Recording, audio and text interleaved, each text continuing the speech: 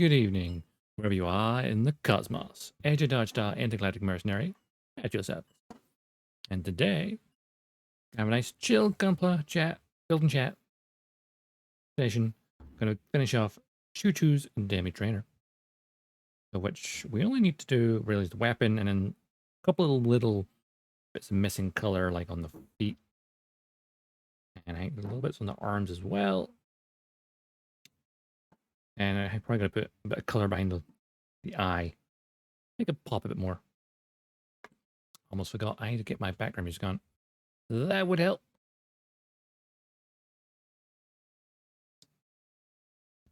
So where is it? On the lo-fi again? Why not? Pretzel Rocks has been pretty good so far.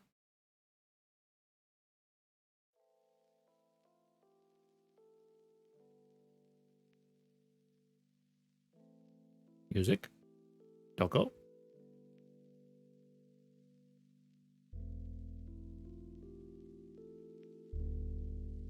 There we go. We have sound. And we are good to go.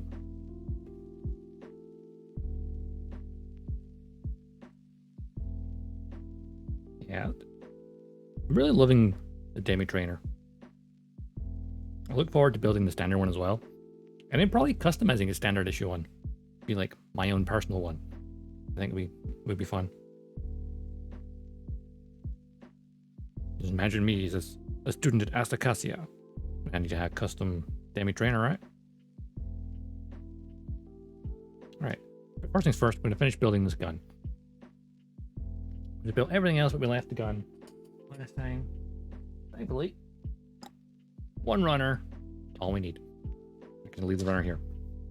There are also the spare hands here as well. The open hands.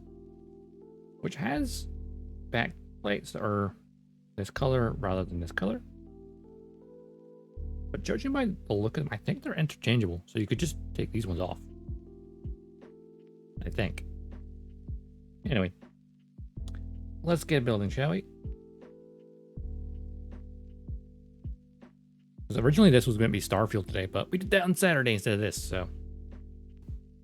You know, the schedule can be mixed around. I had Starfield in my brain at the weekend for the early access. Even though today is actually the proper release. For everyone else. But, nah, we're going to do Gunpla. Alright, number 3 and 5, which are right here. But be a nice chill day. Building. Maybe lo-fi always has that. Sometimes has that little crackly noise to it. It seems a little odd. It's also very chill.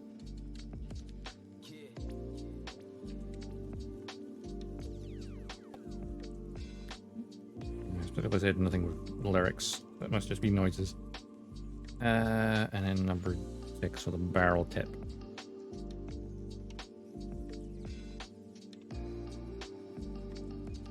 As with all beam weapons or rifles in general, it will just be 2 bits wedged together, which is honestly fine. Pop it there for a second. I could cut all the parts, but focus on a bit at a time for now. Don't want to overwhelm myself of having every bit on the table.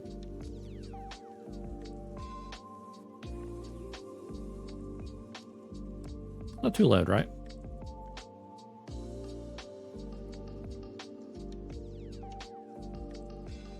I'm going to turn down just a tiny bit. It's a bit loud in my ear. 25% rather than 30 is currently at. Or 24, that works. Close enough.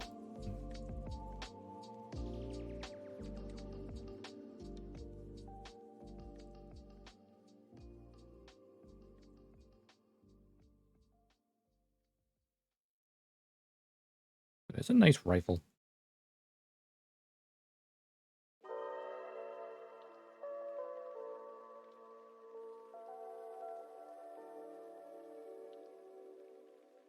And the barrel, which doesn't appear to have a specific orientation.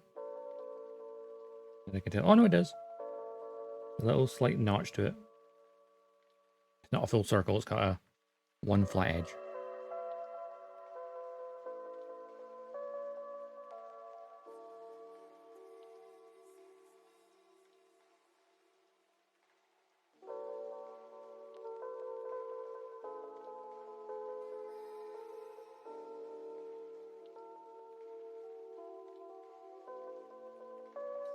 Did not cut the cleanest in the world, but hey, we can tidy it up.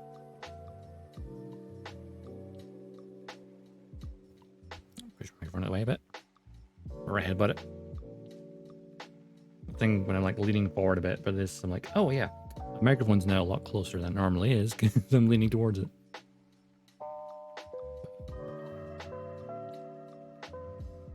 The Gunpla is nice to have a wee chill session, especially after yesterday and finishing chapter 4 of Armor Core 6. Why did I suddenly forget the name for a second? My brain was not processing.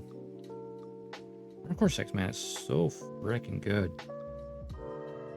And I know you need to do multiple playthroughs, like Armor Core for Answer. But like, a playthrough Armor Core for Answer, you would have done that a lot quicker.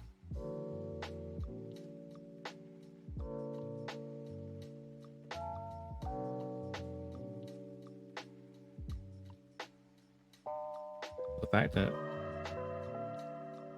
it's taking me this long just to get, and I'm not even finished my first playthrough of AC6. Probably because the bosses are like proper challenging. I suppose the first time I played for Answer, I probably struggled a bit. But now I'm like, I know all the ways to cheese it.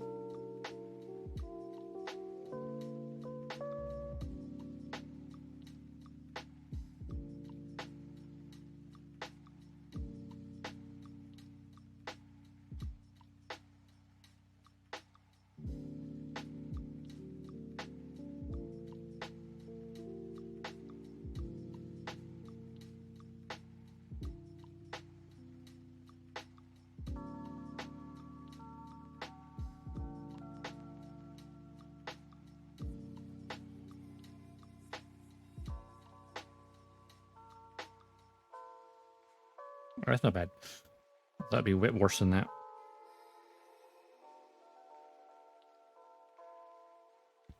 Things like barrel tips, because of the curved surface, there are always slight irritations trying to file correctly.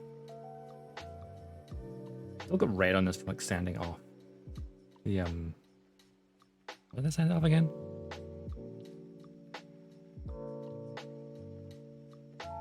Forgetting what I was sanding off. It had red. Was it a thruster or something?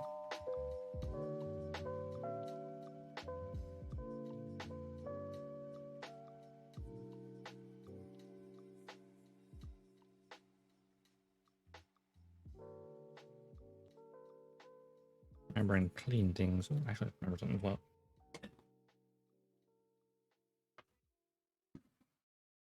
That sounds like it might be the bin truck outside. Fun. But not picking up the microphone too much. Ruin my nice chill vibe of a noisy bin truck.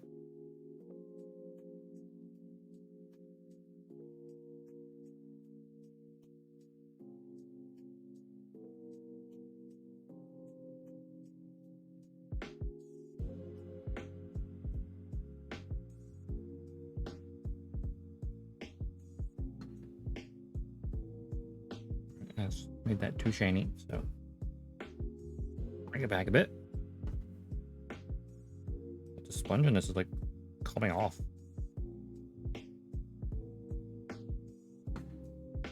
I need new standing sticks, but I keep forgetting to get new ones.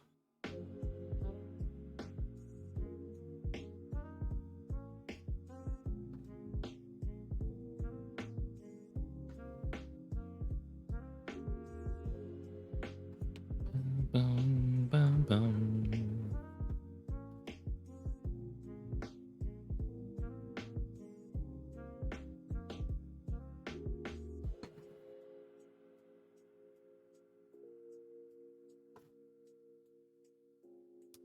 I think the barrel tip looks fine.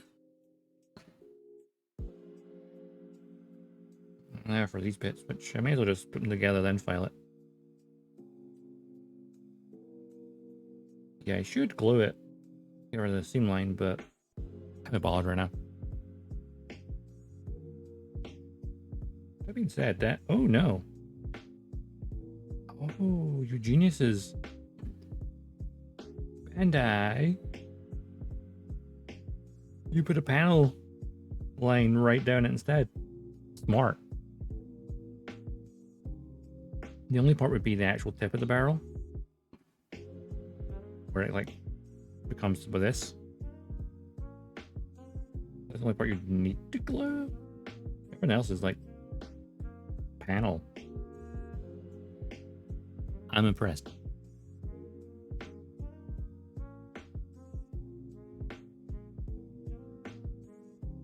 I'd like to see.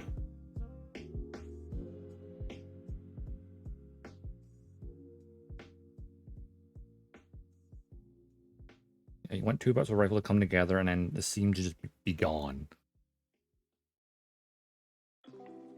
Or disguised as a panel line. That way you don't need to worry about it. Tweezers? Or nippers?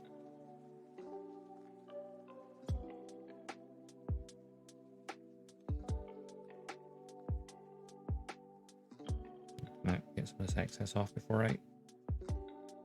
Yeah. That should be alright. Okay.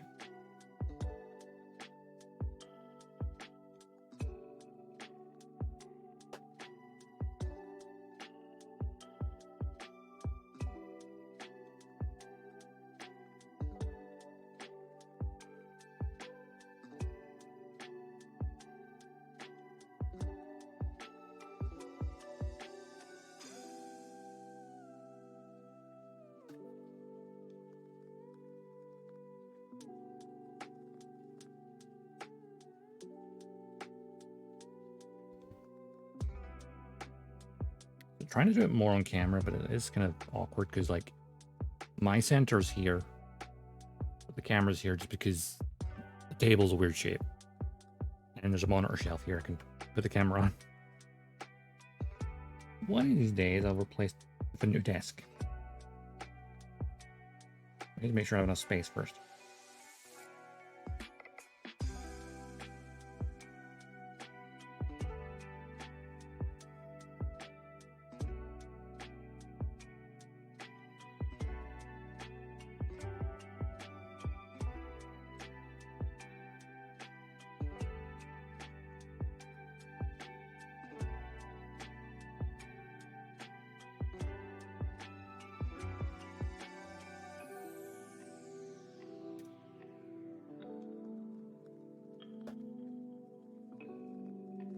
Dust is collected in the groove, but that's fine. I can get to that in a minute.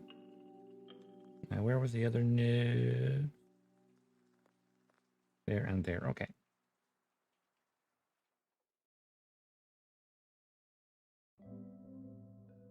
Also on the back side as well. Boom, boom.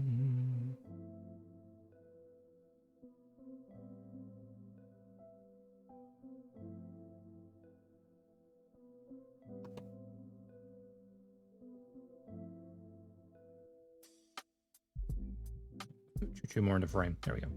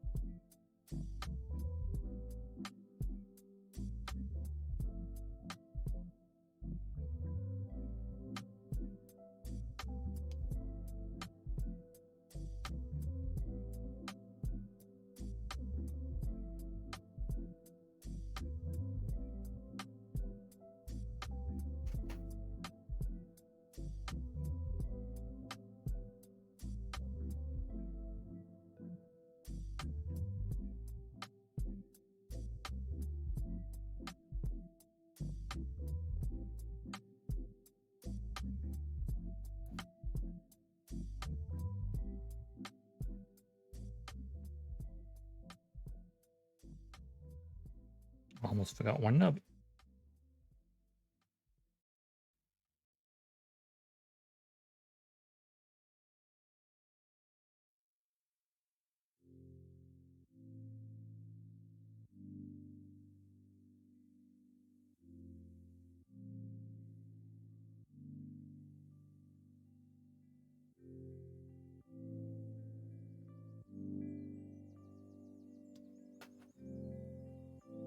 How to get that dust out of the groove would help as well.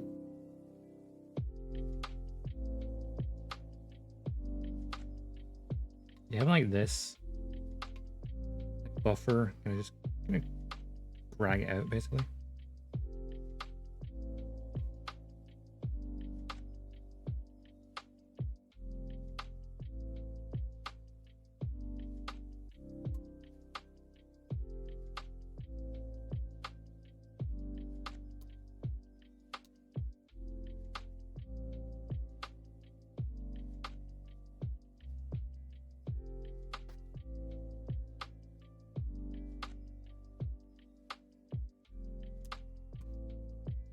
There we go. Just gonna get this a little bit here.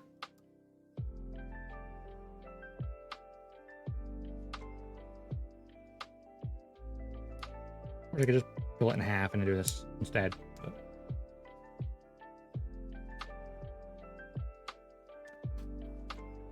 okay, there's the barrel. And then this part goes... the flat bit, there it is. That away. There's the tip of the barrel. Again, I could, if I wanted to.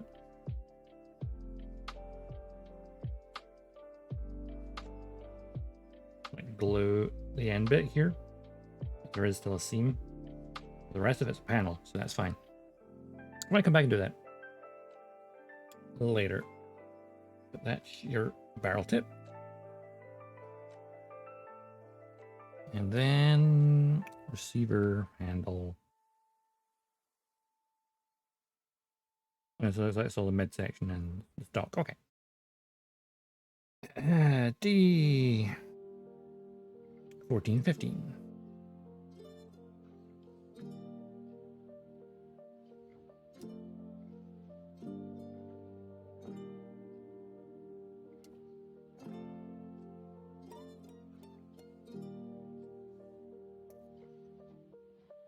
And number 15, and then number 4. There it is. The what part is that? I'm not sure what this part is. Like sometimes I can tell what they are right off the bat, and other times I'm like unsure.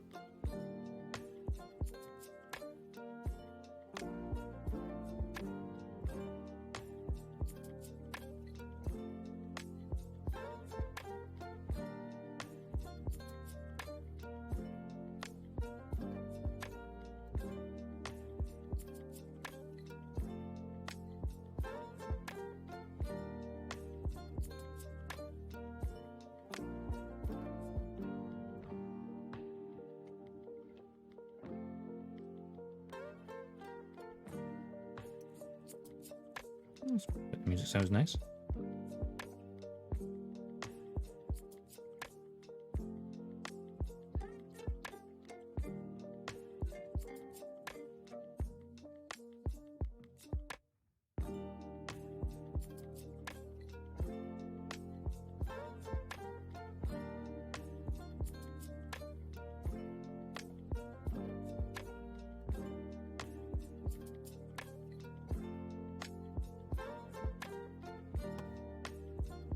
Oh.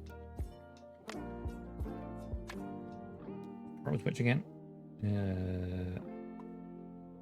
That's that way. This is that way. Cool. This bit, which is a sound first. These are the ones I can sound when they're together. This first.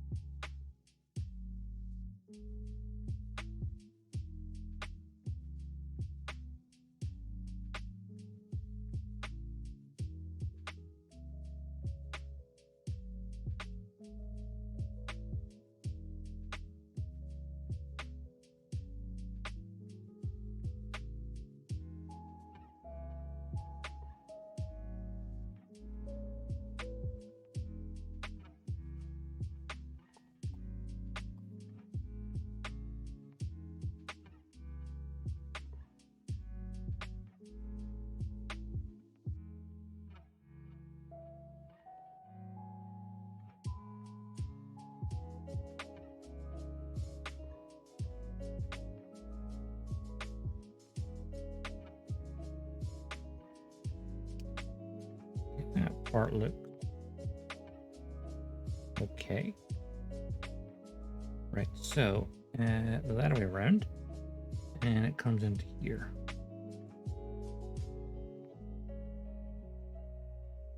Ah, I see what this part is. Go ahead. It's where the support arm will attach to.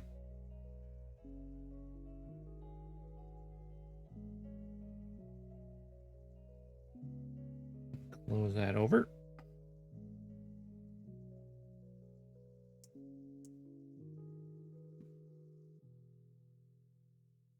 And Bandai with the really well designed rifle that has like no seam lines practically, apart from like the rounded tips. Perhaps, but other than that, it's finally it's so much easier.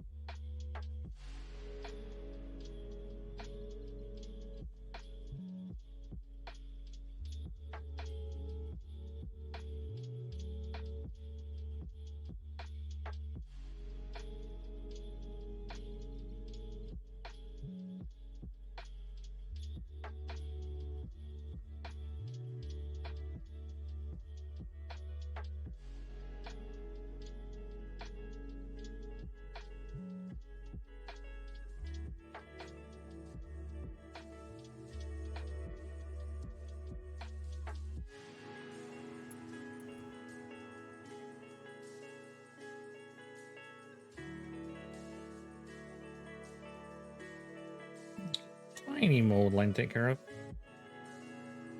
There we go.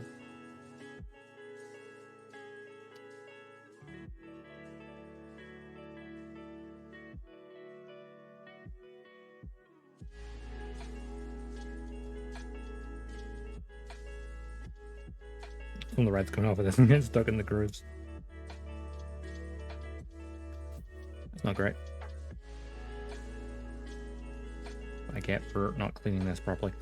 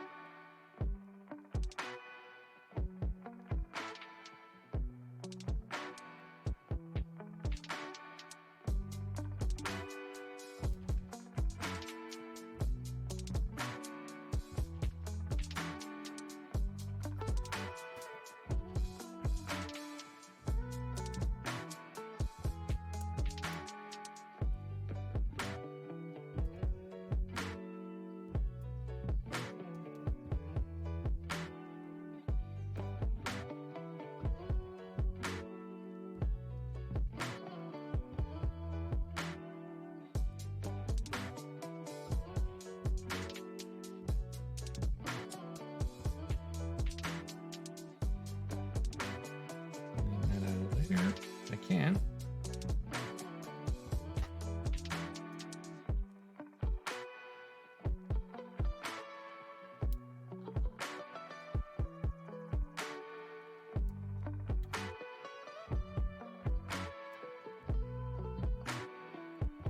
Nice.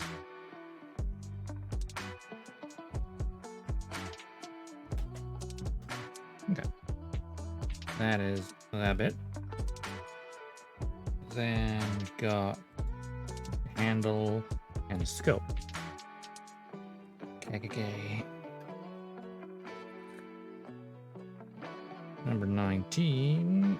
Right here, the big old handle. Can't miss it. Rather large.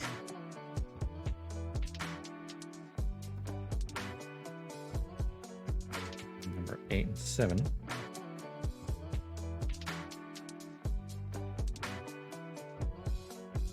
Two ends of the scope. It's a sticker at each end. Oop, keep dropping things.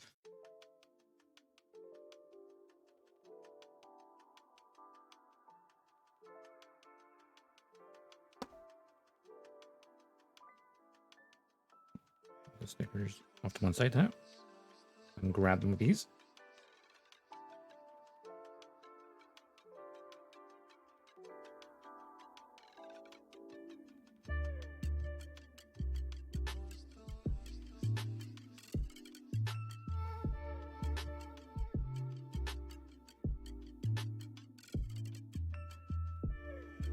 The lo-fi playlist is a very hit and miss, I'd say. But I like some of it. I'm like, eh.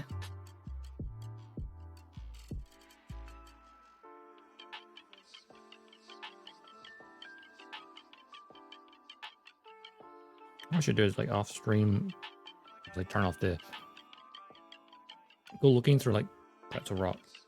Just for like songs I like. And then obviously while I'm doing it, turn off the notification on streamers. It'll just spam the offline chat. Which I figured out when I was testing it when I first started the trial.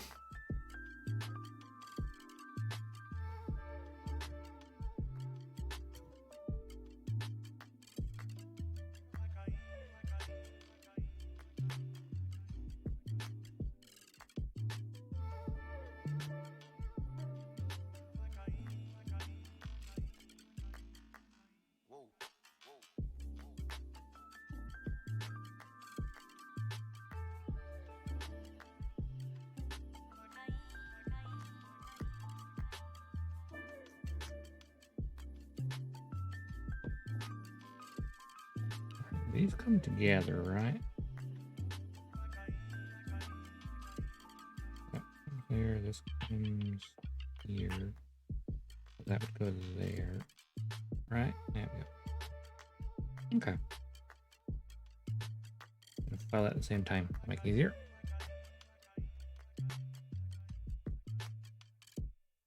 Or can I?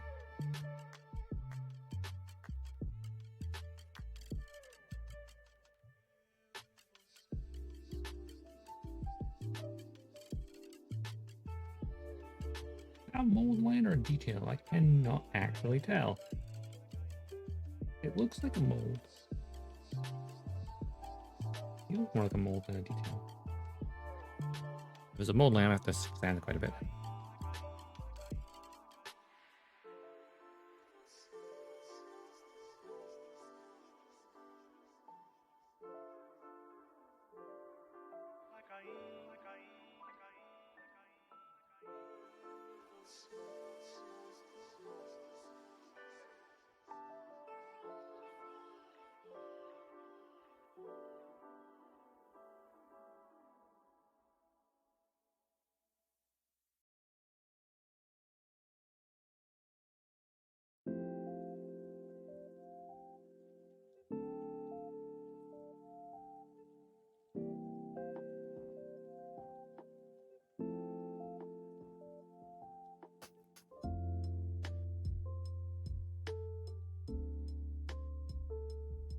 And that one bit there looks nice. I just need to do the rest of the sides.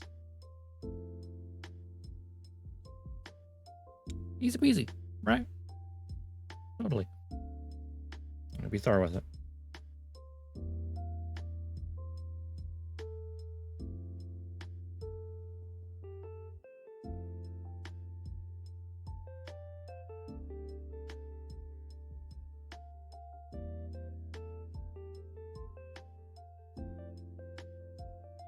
Uh oh. That blew my hand. I heard it ding against the table. Hang on. Where'd it go? Light on my door. Add it. A bit of dirt. I'm gonna find the scope on the ground somewhere. Rad.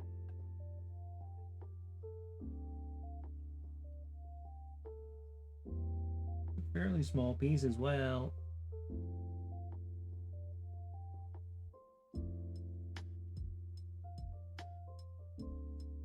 Oh, there it is.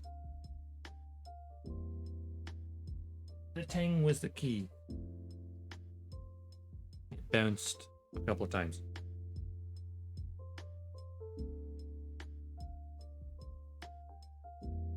Yeah, I thought it flew off to the left, but it kind of flew off to the right. Or it bounced off me and it went to the right. Okay, we got it. We got it. We got it. It's fine. Need to make sure it's okay. Okay. Now hold on to it a bit more securely this time.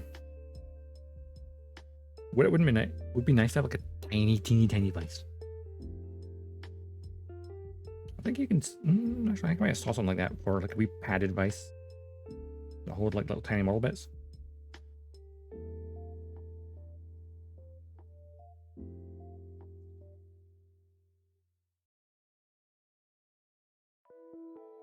It'd be cool if that was the thing. I'm not sure I had seen it like that before. I feel like I have seen something like that. Maybe not specifically. I've definitely seen tiny devices.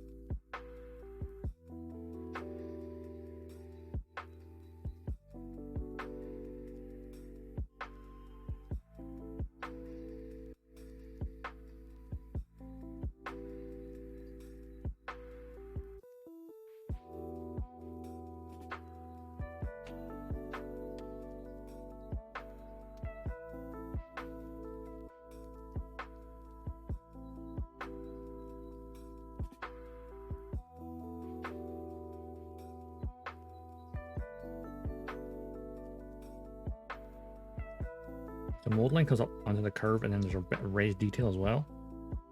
It's kind of difficult to get right next to it. I shall persevere.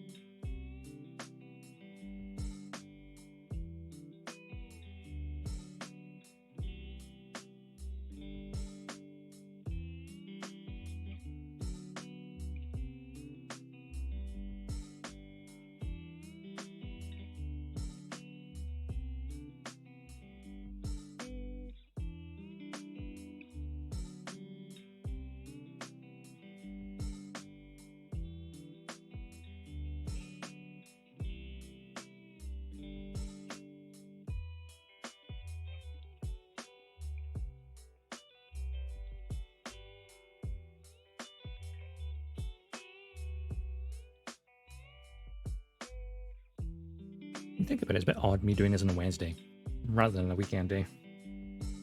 But oh well. Nice chill midweek.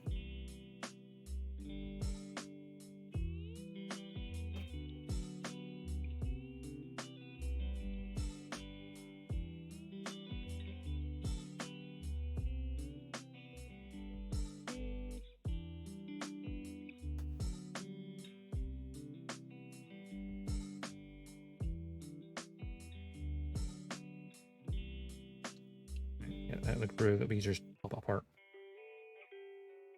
Get the dust out of the groove.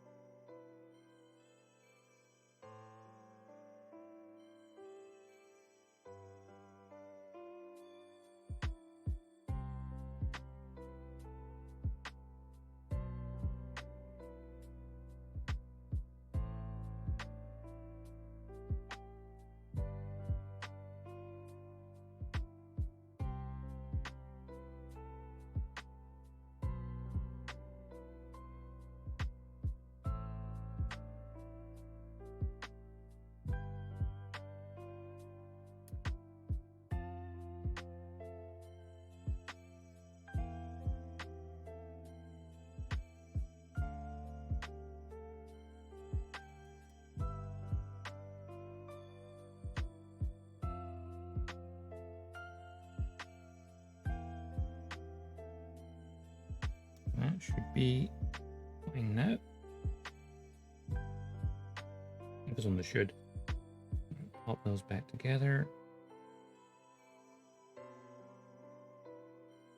And I can pop the stickers on either end of it as well. I don't get that. Where's my tweezers?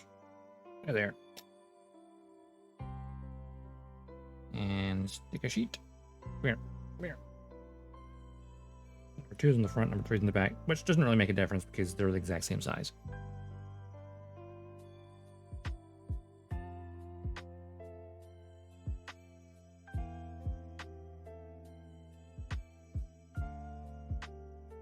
First try.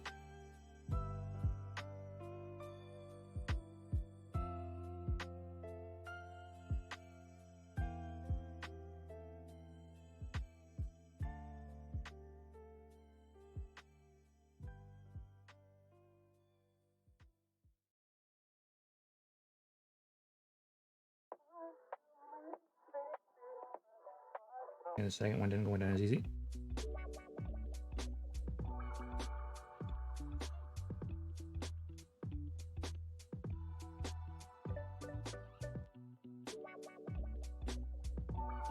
There we go. I could try. Not terrible. Hey JB, how you doing?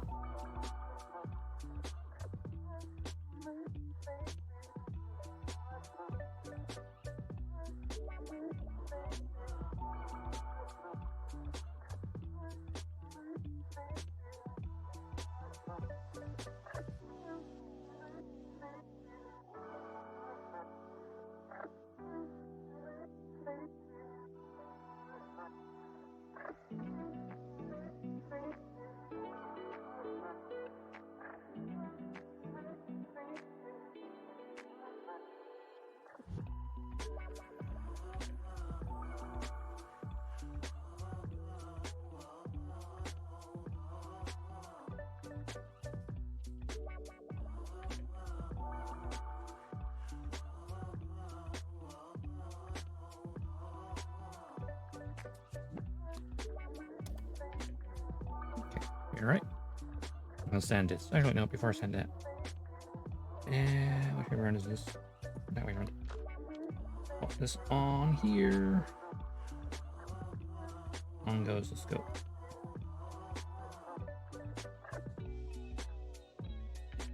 Probably pop it back off on a power line.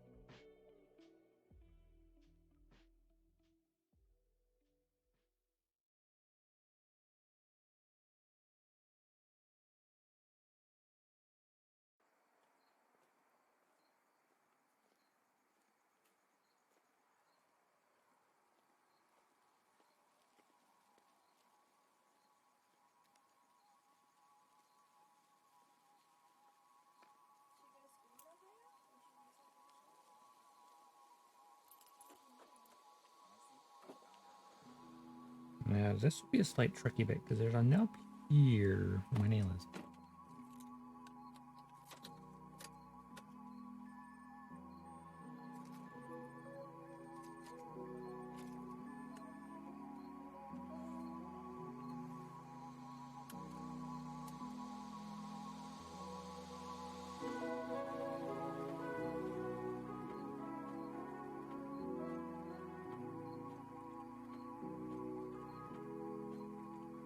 You know, I may as well file the rest of this curved part. Because there is actually, there's a bolt line runs the entire length of it. Okay, well, cleanup time.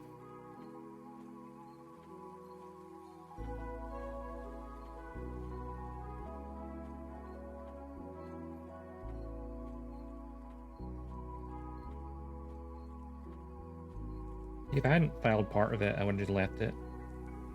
Since I filed a bit of it at the bottom of it, I may as well do the whole thing, because that way it's uniform. Otherwise, it looks a bit weird. Of course, only when you're like really close. Otherwise, you won't notice. But I'll notice.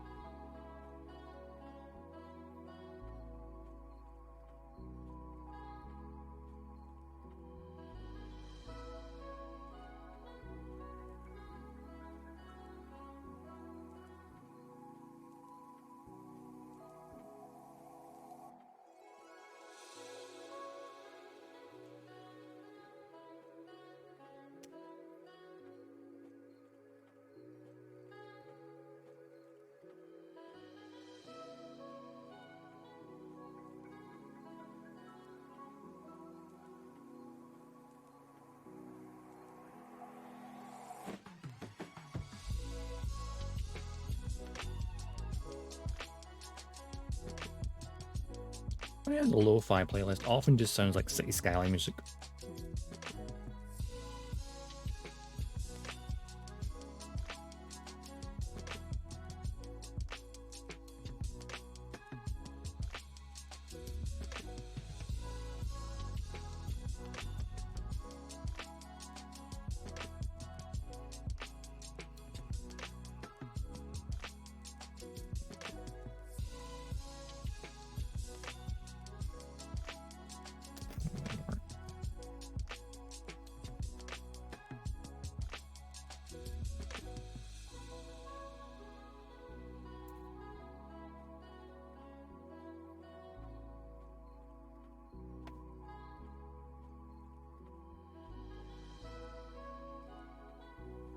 Obsessing over a handle. Typical me.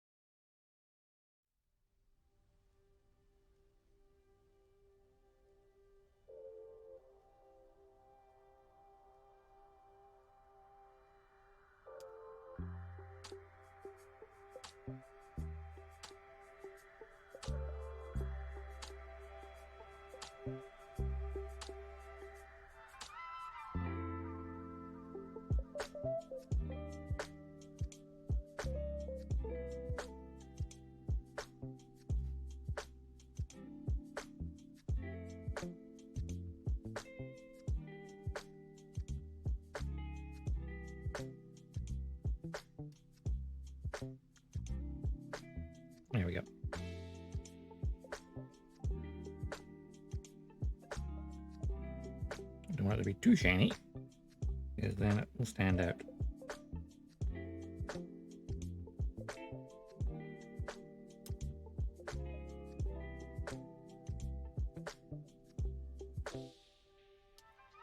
Alright then, so this way around, not just facing forward, because I guess that's probably the trigger. But it looks good, there's no seam line anymore, it's nice and smooth. Pop this up there. There's our upper handle for the main trigger. And the next part is secondary handle and support arm. Okay.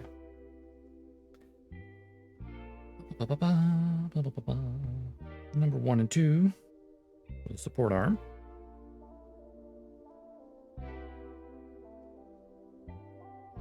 And the part attaches to the Demi trainer. Support arm and Demi trainer attachment point.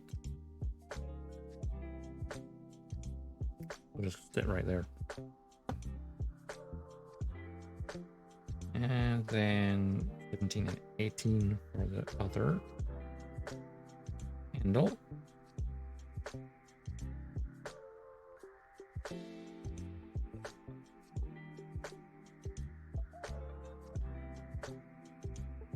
And need to cap it off. For 16 is probably the receiver for the cable. It makes some sense.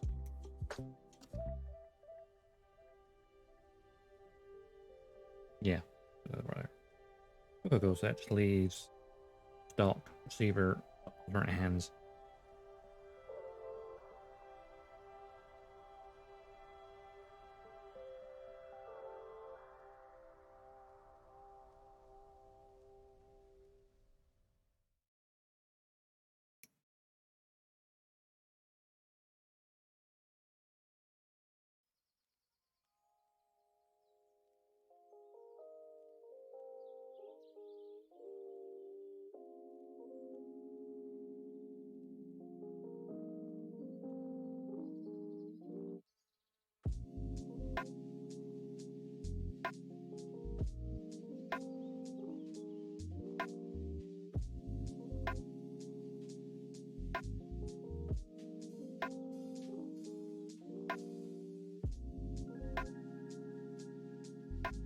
Okay, I'm going to be watching Ahsoka. Episode 4 was today, and woof, what an episode. I won't say anything about it because it just came out today. But it was really freaking good.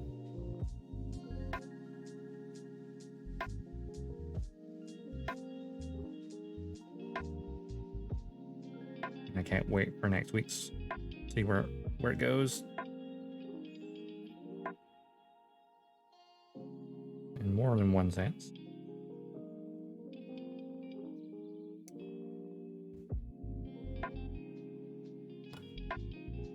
Alright, let's get this secondary handle, which doesn't have a mold line this side, but it does kind of on this side. Oh no, it has a very faint one on the other side. It's faint, no, so it's not need to worry too much. I might still file it though, because I'm like that.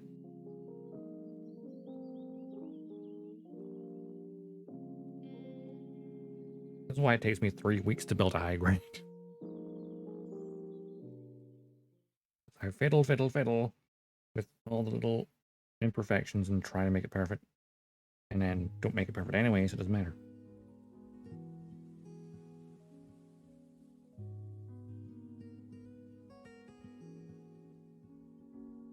Gunpla is not about the end result, it's about the journey. More than anything.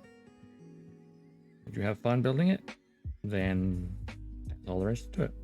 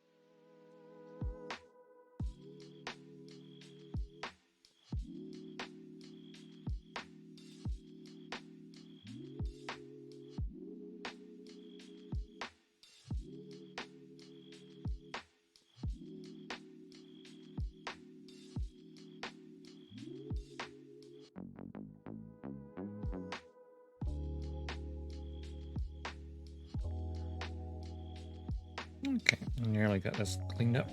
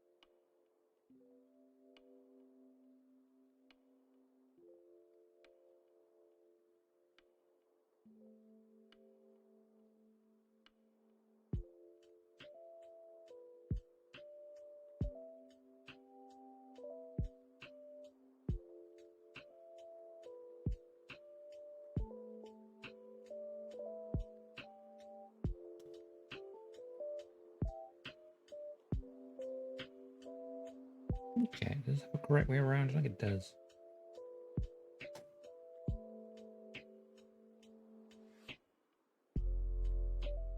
Alright, this one should be clean up.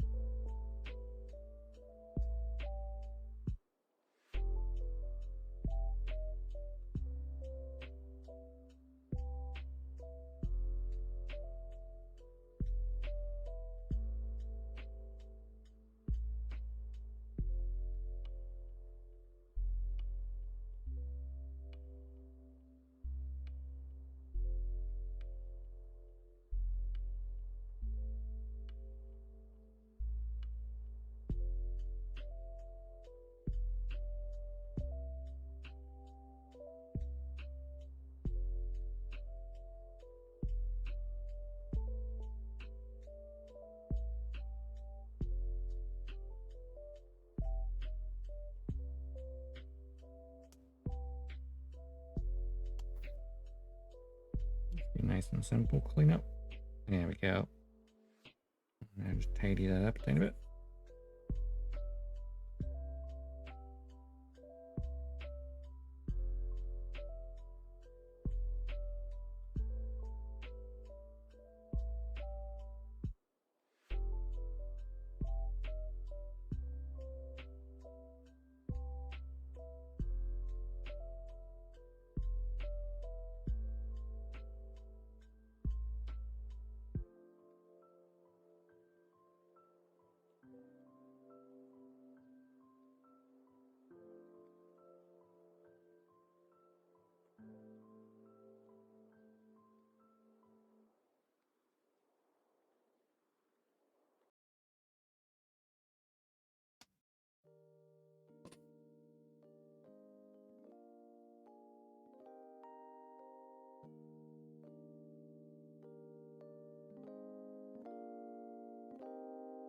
It pops onto there. The mounting point, and this goes on the end here. Like so.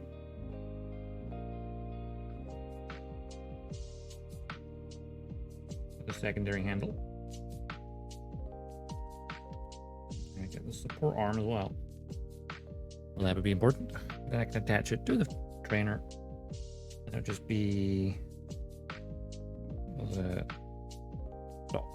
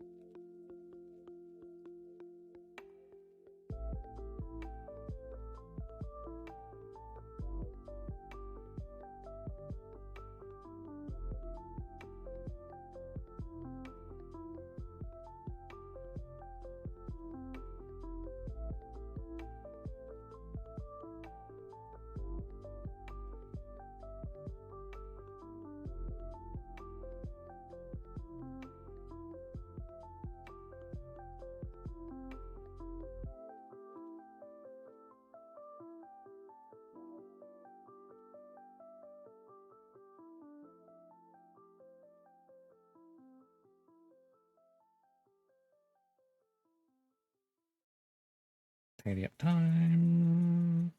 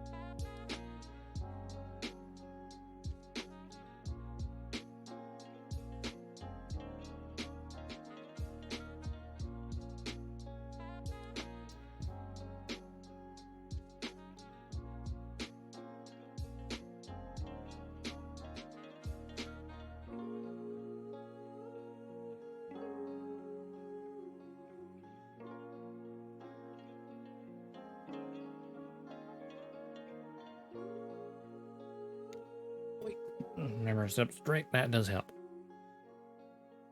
I'll just turn into a shrimp now, do I? A bad back. Not really, a bad back is fine. Don't worry, I'm only in my 30s, it's fine. Still somewhat flexible.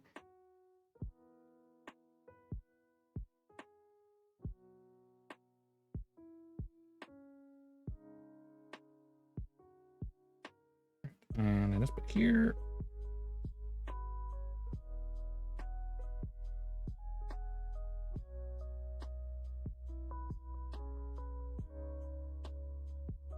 Normally a nub on top of a peg like that wouldn't be an issue.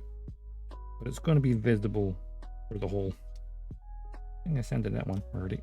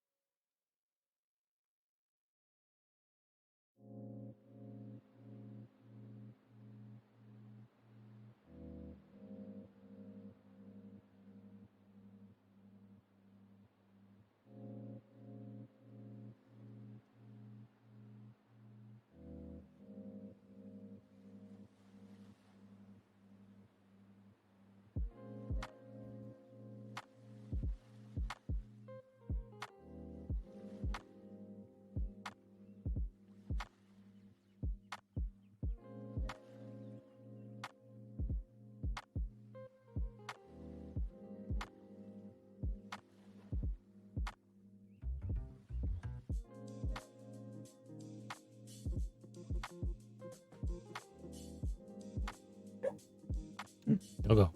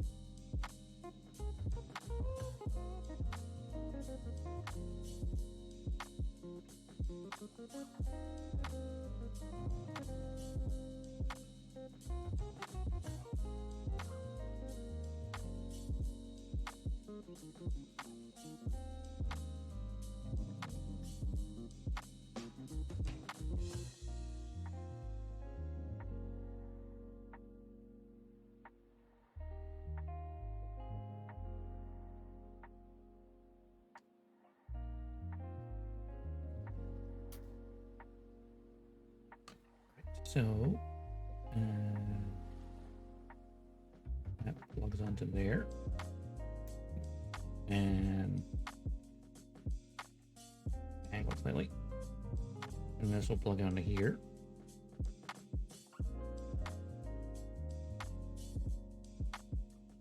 It sits snugly like that. It's designed to hold it when it's not in use like there.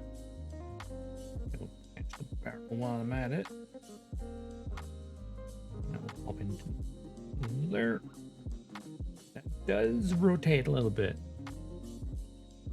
Kind of a strange choice there, Bandai. Because you put a like 3/4 circle on the tip, the barrel tip. But you didn't do that for the barrel itself. Seems a slightly odd choice there.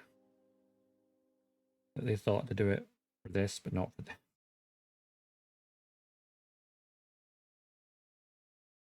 Making sure the barrel is straight is a slight issue.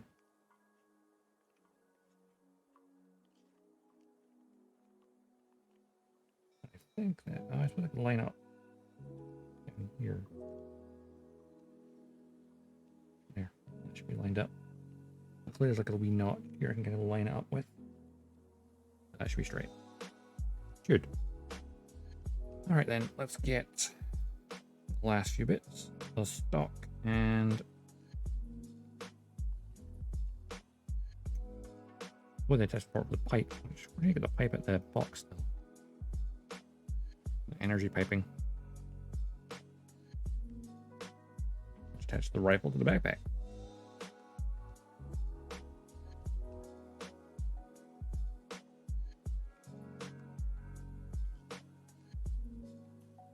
There are spare hands, but really need them right now. Hello there. That was really loud in my ear. Hey Pepsi, how you doing?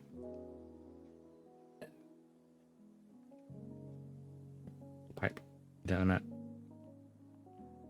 I think because I was turned around to get the parts, I was like, it caught me off guard.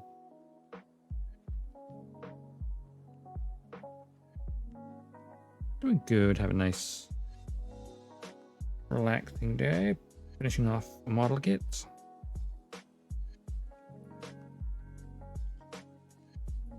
But it's a little bit warm.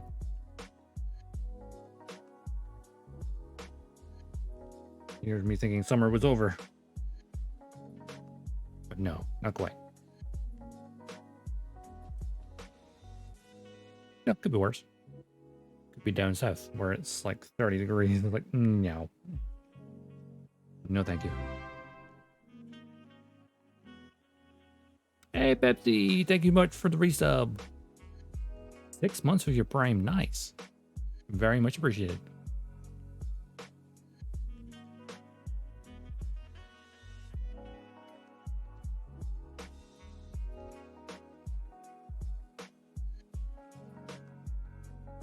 Hey, and looking at that, that means we're only 1 sub off of the first sub goal. 30 Celsius per seat. How is it hotter up north? Doesn't make sense.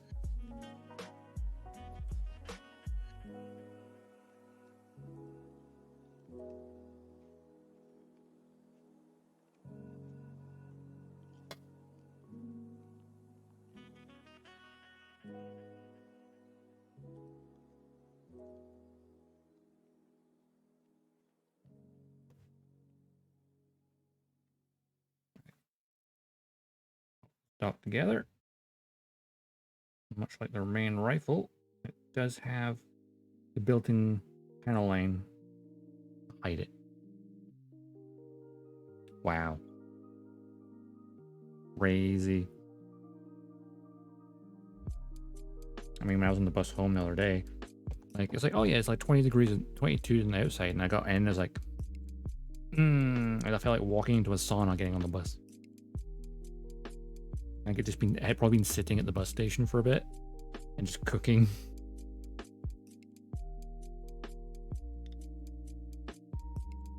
felt like 30 degrees inside of it. At least once it started moving, it was fine. Then the wind came in the windows.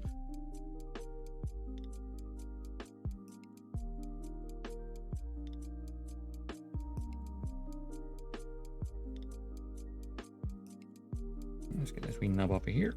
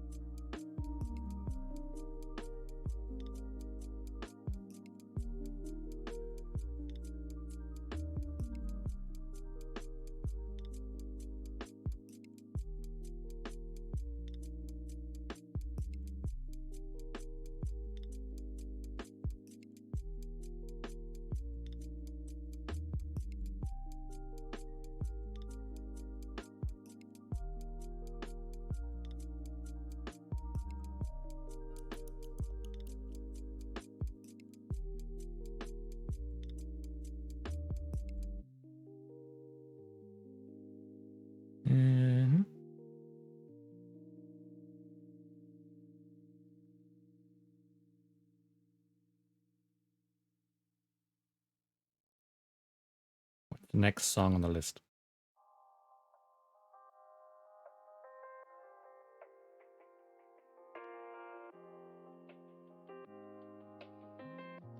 The Pretzel Rocks has been pretty good so far for like having variety music. This is like a 3-month trial via Twitch, so like, you know, I may as well use it. Make use of it instead of having the one piece of background music constantly playing. I feel like some people got irritated by it because it was one thing on a loop for several hours.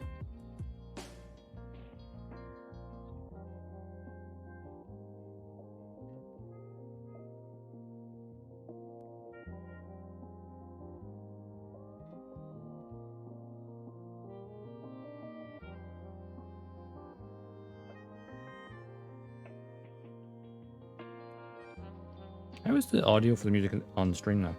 Not too loud, too quiet?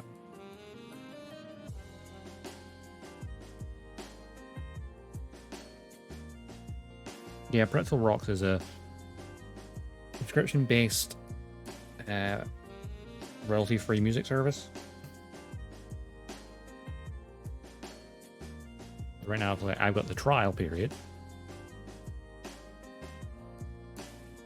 And I've like set it deliberately to filter it by not only Twitch safe, but also YouTube safe, so when I put the archive over there, it doesn't get flagged. And then also, just instrumentals. I don't want any vocals. So right now it's on the lo-fi playlist.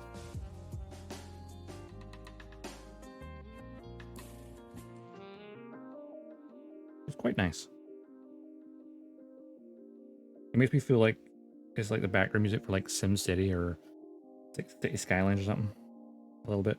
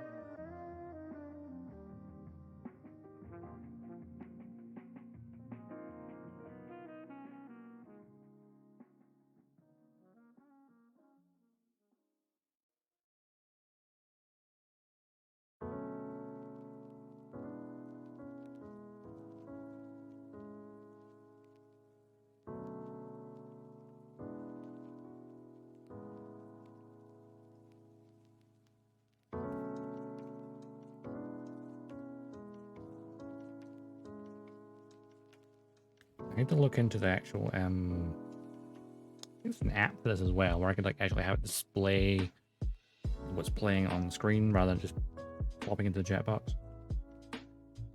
Look into that. Probably a plugin I can get.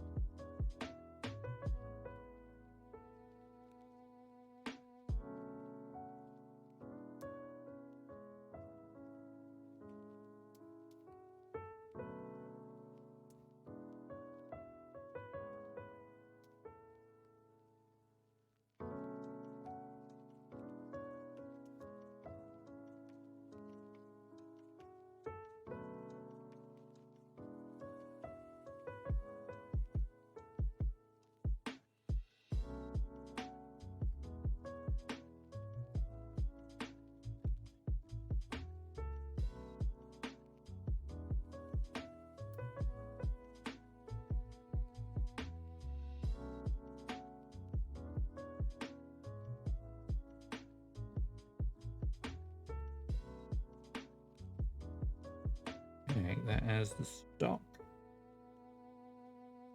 And on there, it's a big rifle. Long range, popping people's heads off.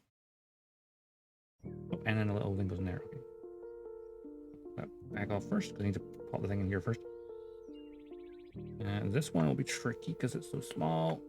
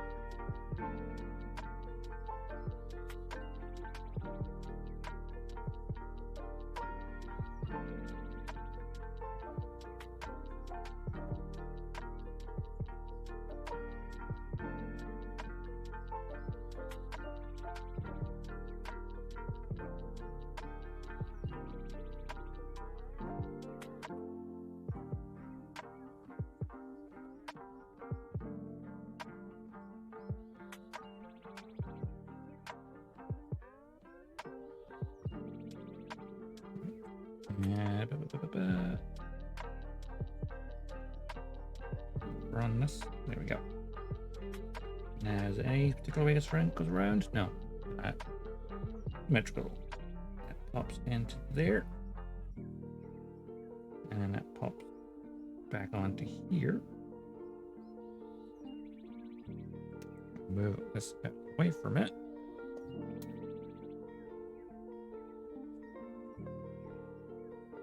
We can attach it to the rifle.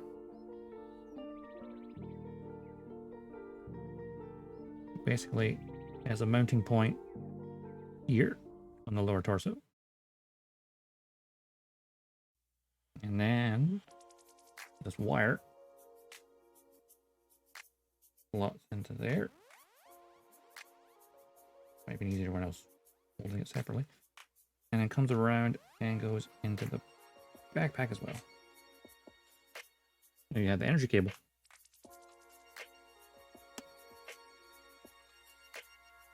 Some of these parts I feel like I might glue together because it's so many parts that make up the rifle.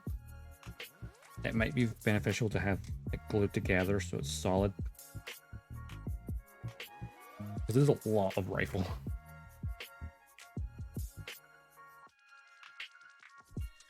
Why my color balancing is wrong? This is a lot more white than it is IRL.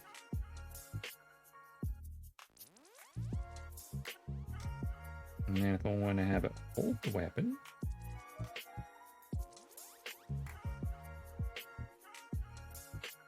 obviously have it extend. Oop,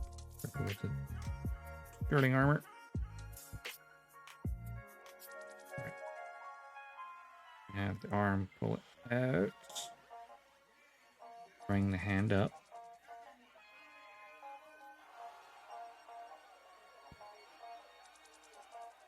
So I'll put my thumb in that skirting armor. No.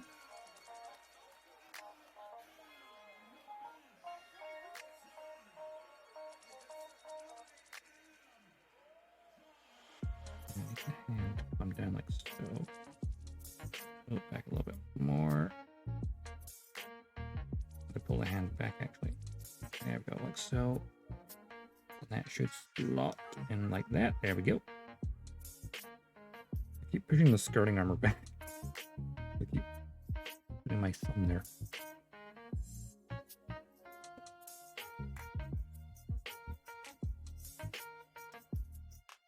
What happens when I detach skirting armor so I can do it on both sides separately, it then becomes very loose.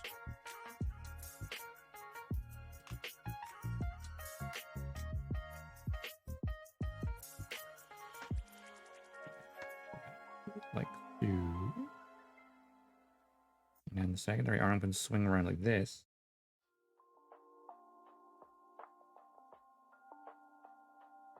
Like the arm forward a little bit. Bring that arm forward. And the arm.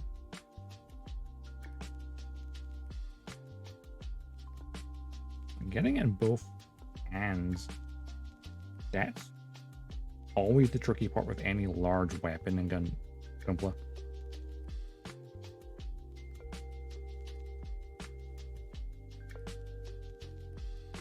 I can only pop forward so far. Let's shoulder it a little bit more, I think.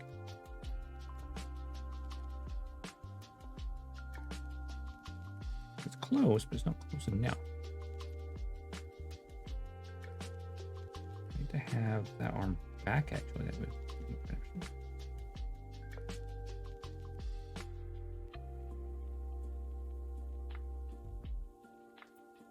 Chuchu, how do you hold it? That's what I'm trying to do here. The arm is bent as far as it will go. The back one. Oh wait, I lift the arm up a little bit, actually.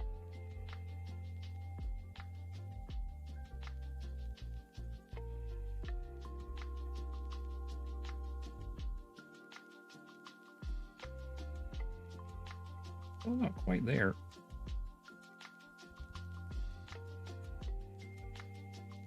Oh yeah, but this thing tilts.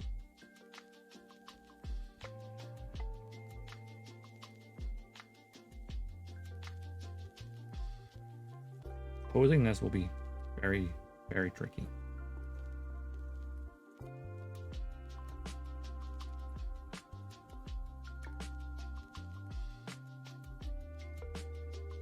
Oh wait, I forgot about something.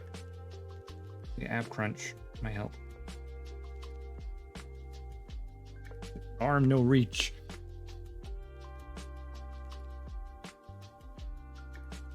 And we just gotta go this pose here. Ab crunch all the way. All right.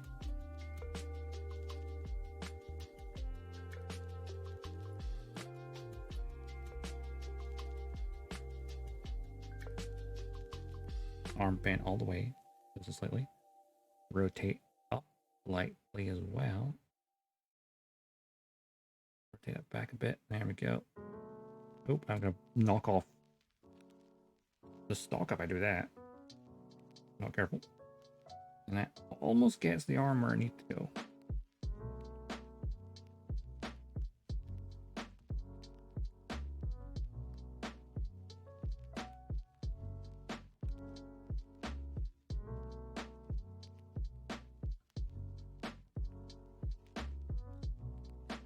I need to rotate the torso a little bit.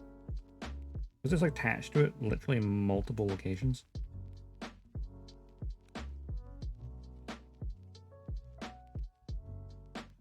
joints aren't exactly weak.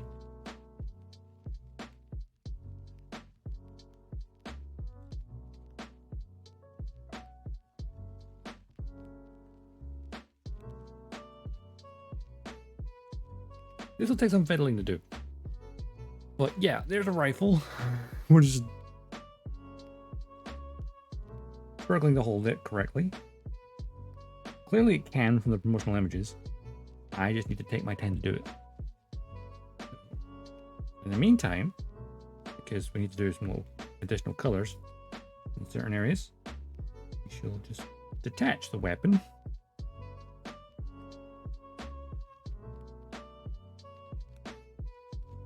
For now.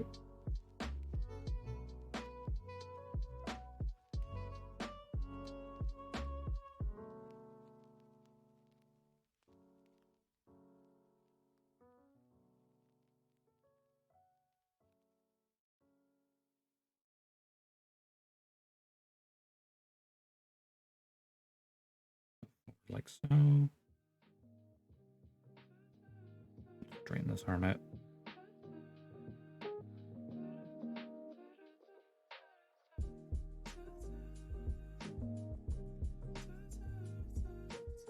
Yeah, this back part likes to pop off a lot.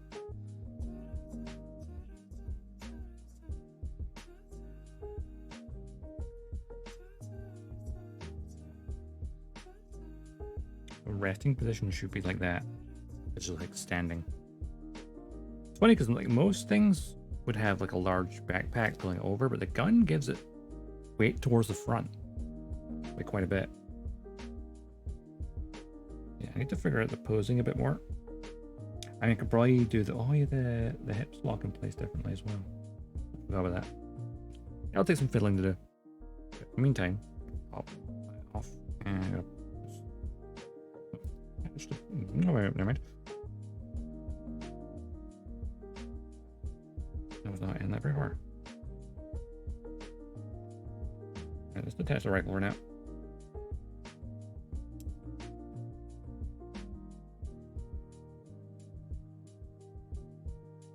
Come on. Off. I would probably need to take it off the arm rather than trying to detach the chest crotch piece. Right. Rifle. For now, off to one side.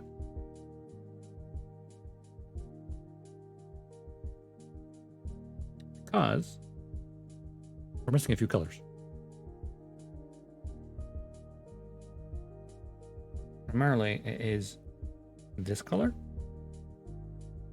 Needs to be in a couple of positions. Let's bring the map up. Wait for thing. No, go back. Actual painted images. So, the main thing, we have the wheels here that are separate parts. But there's a secondary wheel here, which is part of the foot. And I guess little sub wheels as well on the heel parts. So there's that. There's this little sub thruster on this. You can just see in some of the images. It's some color. And then the little boxes on the forearm. They're also that color. And that's it for... Oh, actually, is that a little bit in the chest piece? I can't quite tell.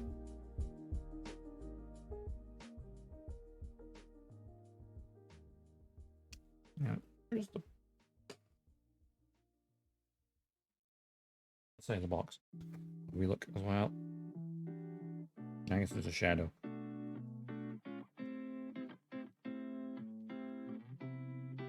There's a little bit in the arm. Other side of the feet. A little bit in the leg thruster, and then that should be it. Not much. I need to make sure I have the right color. But before I do that, I'm going to do the easy thing, because I was going to put some of the green behind this. Oh wait, I forgot to get something. Yeah. First, I'm going to put these safety things back on these so they're protected. I'm going Make for nippers.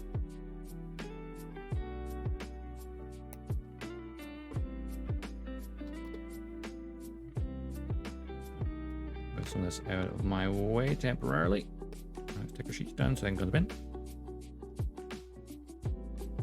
What I need is a paper towel. And a tiny drop of water for paintbrush as well. I'll get that. Actually, I'll get both those things right now. I'll be right back. Oh, I need this thingy to pretzel rocks. Mute the now. Or pause. And I'm going to BRB screen. I'm going to grab a few things that I would need. And I'll be right back.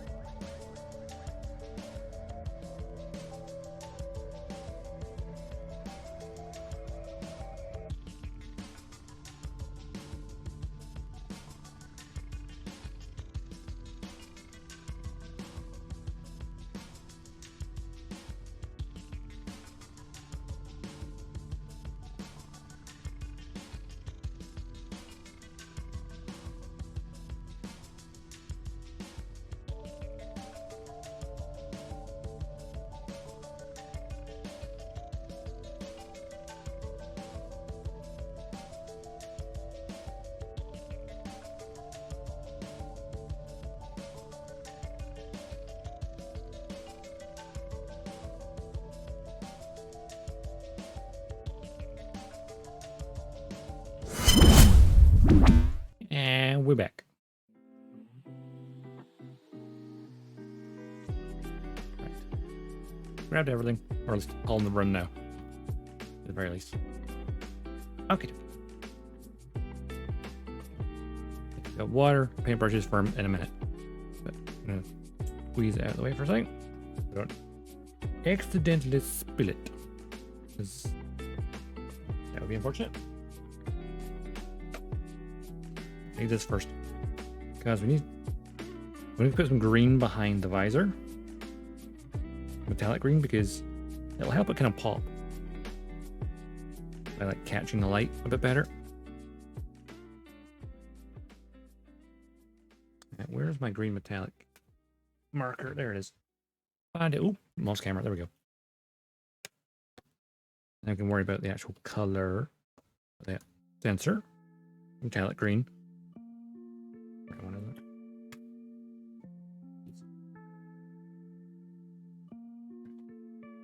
We drink.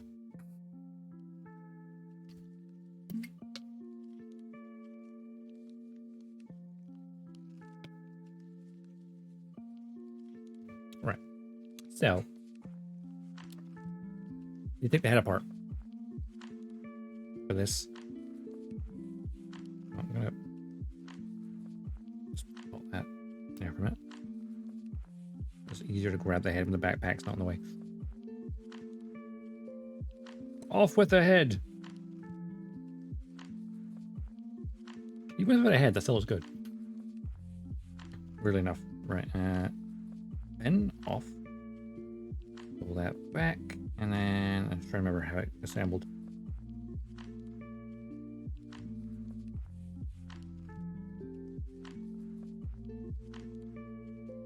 And it's such a well-designed head that it is. I need this to like pop it open.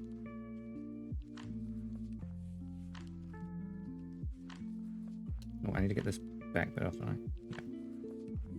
The bit holding this on. A little bit here. Needs to come off first. Hey, come here, come on. There we go. Pop that off there. Then I can, I think, just punch through like that. Yeah. Punch on through the neck gap. And that should allow me to get the head dome off.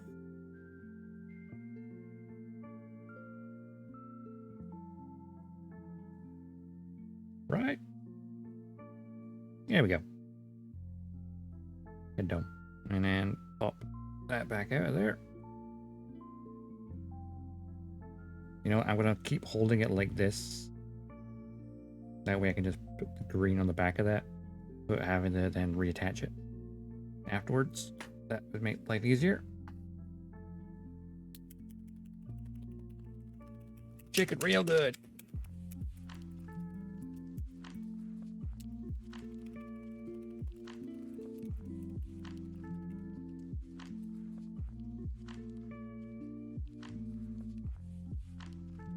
That should be all right. Okay, pen hold that down. And then, nice and simple, I'm just gonna plop a little bit of this on the back of this. And theoretically, ideally rather, this should just make the clear not completely see-through. It has like something to reflect off at the back of it.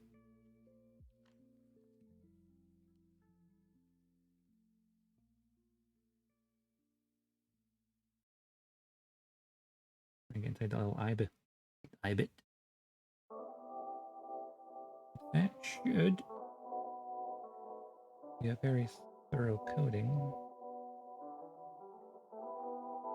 Metallic green. Might just be a one and done. I'm gonna get a really good angle of the light. I mean, the light still passes all the way through from the ring light. It looks amazing. Like, honestly, if you put lights inside this head, it'd be really cool.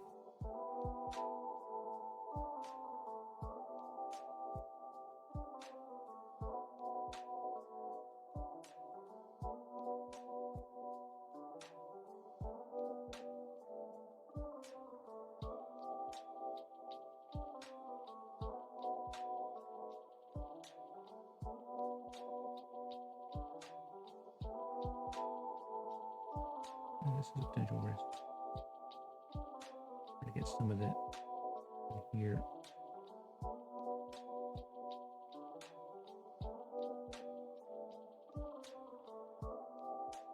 All the way around, you could just put the metallic on the outside, and then boom, that's just the outside.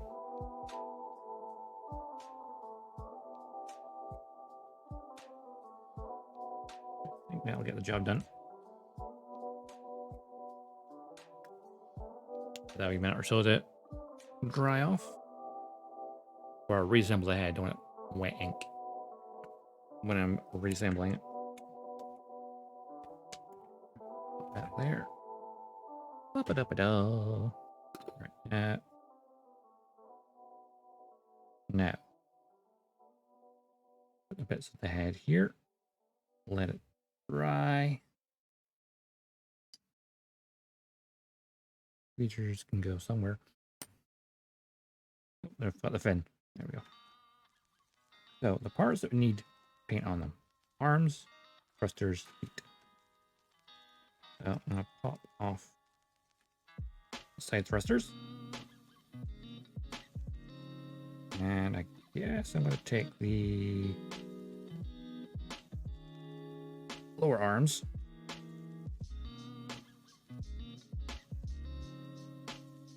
And can I get the feet off without taking everyone else with it? I can. I can. Oh, there we go.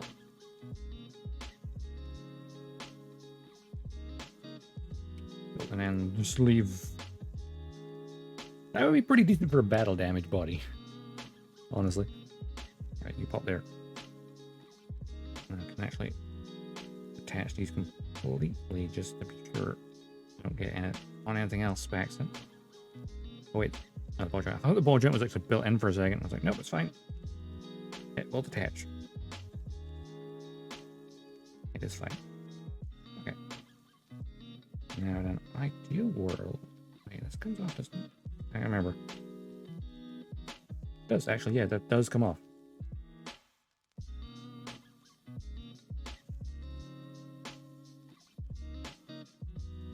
Oh yeah, I can just pop these hands back on then. The arms. I knocked that off. That's fine.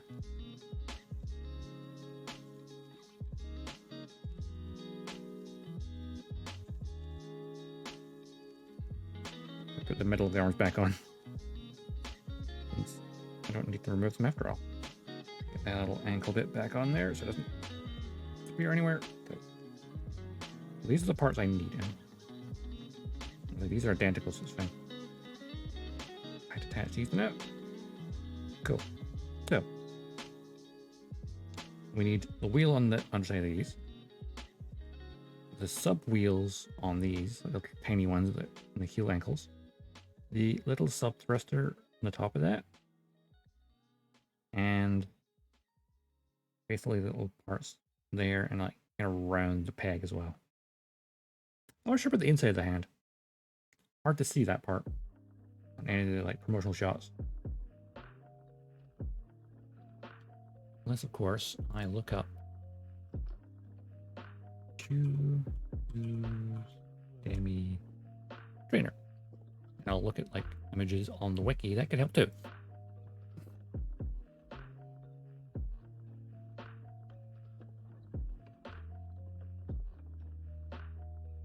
Looking at in general.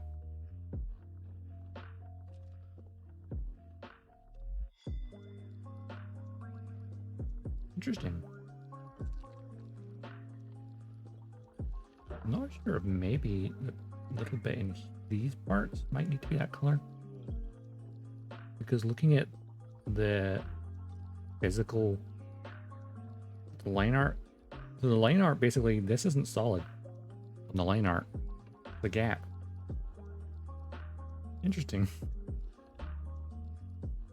A minor difference, actually, like the drawn version and the physical version.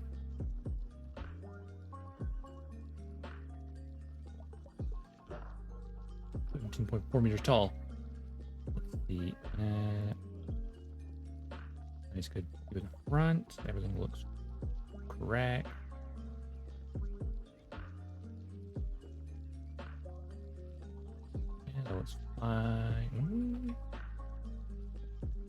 Honestly, I'm not sure if it's a shadow or not, but a little bit here looks like it might be. I think it might just be shadow. There's never very clear shots of it. It mostly just looks like it's the shadow, basically.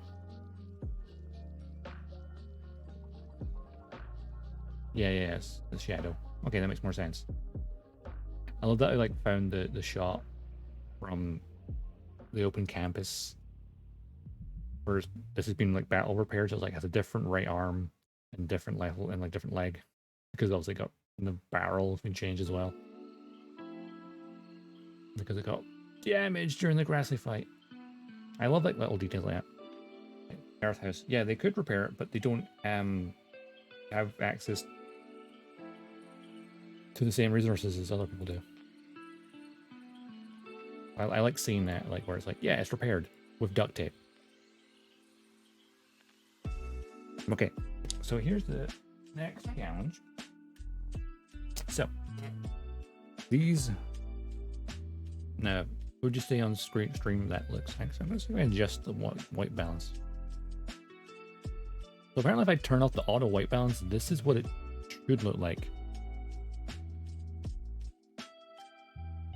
Or else the white balance that we got. How orange it really is here? That was washed out, doesn't it? Even somewhere my white balance is probably more accurate to be here.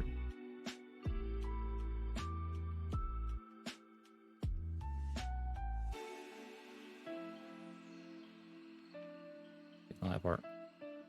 White balance wasn't there, but I'd say it's more accurate to say the white balance for color is actually here. That's the auto balance. I think that's the more realistic balance. Given the color of the... Well, actually, I need a key light. That's on that color. That's on the bluish white.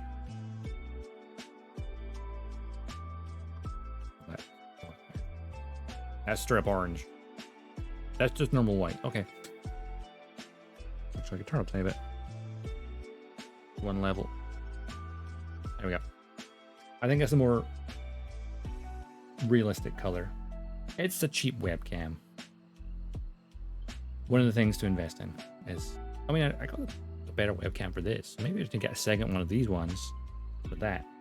I love how I'm pointing and it's off screen. Yeah, so here we go.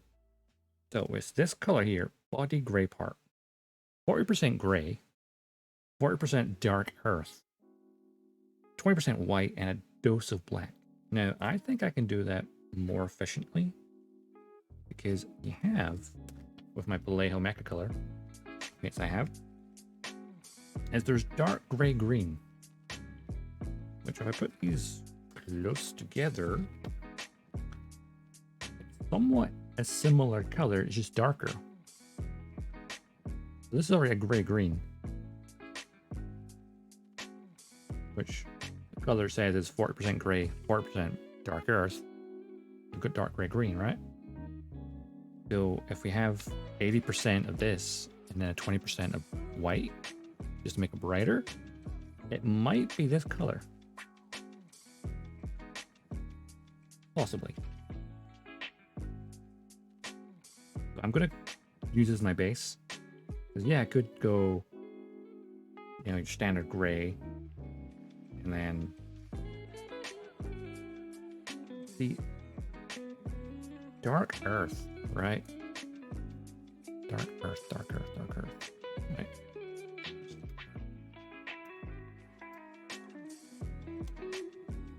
Like, what's Mr. Color Dark Earth's color? C022.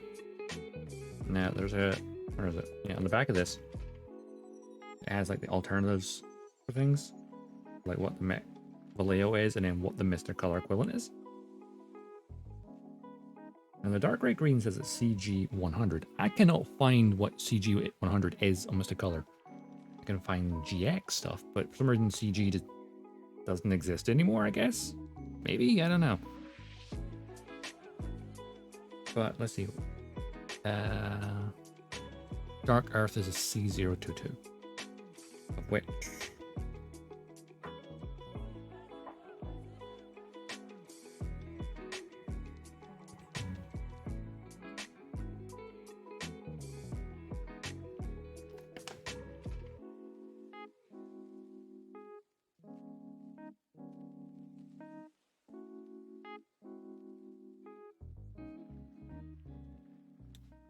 C022. Is there equivalent on this? I don't think there is. So I'm thinking my dark gray green mixed with some white. I think that's what might work the best. So I'll pop here for a minute. Get the tweezers my way. So, colors are behind me. Un momento. So, where's my...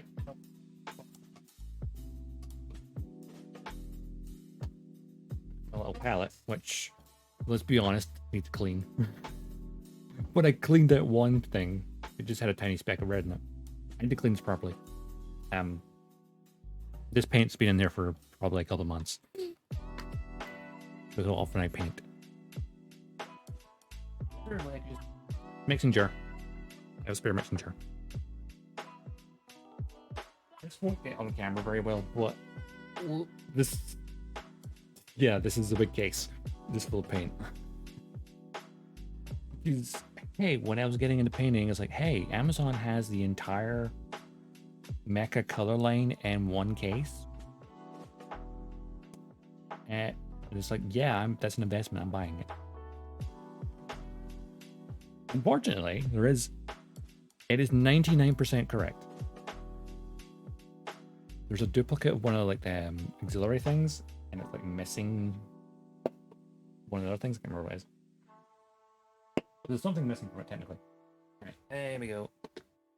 Open up, please. There we go. Where are we looking for? I was looking for my gray green, wasn't it? Yeah, dark gray green. It's in there. Which towards the back end? No, it's Titan blue.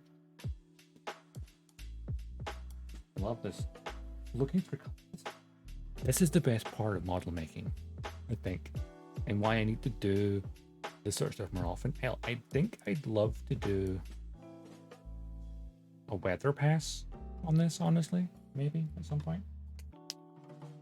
Oh, there's dark green. What I was looking for, though. It must be close to what I'm actually looking for. Somebody's back in here.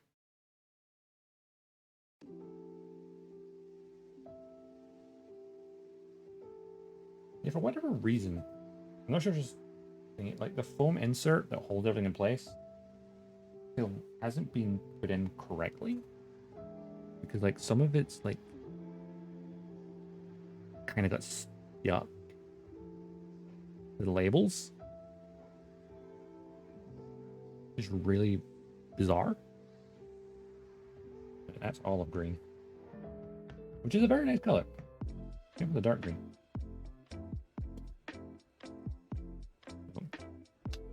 As deep green, which does not look right. These are well over for shaking.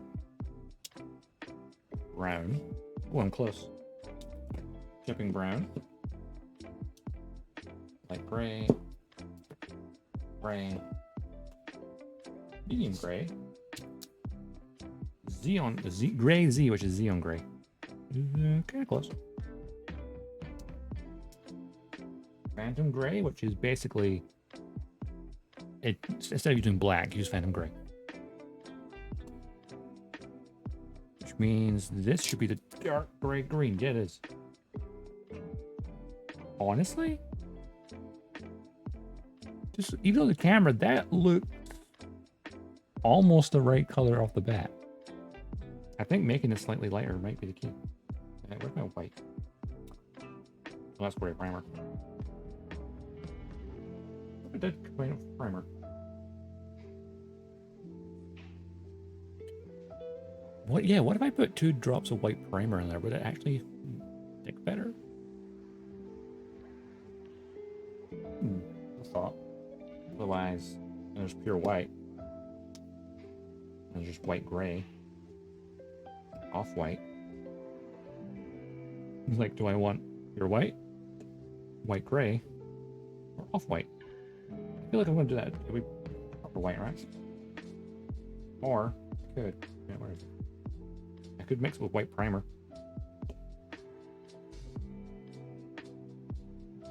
Pure white, white primer.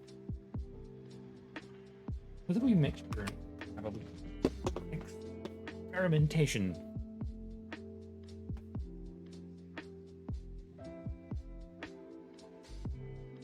You know what? My desk is too small for this. I need this here. Yeah. I've got like an Iron Man mug holding my brushes. Mainly because I got given it as a gift, but it actually was cracked. So it's like you can't put anything in it. Not to mention, how are you supposed to drink from this? Honestly, there's a crack somewhere on it, and it's like it like goes most of the length of it or something. I can't remember. Oh yeah, I can like coming down here. It kind of just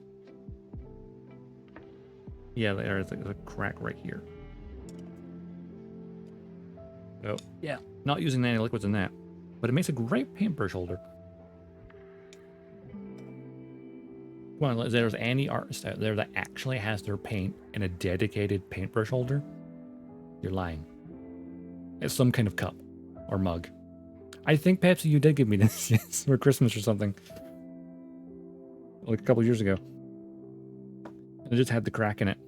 And I was like, hey, it's my paintbrush holder now. Just because it's broken doesn't mean it can still be useful.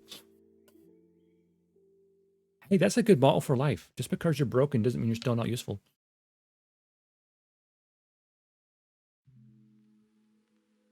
Yeah. Just because you're broken doesn't mean you're just not useful.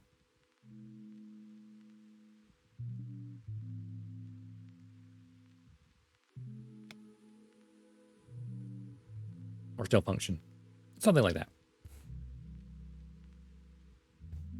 Use it every day just because you're not broken doesn't mean you don't work. Yeah. Right.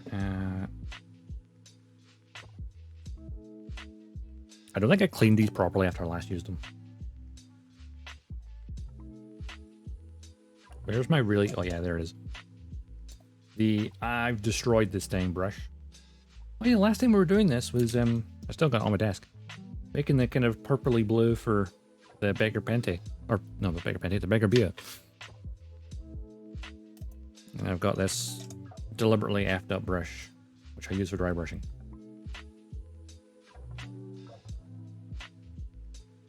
We should do a painting stream. Even if it's just like weathering, not like a full paint job. Like doing a weather pass on Chuchu's Demi trainer might be fun. So I haven't. Really just painting the main colors is the dull part. But the weathering, that's so much fun. Because you can deliberately just go, oops, I made a mistake. It's battle damage. Okay. Let's give this a good shake.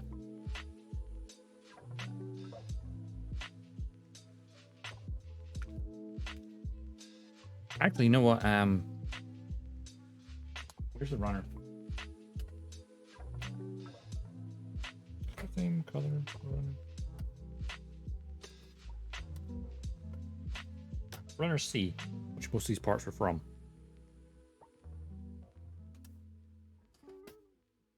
We'll test paint onto this. Because if it looks the same color, then we're good. If it doesn't, adjust.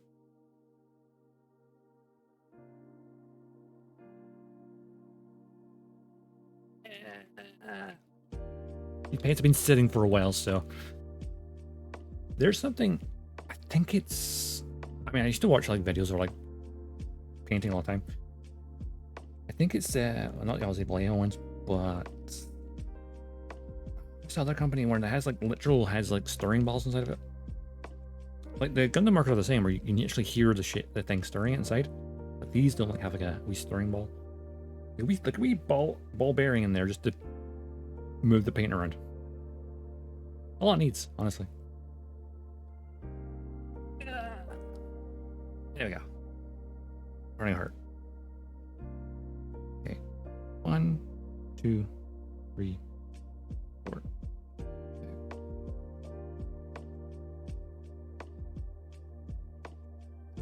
Probably way too much. But my math in my head was like 80%, 8 drops, 20%, 1 drop. Oh, 2 drops. I could have just done 4 and 1. It would have been the same math, right?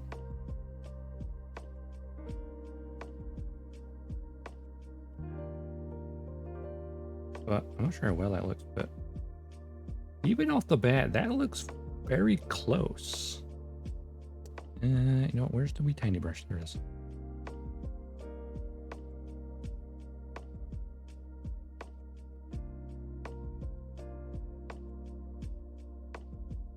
Honestly, dark gray green.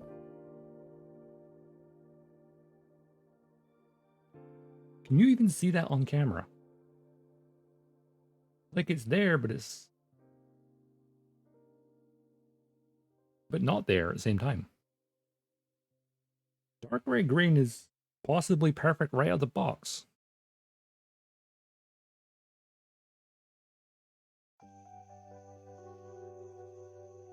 Huh, you know what? I'm gonna try it on the wheel because it's underneath, so we won't see it too much. I'm gonna just try it straight away.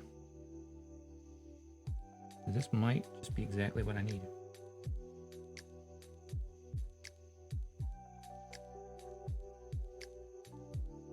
I might not even have to mix it. I might have a bigger paintbrush for that. Wait, that was the number 0, 000, wasn't it? No, 00. Where's the 0? That's the 1. That's the 0.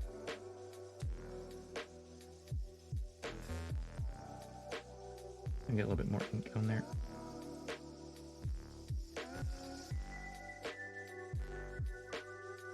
There we go.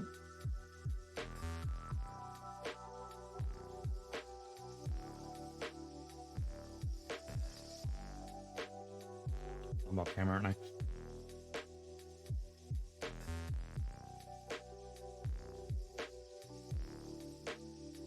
So yeah, if you're building a Chuchu Demi trainer and you need to color correct things, Vallejo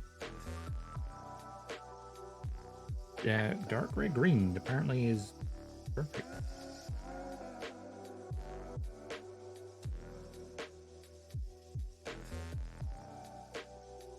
Even if this is slightly darker, because this is on the wheel, it's gonna get technically darker anyway down here because of the dirt. The parts everywhere else might make a difference.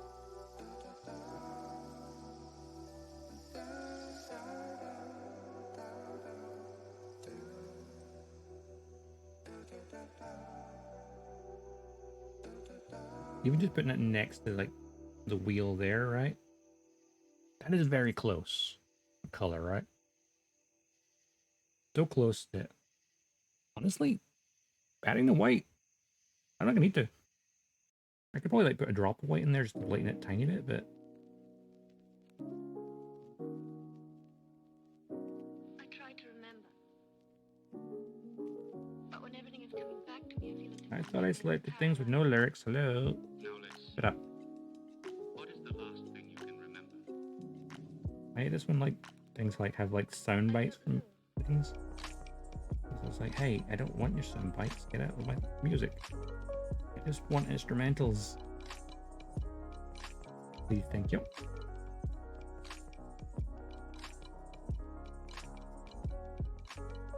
And the problem is getting the side of the wheel because I'm definitely gonna get ink down. It's meant to go.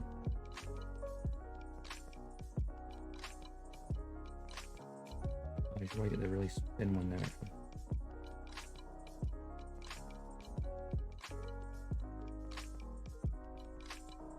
Well, that looks the part. And I think when that dries, it'll be just right because the mecha colors are a satin finish. So it'll dry like semi-gloss. I'll move this out my way. But it's still drying that little tiny bit. Also, in fact, I'm putting this onto the lighter paint. Already makes it slightly lighter. Not a lighter paint, lighter, onto a lighter part.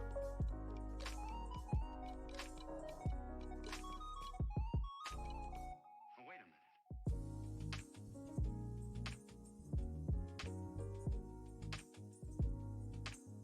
I can move this out my way, it's annoying me. Oh, there, fine.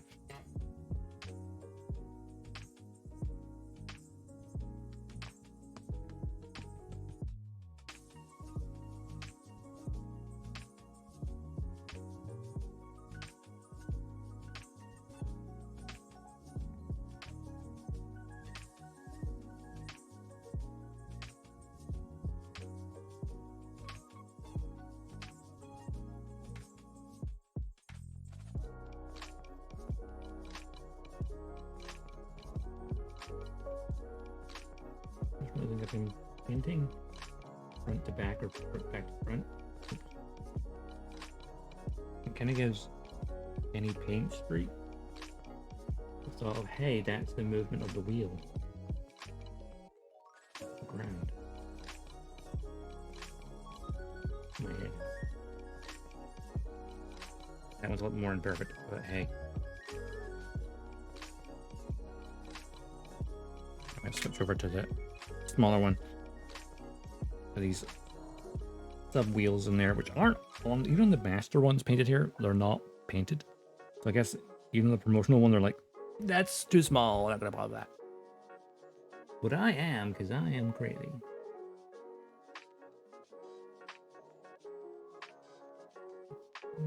Tiny bit.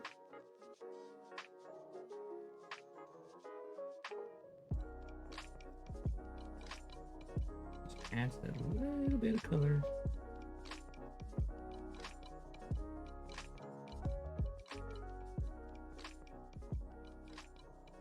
It helps pull out the detail it's missing. It's only a high grade, it's only 144 scale. You know, it's not going to have color 100% accurate.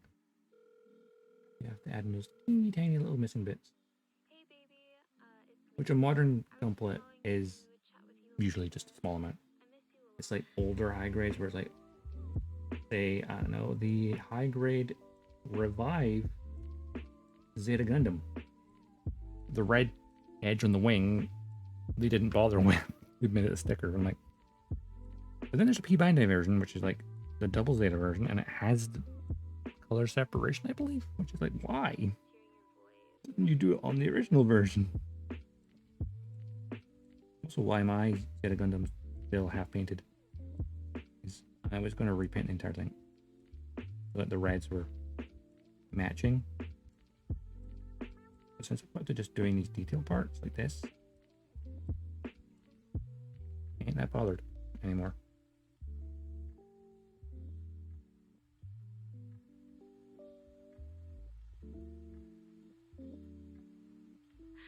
bye, hon.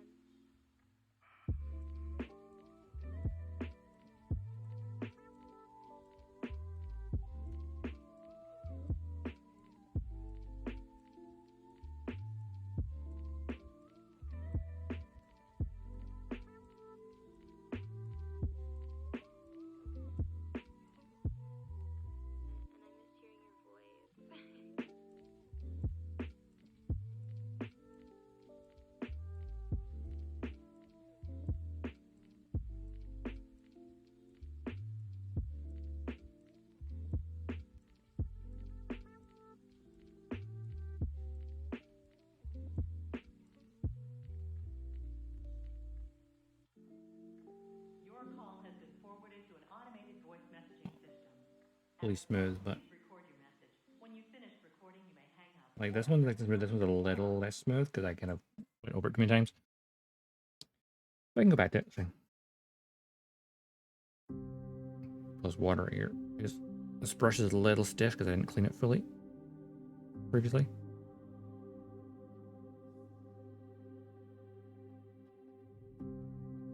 There we go. It's not as stiff as it was.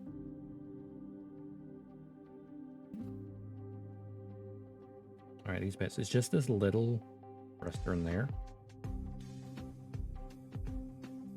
Everywhere else has already got the color separation. It's just this sub thruster. Which I think the entire, yeah, it's the entire thing in there. Okay, cool.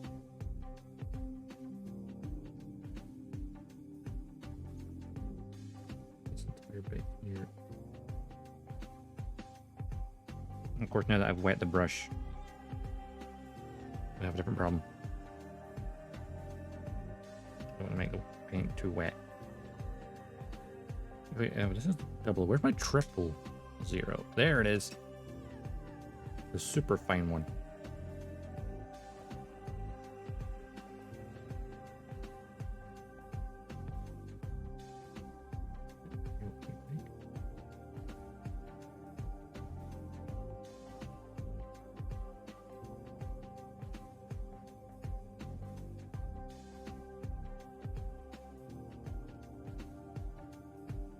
It is the words.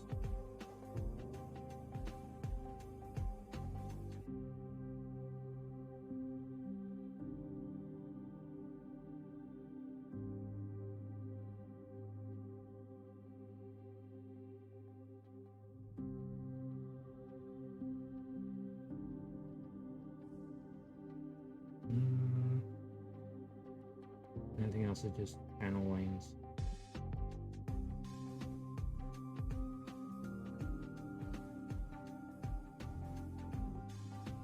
Give that wee extra coat in a minute.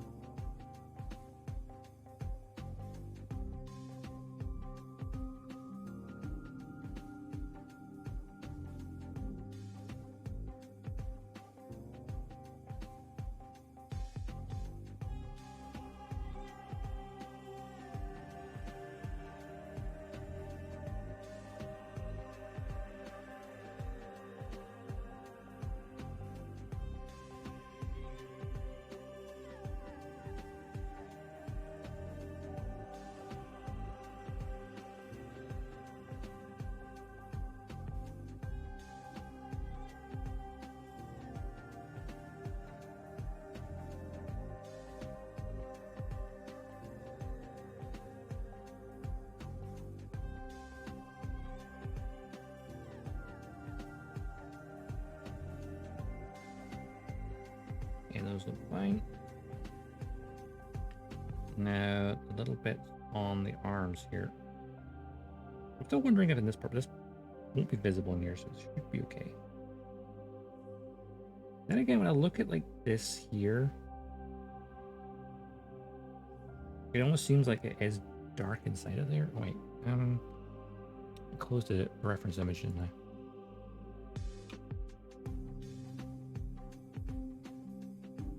Right back up.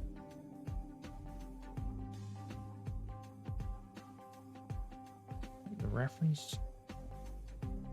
It's hard to tell if it's just shadow in there or not. Same for like the cockpit. It does look like the end part there has some color, but again, it's like, is it just shadow or not? I can always come back to it because this is the exact color I need, and I don't need to mix anything. So, in that regard, it doesn't matter if I decide to come back or not. I can redo this. Oh, wait. Is that little part on the shoulder? No.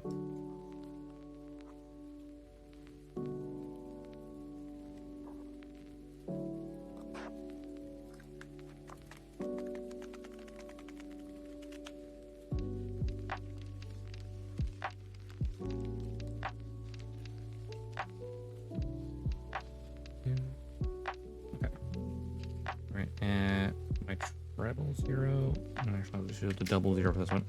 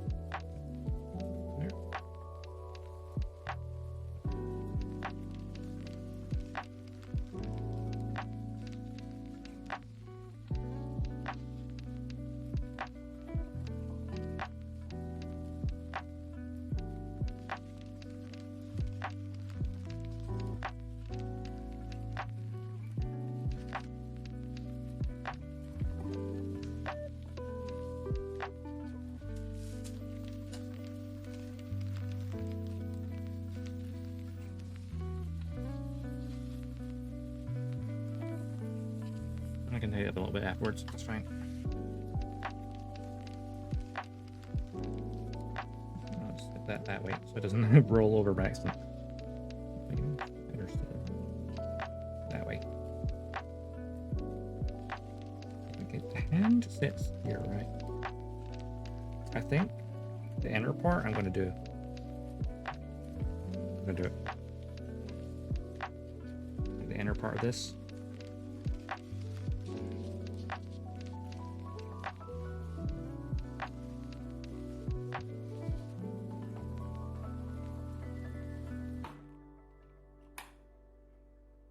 Kind of breaks the color up a little bit. You know?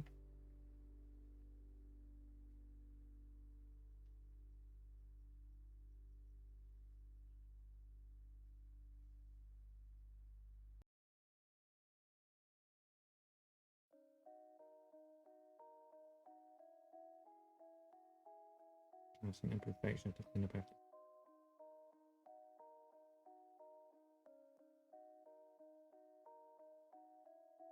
A little bit. And get the treble zero again. Because I forgot about this little bit inside of here.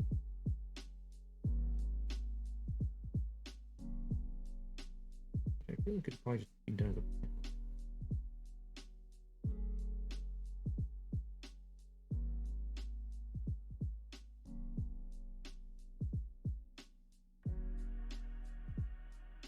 It's a little bit messy, but I can just. The good thing about being onto bare plastic and not primed plastic is I can easily take this back off. If I screw it up. With a bit of sanding or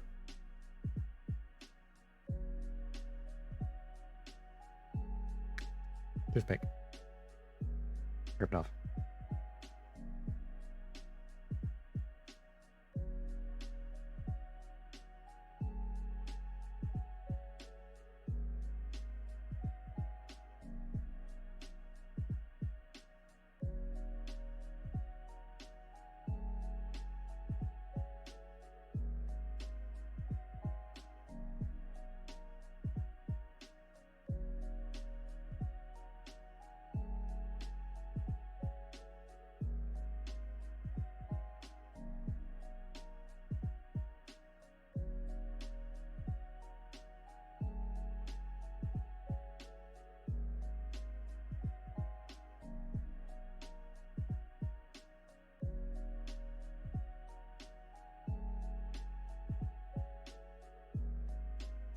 It's starting to dry a little bit on the palette. Might get a little clumpy. I have a wet palette. I can't remember if I bought one or not. I don't think I have yet. I remember looking at a bunch, never got one.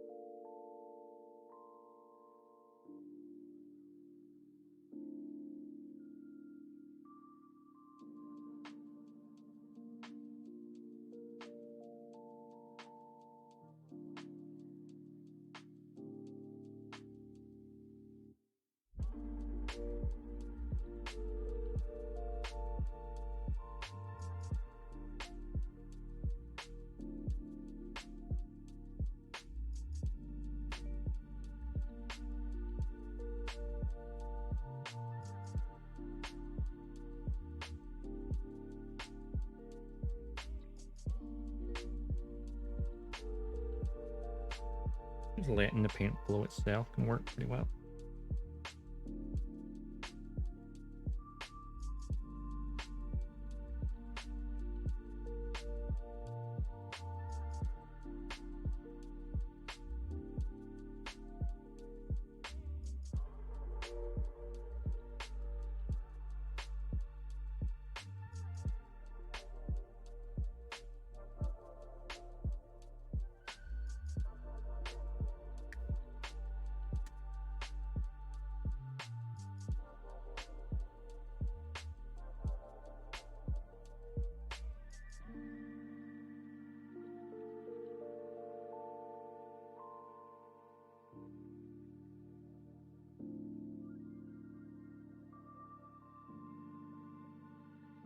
This will be a little imprecise.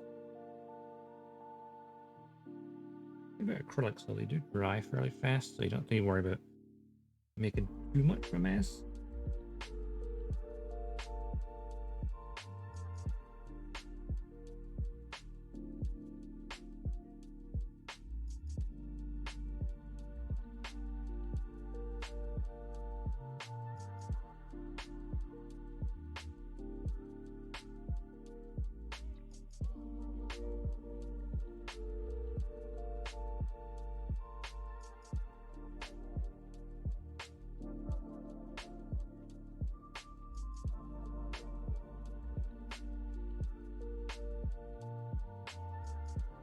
Let's touch this one up a little bit, shall we?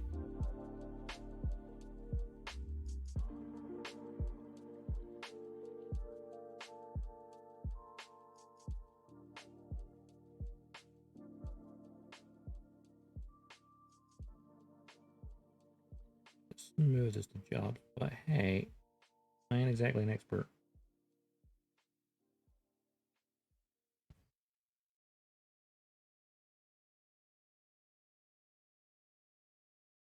Honestly, especially on camera right now, that looks the same color as this. Like almost like exactly. So if you're needing to do your detailing on your Demi trainer, play how dark gray green, like a color. It looks darker on like the sample sheet, but in person, it's like almost an exact match, which is fortunate. I guess that's really the thing with like Chuchu's Demi trainer is, it's a pride of Earth House, so it's earthy tones. That's why you got the kind of creamy white, dark gray green, you know, that sandy green as well. That would probably require mixing, I think, because there is, I mean, it's not quite olive. I mean, it looks more olive on the artwork actually than it does on the model. So really, I suppose you could potentially, if you were painting this completely from scratch, or in general, you could have dark gray green, white off white, maybe, and then olive, potentially, maybe, possibly.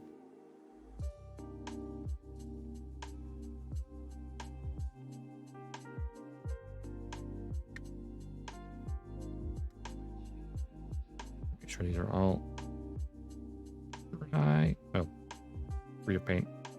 I didn't put much on them, so it's like, should be fine. There we go.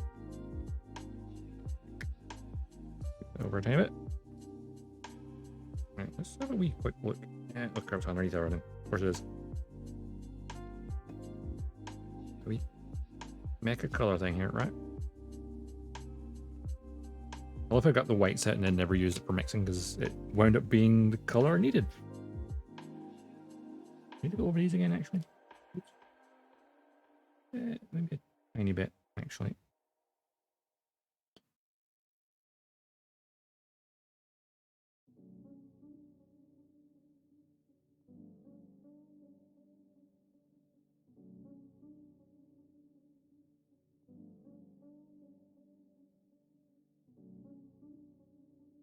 So maybe we could have thinned this a little bit, actually, now I think about it. But I'm out of practice, so, you know, I forget these things.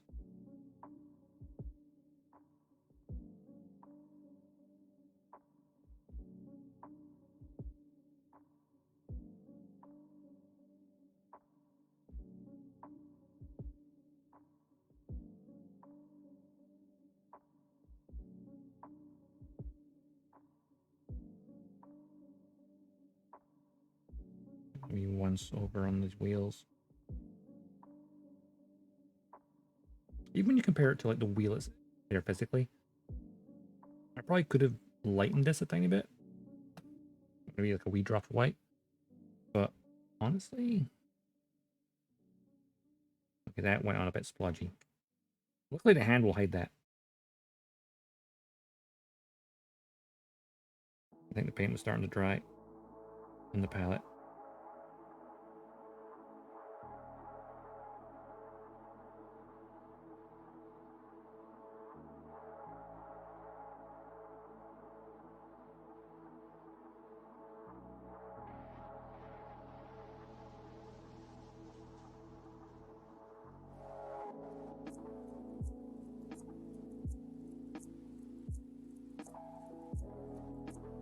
Okay.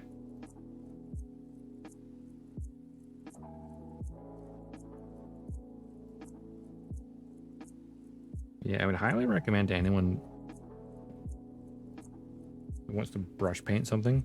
Or hell, well, these are designed for airbrushes as well. The if I fold it the correct way. There we go. Vallejo's Mecha Color. Water-based acrylic airbrushes. Water-based acrylic airbrush colors for painting mecha. But of course, you can paint them by hand as well.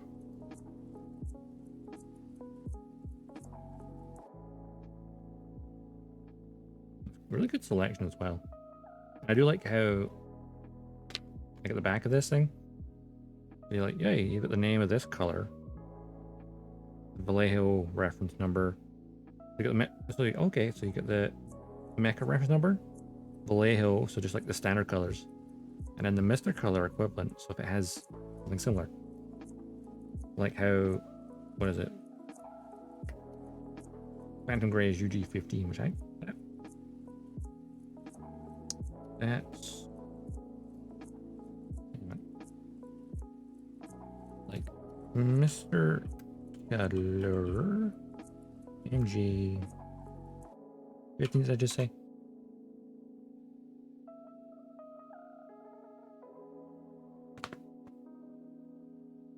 Or UG 15, sorry.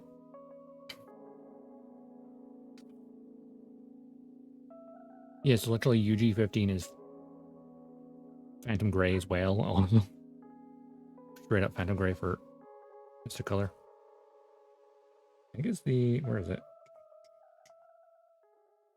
In the blues. Yeah, Electric Blue, which is number 13. That is straight up AUG MS Blue, which is why I'm using it on my Zeta Gundam. I love that it has this, like, here's the closest equivalent. But then you've got all these colors. You know, you've got your pure white, you've got your white gray, you've got your off-white, which off-white, the off-white would work really well for this. Like off-white, dark gray green, and what would be the closest green, I think?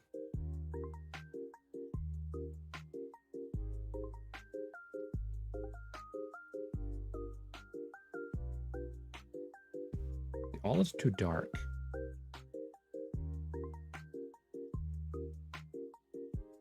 I think you'd have to mix a different color for that one, honestly. Or like layer it with like sand and green or something. Potentially. I also love, like, literally there's SD red. Straight up Sazabi red, for sure. But then you've got like the red and magenta, which kind of are dark red. It's kind of like Zaku reds there. You mix those together. Also your classic Gundam colors like blue. Electric blue is like Zeta Gundam. Whereas is standard blue. I think electric blue would probably work for Ariel as well, actually. Maybe the light blue. I love that. Titan dark blue. Titan blue. Just straight up just call it the Titan colors, which is the equivalent of the Titans. I love gray Z. Like, oh, that must be Zeta gray. No, it's Xeon gray. Like on Zaku's and stuff. That's why I think I might do like a brush paint thing with Zaku.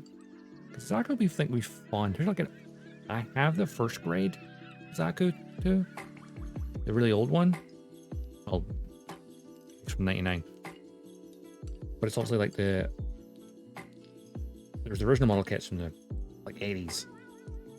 And then like the late 90s, you got the first grades, which are like taking those old kits and updating them. And then, of course, early 2000s, you get like the high grades. The predecessors of the first grade, high grade even. I also like how you got like chipping brown. If you want to like have paint chips, get an old sponge, a chip. And the metallics as well. Oh yeah, metallics are great by the way. Especially like light steel. Perfect for doing like edge scratching and stuff. And of course you get like the fluorescence for like you want to have something really bright. Like a beam saber maybe? I don't know. And of course metallics like green and the red probably work really well for like cameras and visors and stuff. Gunmetal of course works really well for just, well, guns. Oh yeah, there's also primers. You got white, you got gray. I find the gray is a bit too light personally.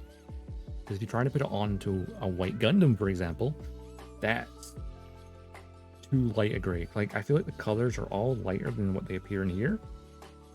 Especially when it comes to, like, yellow ochre.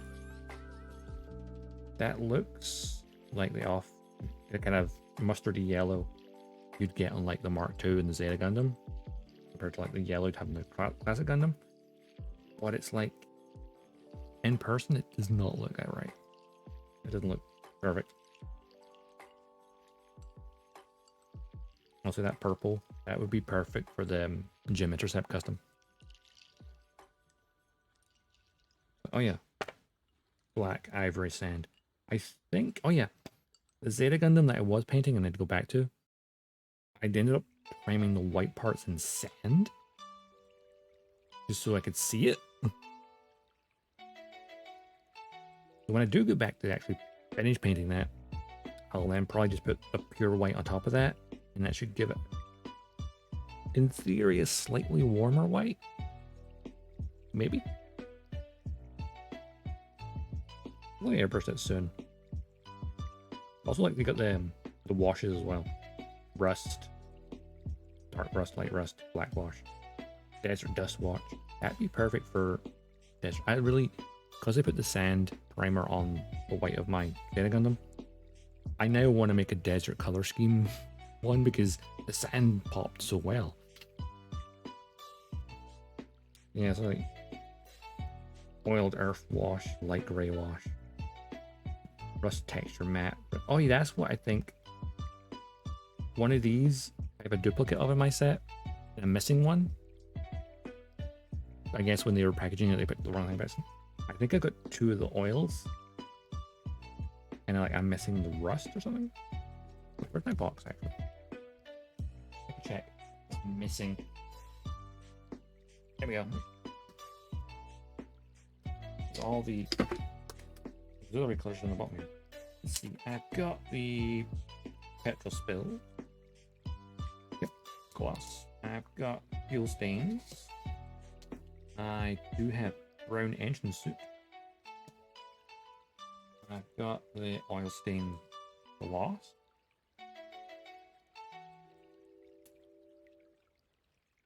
And then fuel stains gloss again. I have two of the fuel stains.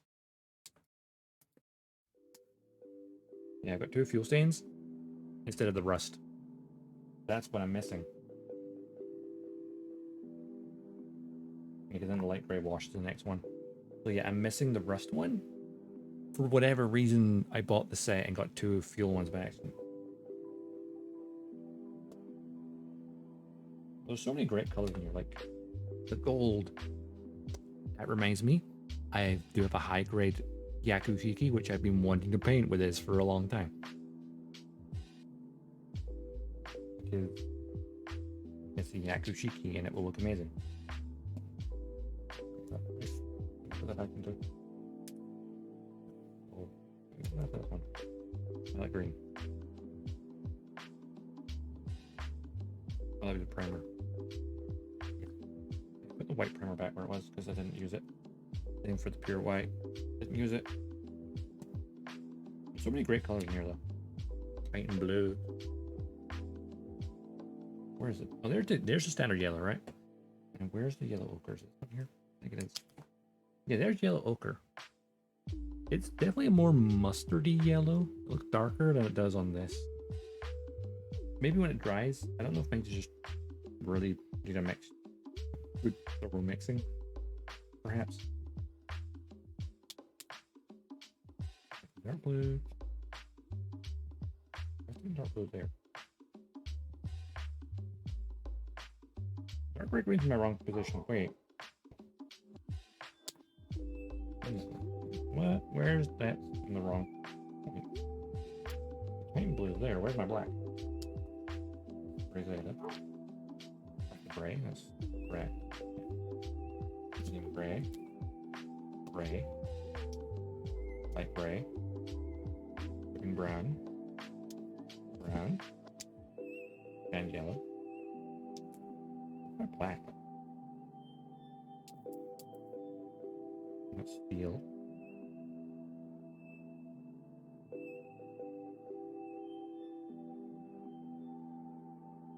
Dark blue's been wrong. I need to reorganize this at some point. But yeah, dark gray green works really well for the Chuchu. Right.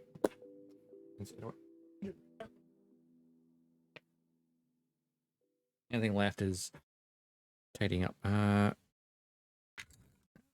These are clean-ish. Water to one side, so I don't accidentally spill you. That would be a disaster. Alright, where is... I need to tidy up some of these edges, actually. So, I'll do... Hey, it's on bare plastic. It will come back off of a little rubbing.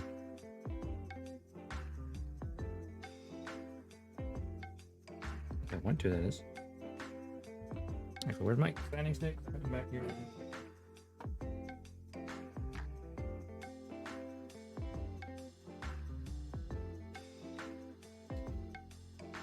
If I could use the lightest one and just... I'm gonna go... I'm gonna pick up some of that excess paint I may have got somewhere.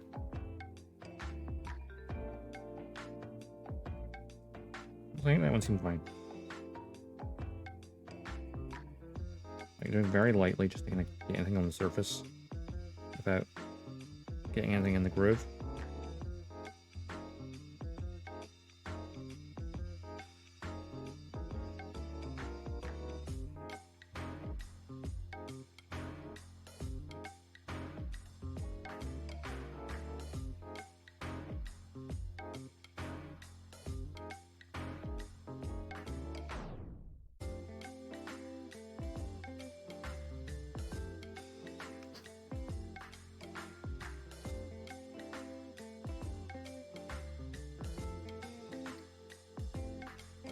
Nice fine grit.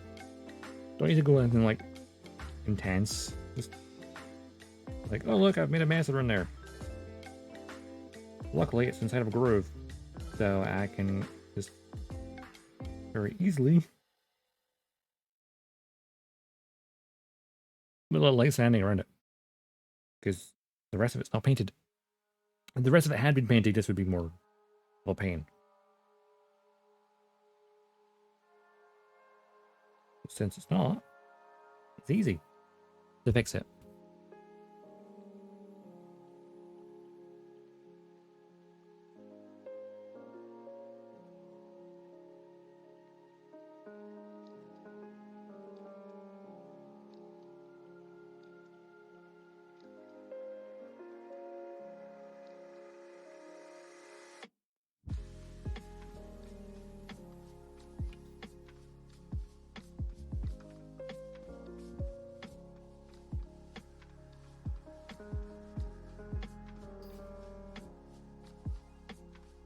I feel like these parts were fine. I could probably maybe a little bit.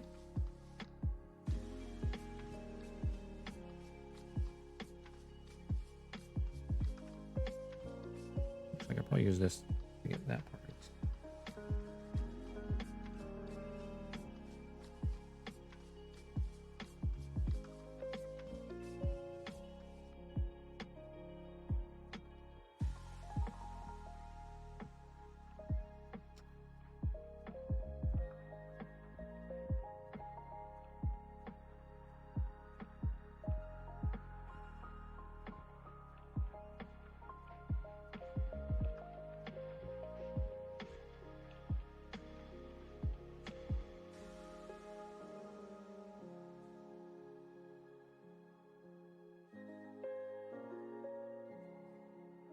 Just a little bit of tidying up.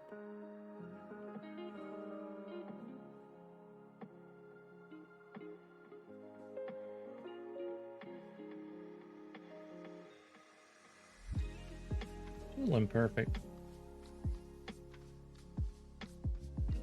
Oh, it's really good here because as you can kind of just like go around the edge without pointing the tip all the way. You can just kind of clear the edge up.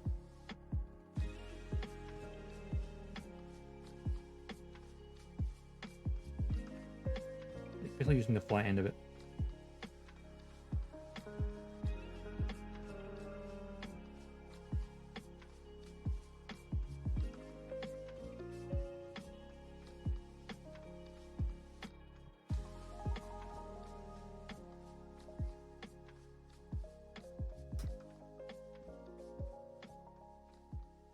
That's fairly clean.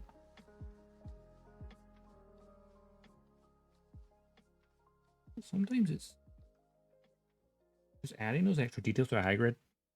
It'd be something super simple. Like, sometimes you might be tempted to do an entire paint job, and that's good if you want to do that. But if you just want, like, details, because you'll hear play people go, oh no, you need to prime it before you paint it. It's like, yeah, but if you're only doing details, no need for primer, because you're going to, makes it easier to clean up.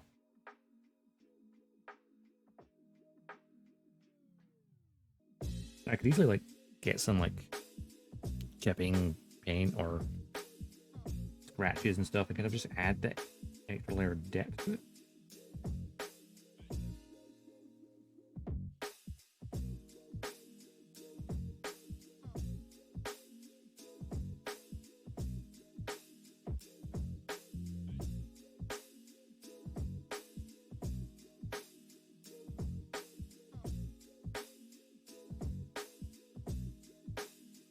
Just a wee bit here.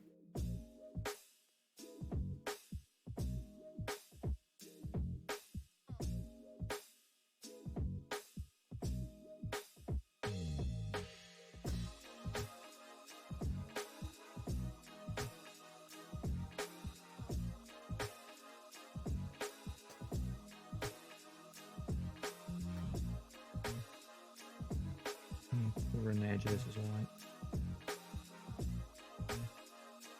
I want to get the edge without getting what's inside of it.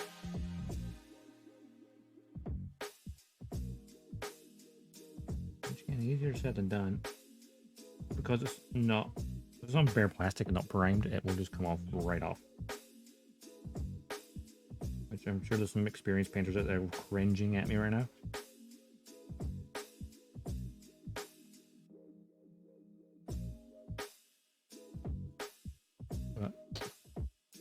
But I'm not doing a full paint job, I'm just doing details.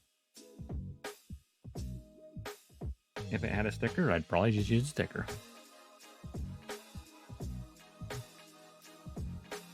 Nothing crazy. I still have to use the panel lines as well.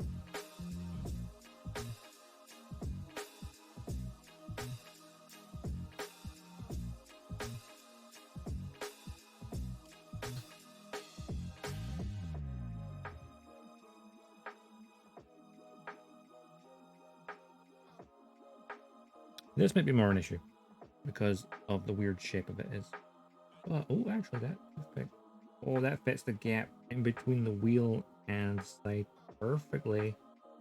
I'm not thinking the wheel. I'm just getting the bit in between. Oh, that is just luck. But it fits so nicely. It's a tapered edge.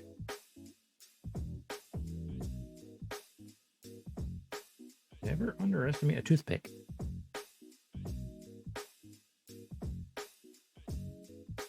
For getting in where you need to get into it. Theoretically, you can even use a toothpick to like actually put down paint.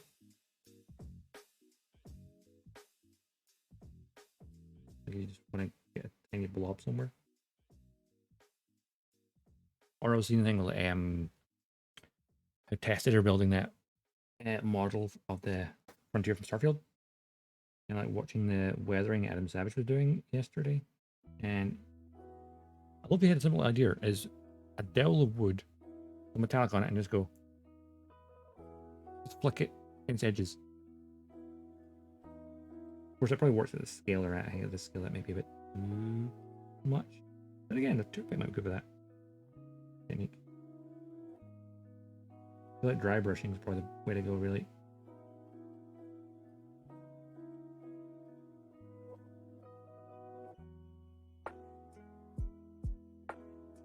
I need to speed up the process of getting my painting area set up. Because it is so much fun. Like, building's nice. But painting and detailing, weathering, that's...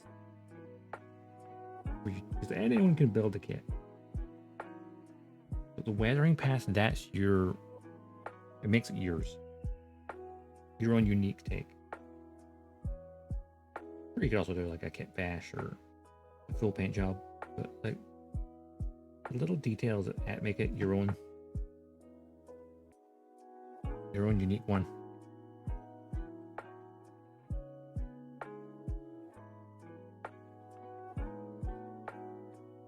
Because everyone's weathering will be slightly different.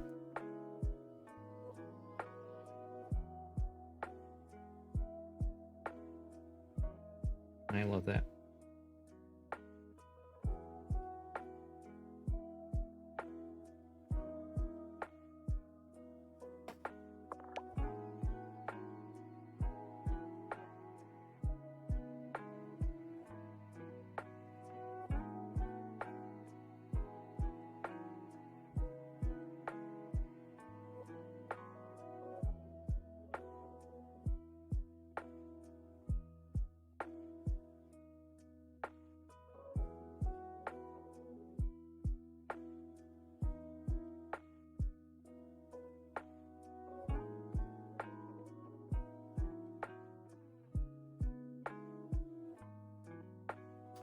Hand's getting stuck to this with bleeding on it. Like a little bit of excess paint is still in there. Kind of helps with the panel lines later. Focus point off, I think it might be. I've considered like getting, well, it's kind of expensive though. Like the Elgato face cam. I also designed for faces, but I suppose it's decent for like a desk cam as well.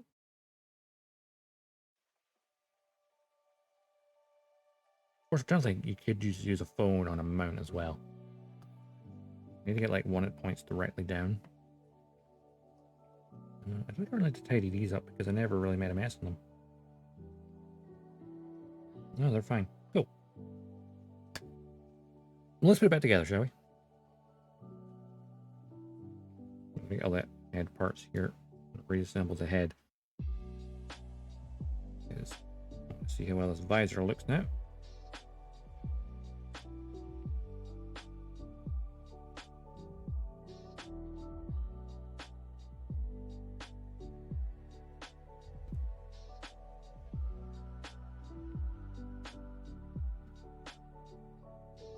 Could theoretically put more metallic on there, but I think it gives it just enough.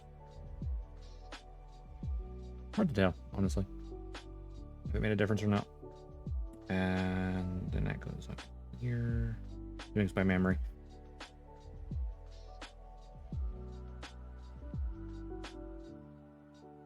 And then whole bar part. Yeah, that pops into here like so, and then this locks it in place.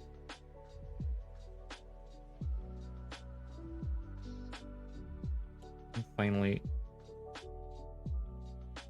the antenna for dueling purposes. Chop off their antenna, you win the duel. Simple, really.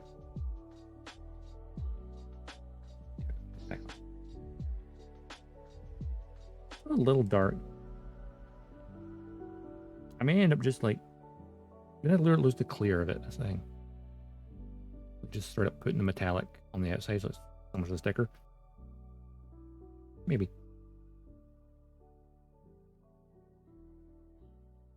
Okay, the end of these arms doesn't really matter which one goes where because they're identical.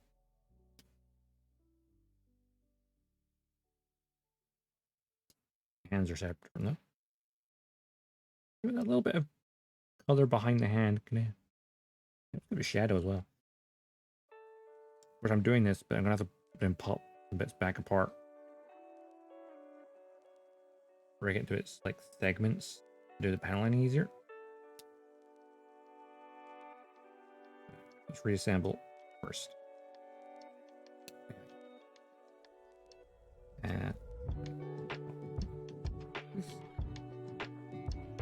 The feet are symmetrical. Ball joint back into there. And add a heel.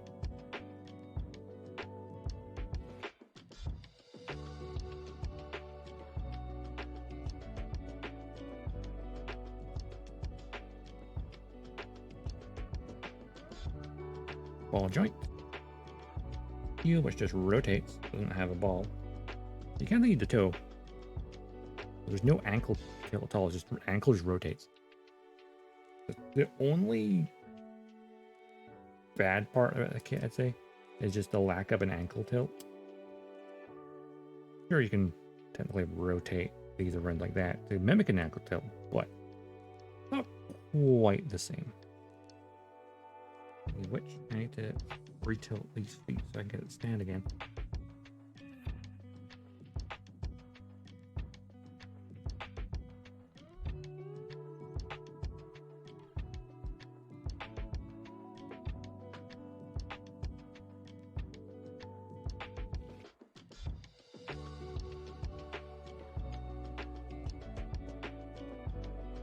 That's standing right? Almost.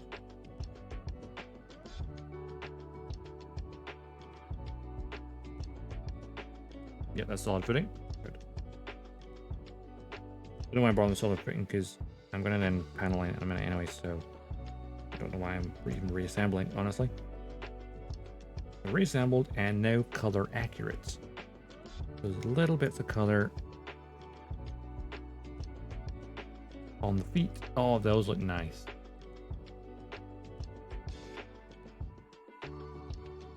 I think you can only just tell that that's plastic and this is paint. I could only go back over this with the same paint so that they're completely uniform. But the color is... it's the right color, just maybe the shade is at one shade too dark. Maybe. So I could have potentially made it slightly lighter. But I didn't. Well, anyway, I'm going to panel line now, I guess.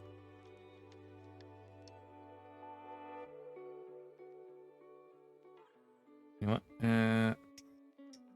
This is where I'm like, why did I put it back together again? I don't know. Arm attach, please. Thank you. There we go. Oh, no, don't pull the whole shoulder out. That would be bad. Just the arm. Thank you. The arm.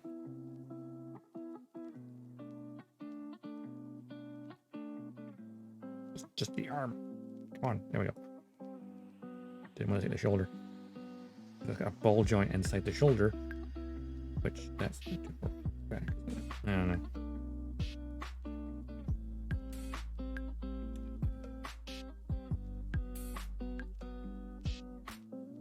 Break it into individual components. Break it, separate it. Break's a very bad word.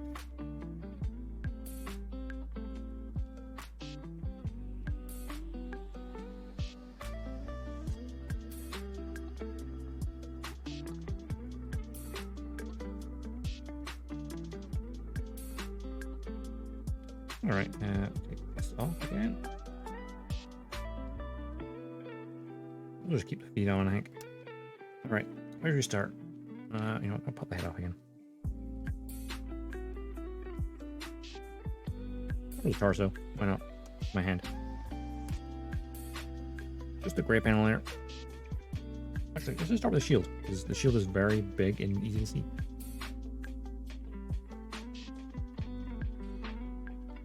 Oops.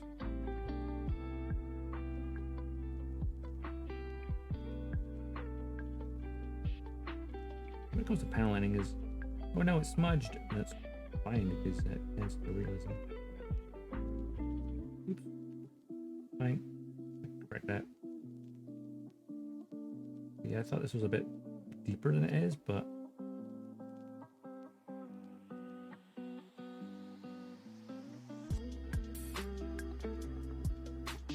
it's a bit shallower than I thought it was.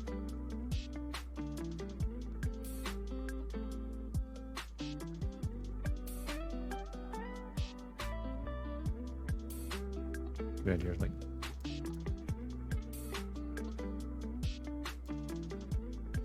you polish your stick. Yeah, quite handy for this. Oh, look at that. Detail. Detail up in the line. This is one of my most fun parts. Is just all these lines like this. It's just like, ooh, kidney candy store.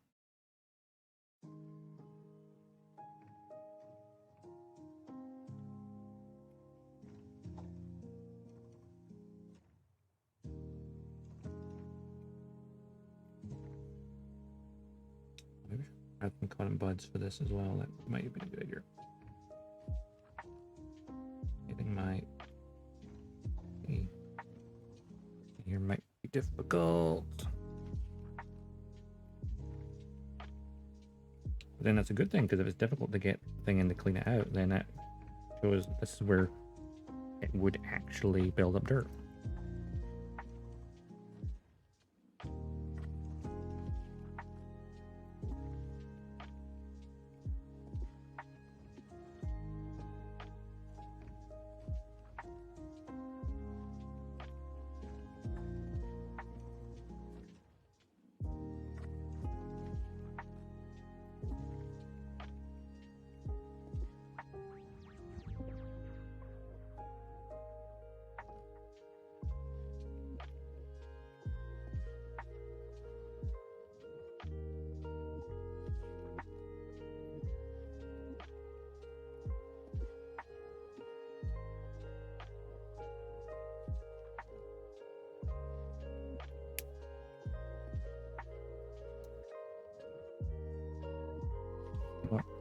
Cotton buds would really help get in there.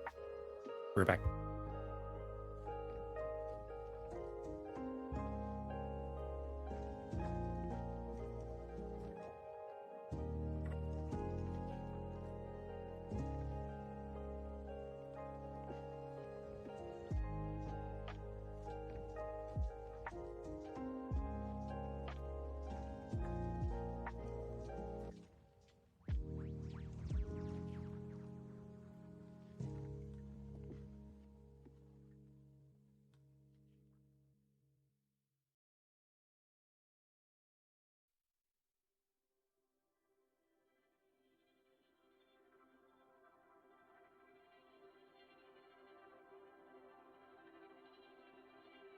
No point in bothering with the BRB screen where it's like next from over. Okay, I can take these now. I'm gonna just go into hold this thing properly. There we go.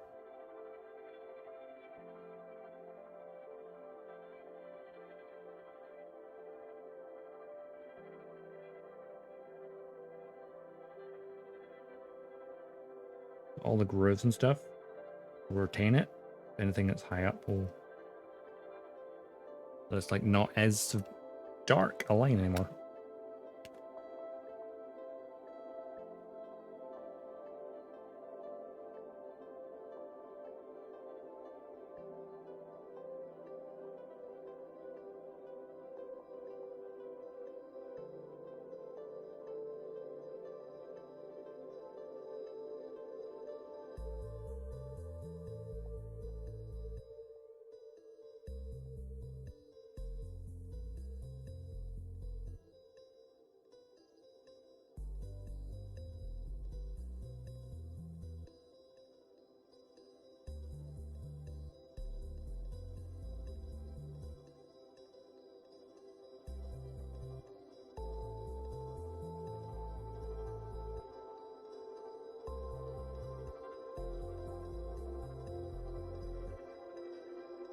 Just getting all the grooves, and then parts like dirt would potentially build up. Let's go back in. Like a cotton bud or something. Or I guess they call America, they call them Q-tips for whatever reason. No idea where that comes from. Call them Q-tips. We call them cotton buds because they're made from cotton as a bud.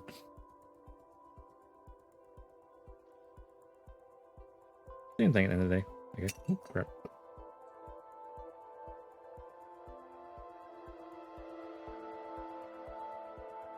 This is why I love things like shields, because the external lines are kind of lacking. Just fill in that whole section there.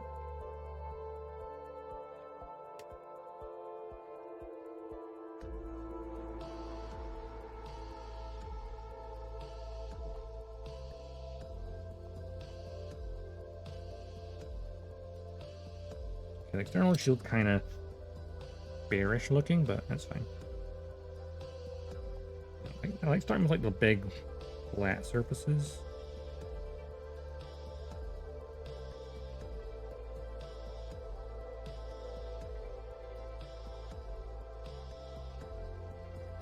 Yeah, the only problem with part like this, right, is that's really cool. The line comes over.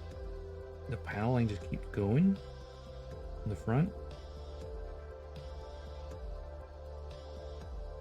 Is getting the panel line to go with the area painted, which doesn't always work as well as it could do.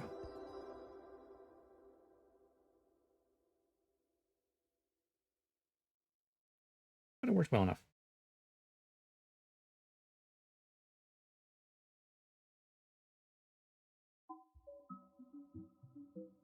What I also do is get in this groove of the thruster itself.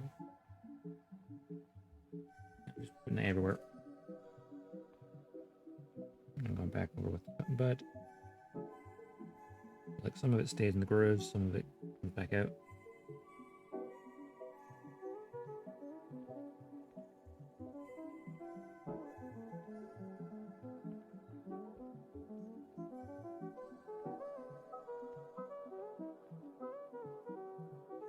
This is the most fun part. Bringing it to life.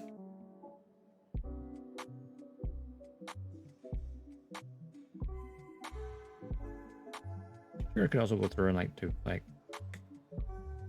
even more weathering, but I haven't done on any of my other G-Witch kits, so I don't want to have it like stand out too much.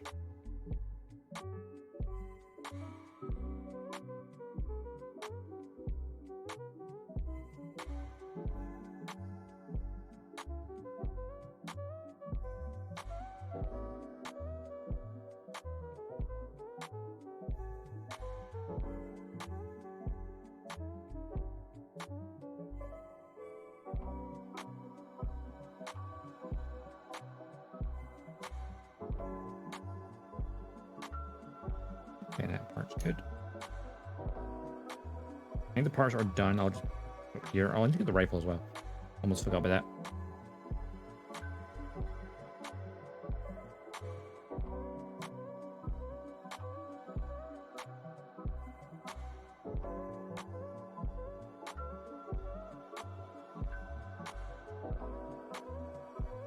Love this panel, and it literally goes around the entire thing pretty much.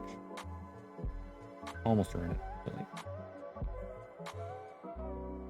a nice line.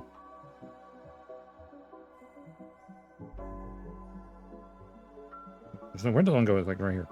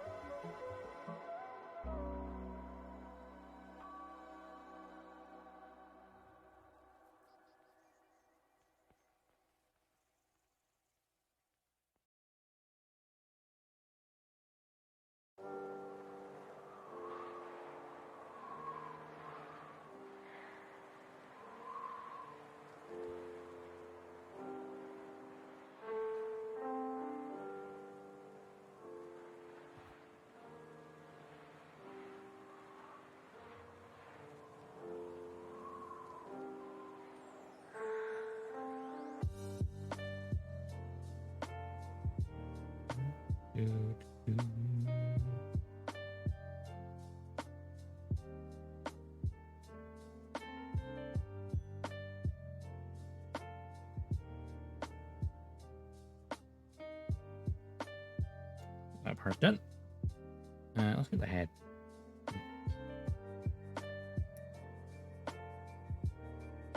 This will be tricky because you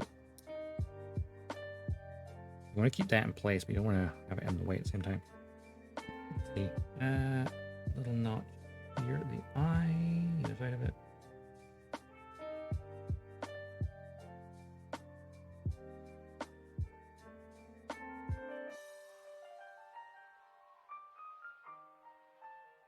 And just wiping your finger is enough. Get rid of any excess.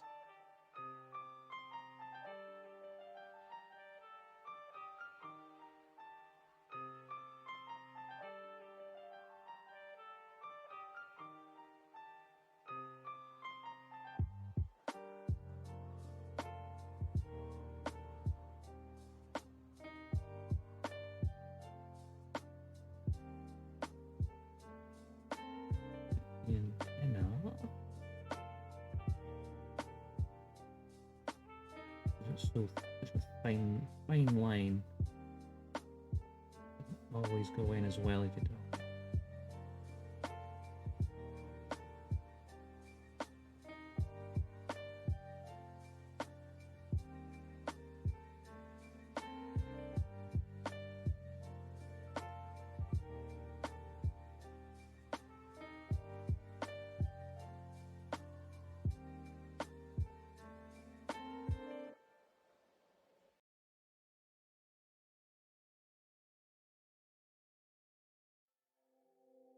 There we go.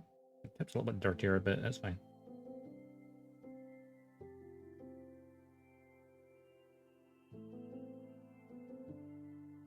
Really, I should probably attach the bar to do this.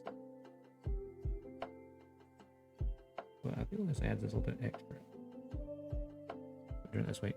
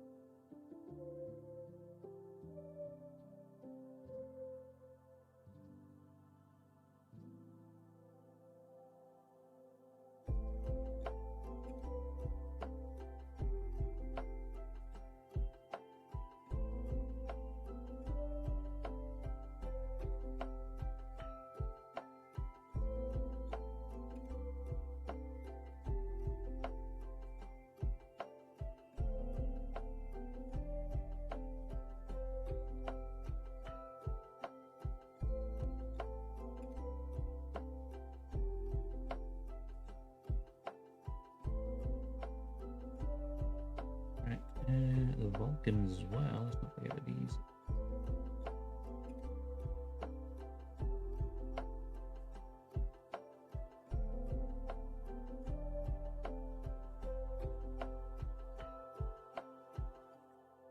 Alright, I think that's the head. Just about.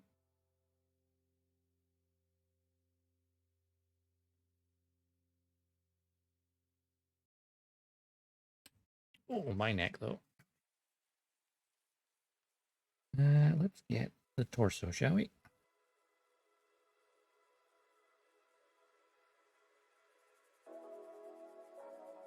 We drink the water first. Ba-ba-da-ba-da-ba.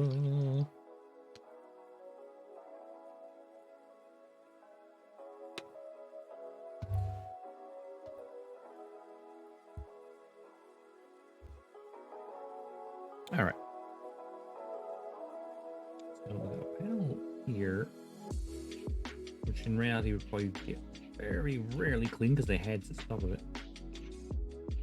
Next question, why am I bothering? Because we know it's there.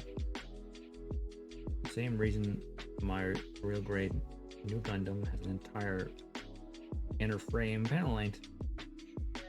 That was fun, and even though no one will ever see it, it was still fun. That's what's important, right?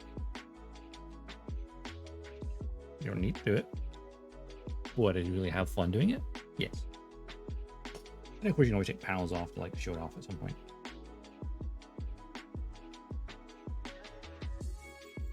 Actually, I really like it when people like do that, where they make a display of like Gundam under maintenance. Like real grades, master grades.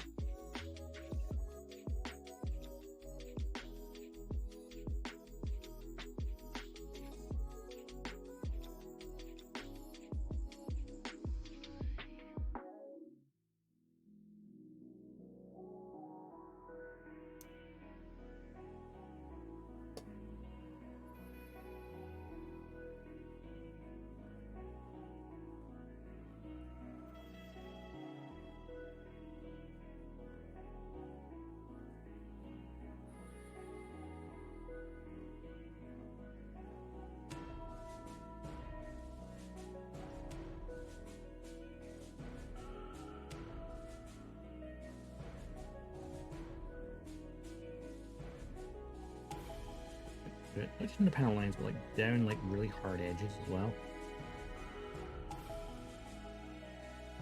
Because that way you get a little bit stuck in the dirt, in the groove.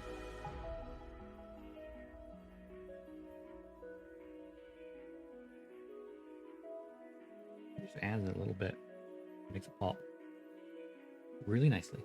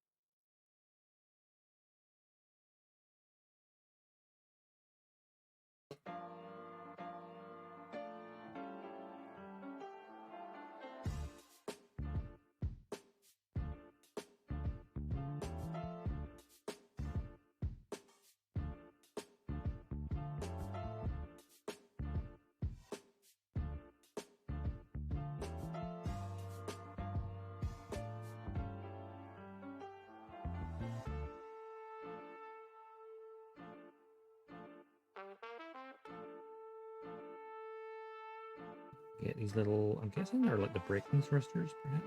Or vents? Hard to say.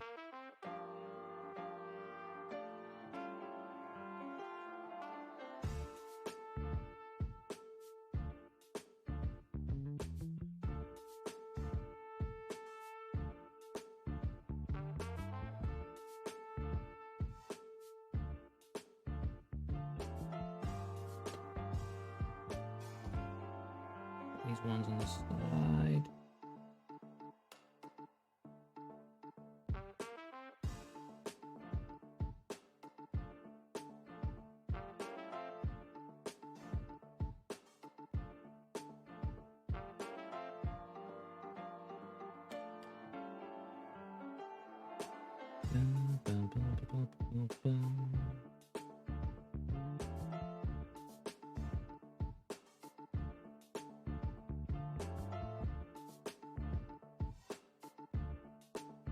Oh, we've been 3.5 hours so far. Okay.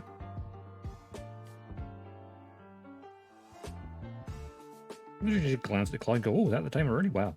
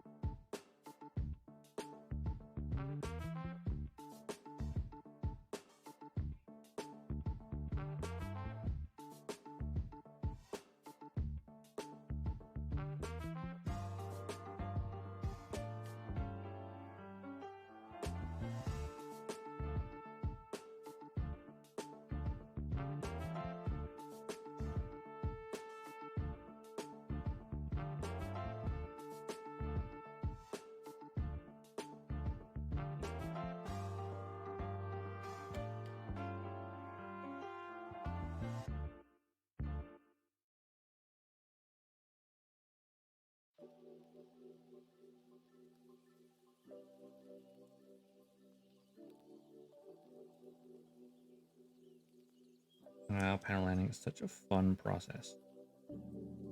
Going from like nice and clean plastic to like boom! That's part of the mobile suit. Oh god, my white balance is way off there.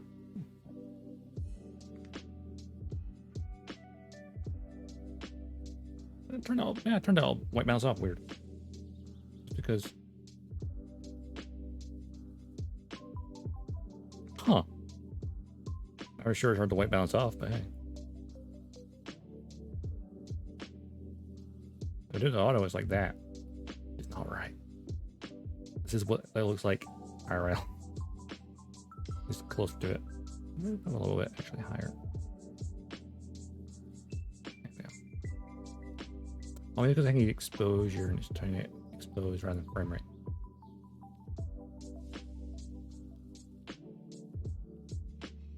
Okay, I got it fixed. Hopefully you'll save those settings for later. Remember. Let's see. Okay. This is going to be fun doing the crotch area. Because, oh man, the back skirt's got so much detail in it.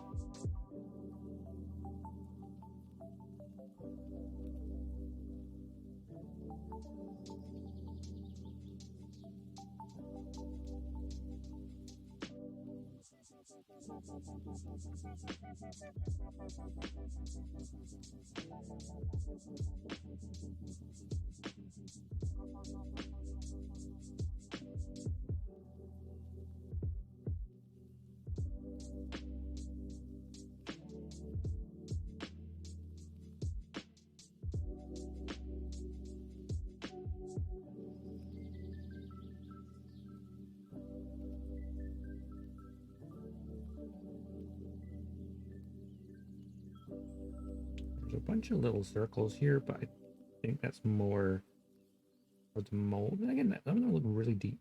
I'm not really sure if that's just part of the mold or it's actually part of the design.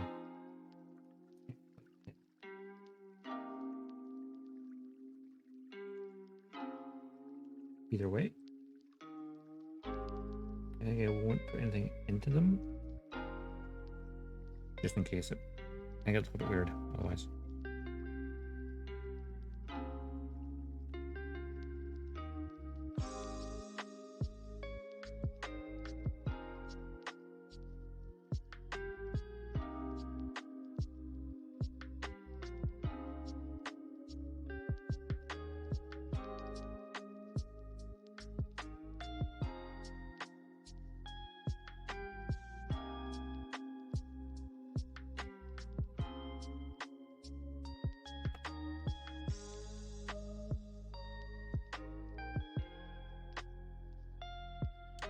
A bit of detail in there, isn't it?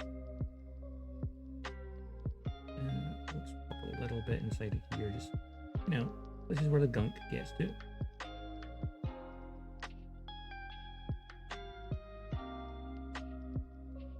Or if you want to like make them proper gunky, there's like a technique known as a gunk wash. And that's when you literally just take a wash.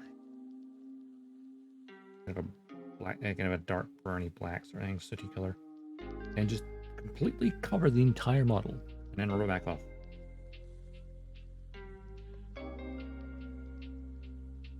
So all the grooves that get stuck. But then it just also discolors the main color a little bit, make it look just a little bit worn.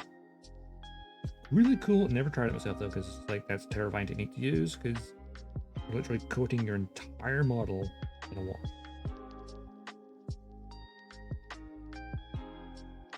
I've watched people do it before, and it's a pretty cool technique. It's one of those techniques where you're like, oh my god, that's terrifying to do. Because what if you screwed up?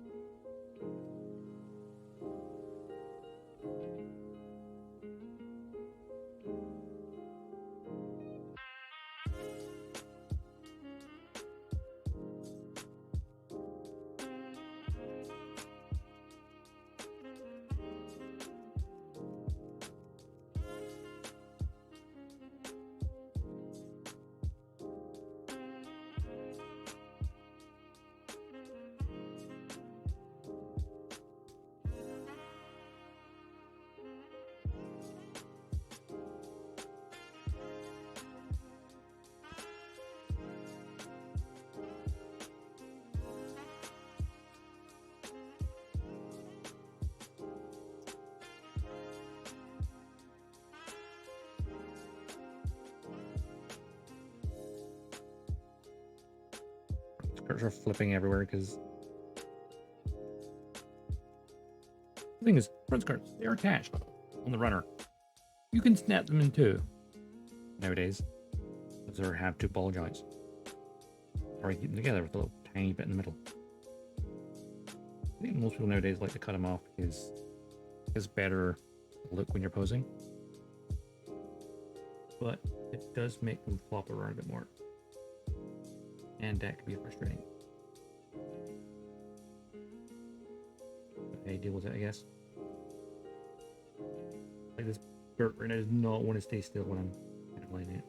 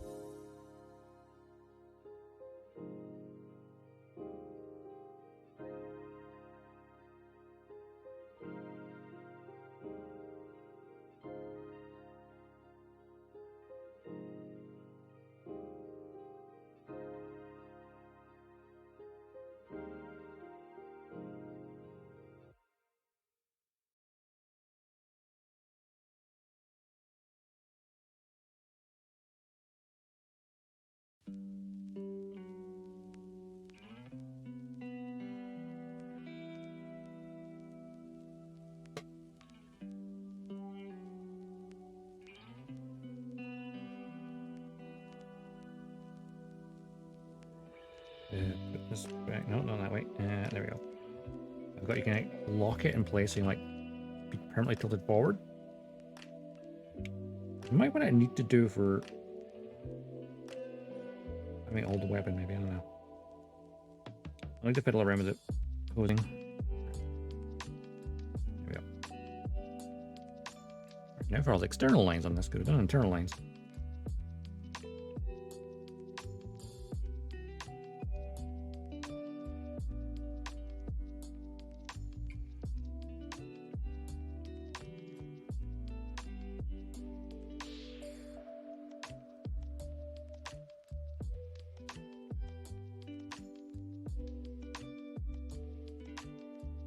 Oh, yeah, we missed a tiny bit, but it's fine. It was wiped right off.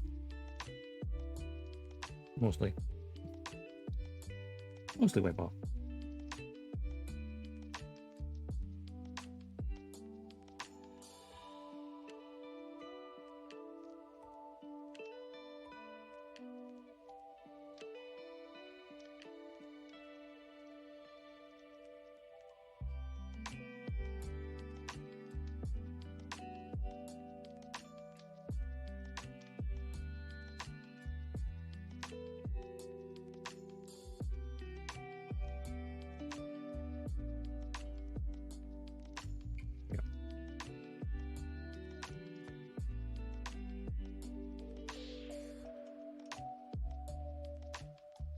A little bit here and there.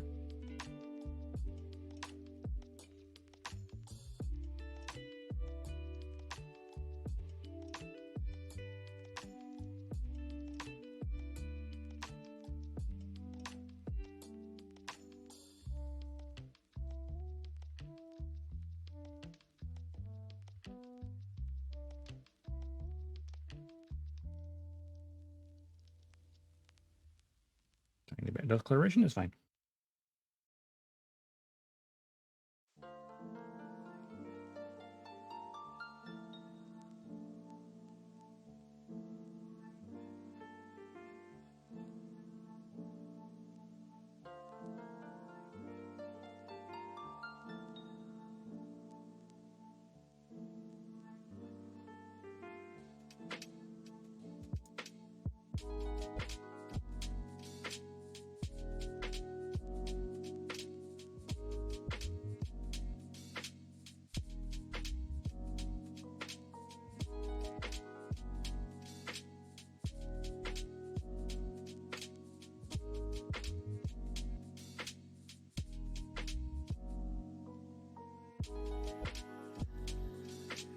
And it could be a very precise art or deliberately messy.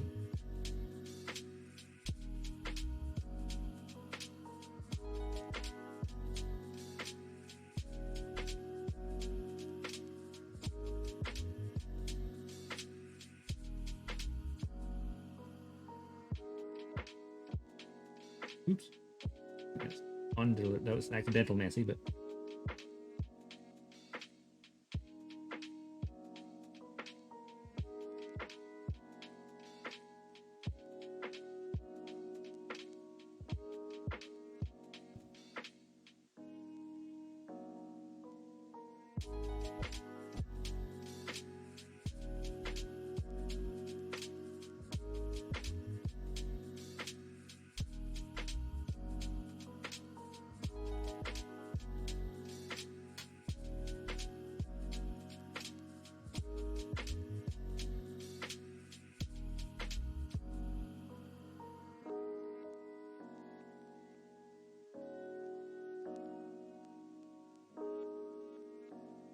I'll say this area being really dirty would kind of work because it's right in between the torso and the that, so it's gonna get potentially oily under here.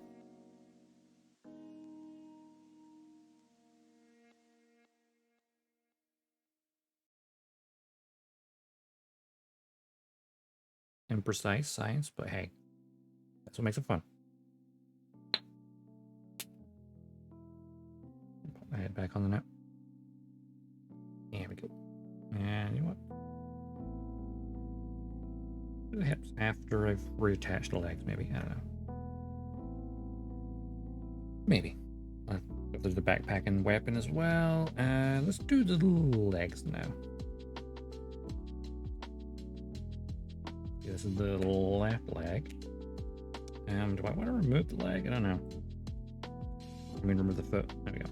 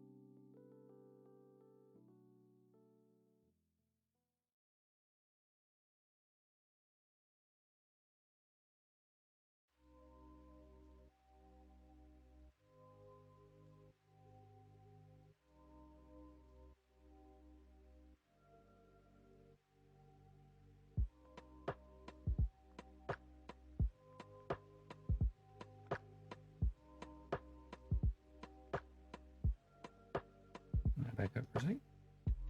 And let's see, down here, that. Light mask there, that's fine. I'm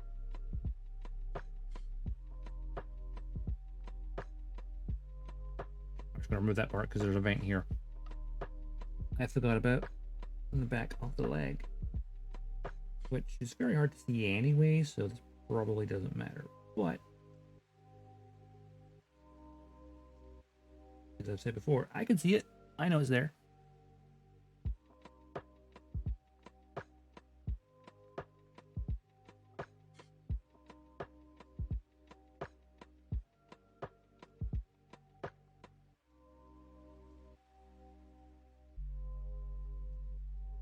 even here where it's like it's not even a proper line, it's just adding some shade to a groove.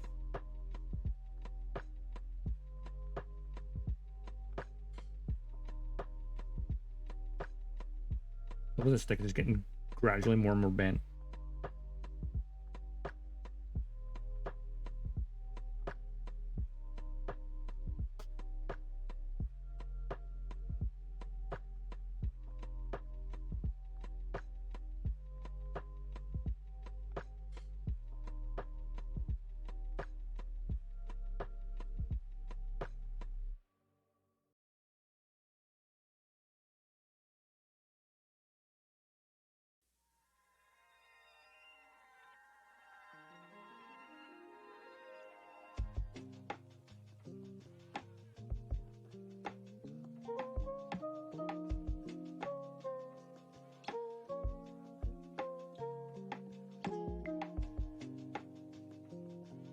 Oops. I'll probably just slide off very easily. I need a good bend. Oh yeah, I need to be careful when I don't bend it too far, and the knee starts to pop open.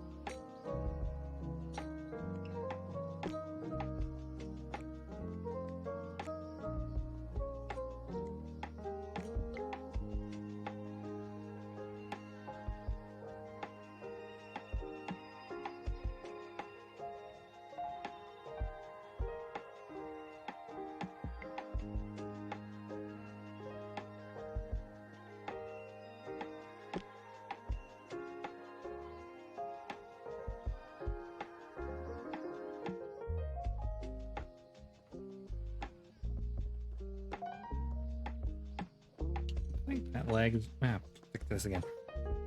Pretty good. Let's get this foot done again, shall we? Tilt the ankle back a bit. Oh, my neck's getting sore. Because, like, technically I'm not just leaning forward, I'm leaning to the side to try and do it on camera. Because my desk is weird. I could pull my chair along to the right, but there's a leg in the way. The table. I'm at the end of the table.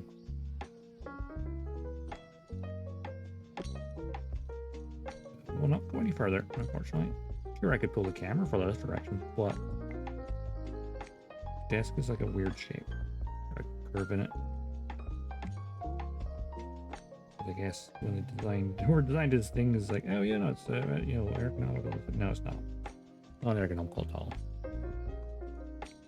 Nothing but it looks cool. That's about it.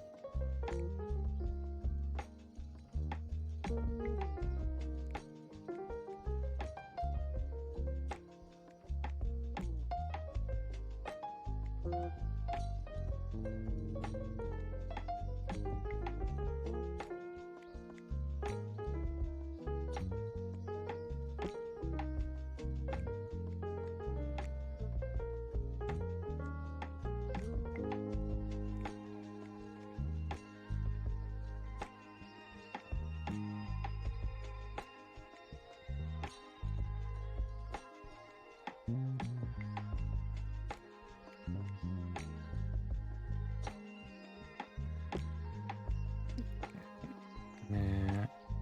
Finish the back heel part first.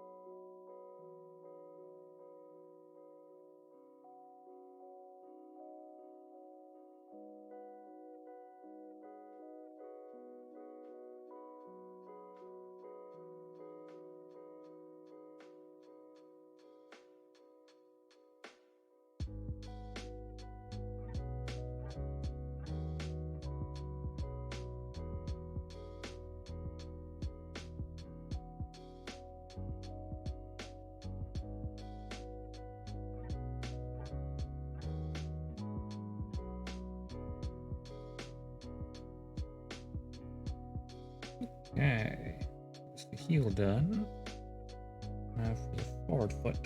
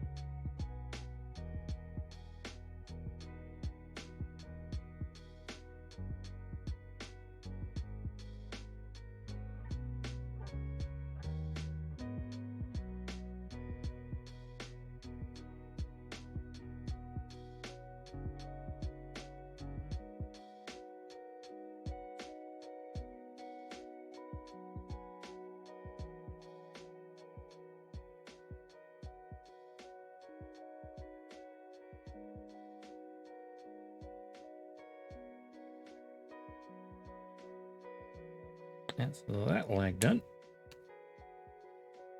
Reattach the foot.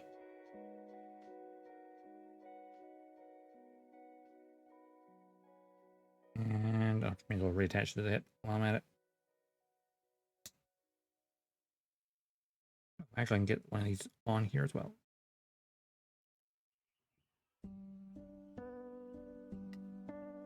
Like that, so you can admire the lovely panels.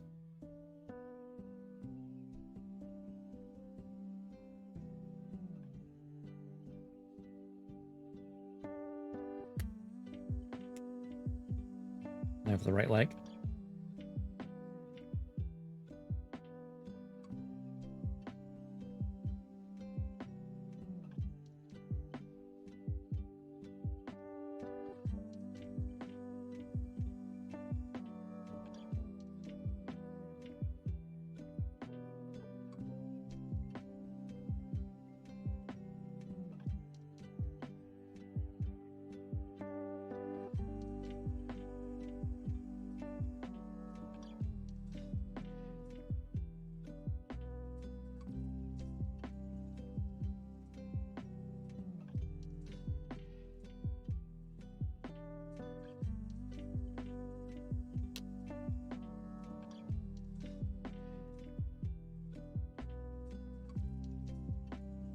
Went on a little bit too heavy.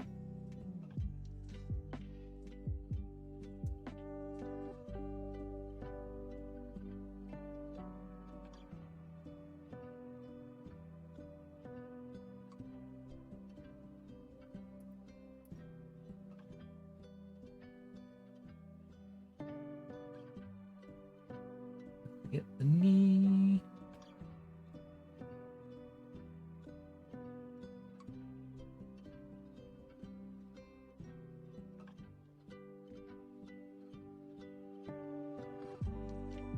I missed something.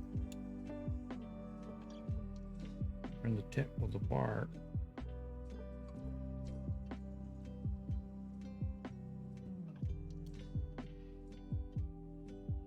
There we go. That should be fine now.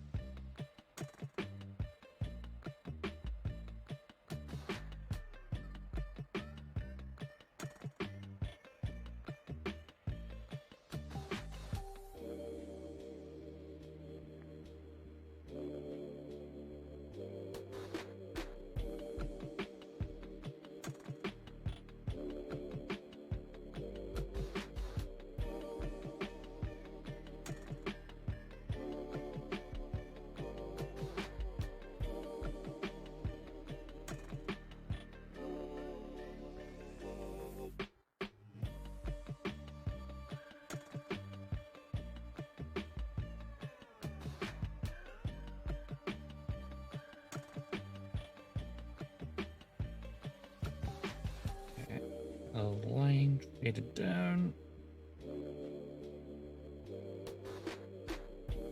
Do you want to accentuate that calf without being like too dark? Have we done the leg already? Ah, that was fast.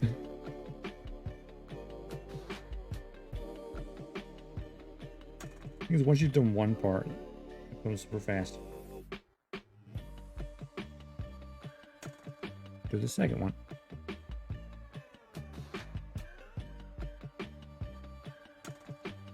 I think paneling is not a long process. Can be. It can be a very fast and messy one. Depends on your desired result.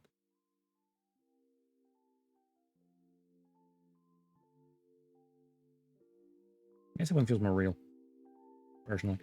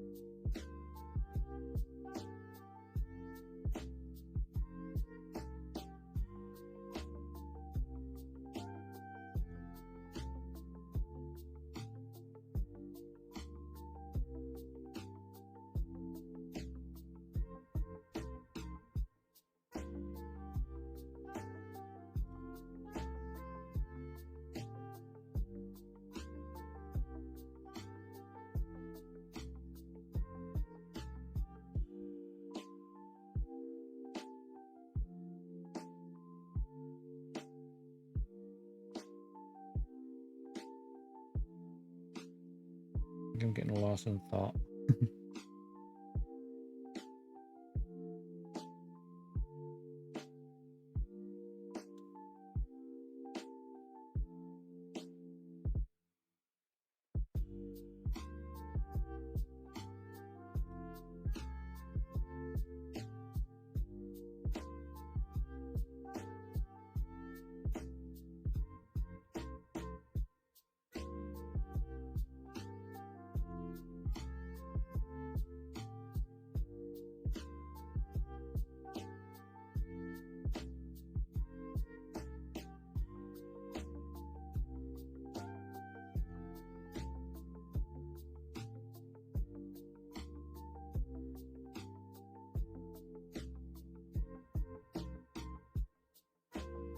Get to clean between your toes.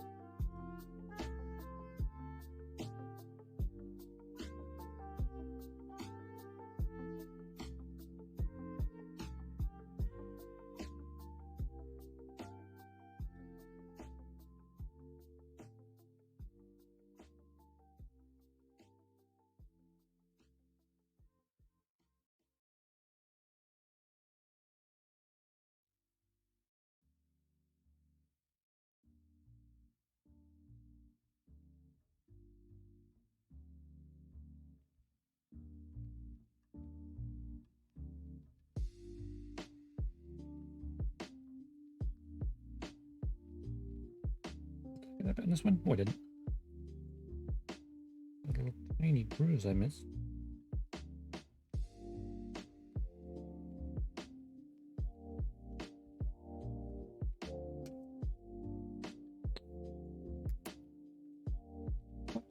Goes on.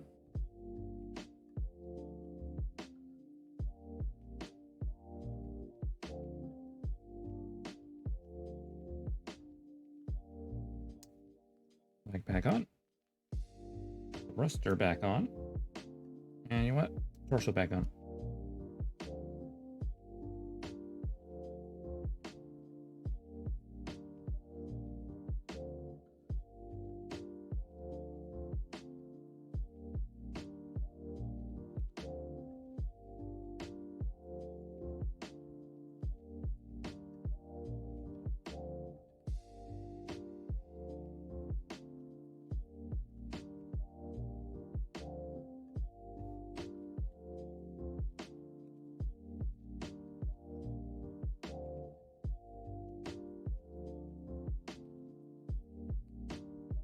Chuchu.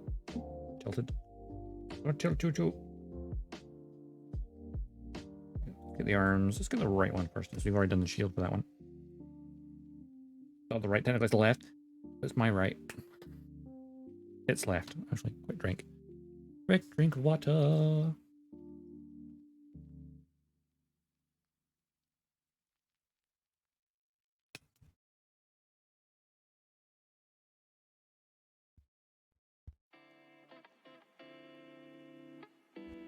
Okay. Battle line time.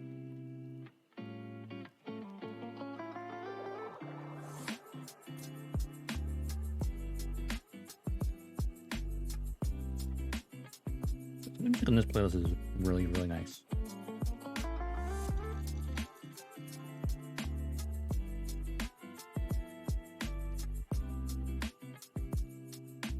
Keep leaning on this thing because my hand keeps sticking to it. A little bit sweat. Possibly.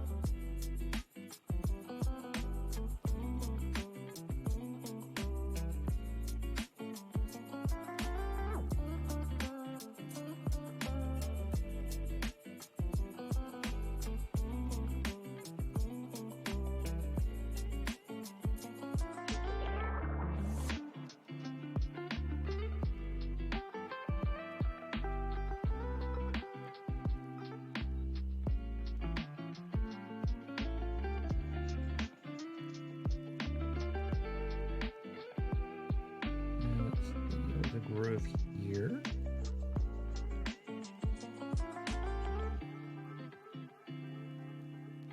And one here.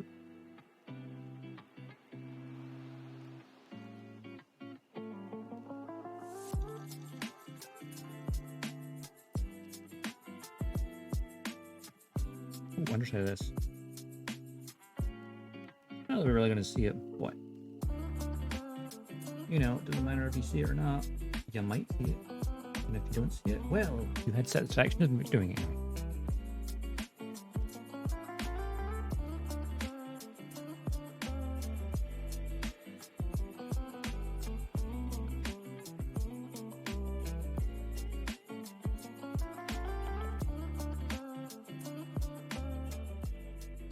Now, I don't think that's meant to be like a groove or anything in there. I think it's just the way the arm's built. Pretty sure on the all the model art, it kind of looks solid. Yeah.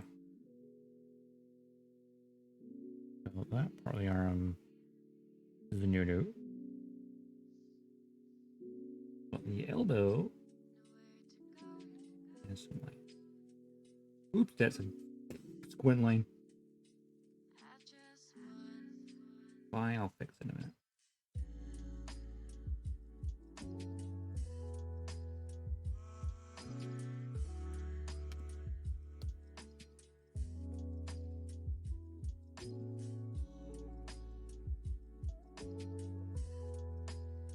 For a second there, I completely forgot I had some water on the desk for my paintbrushes, and then just like got its corner of my eyes shuggling away, like, ooh.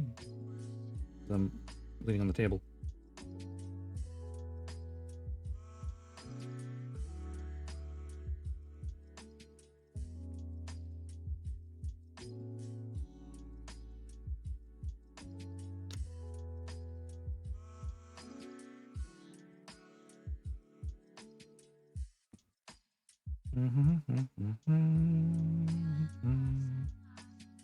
It's a satisfying process.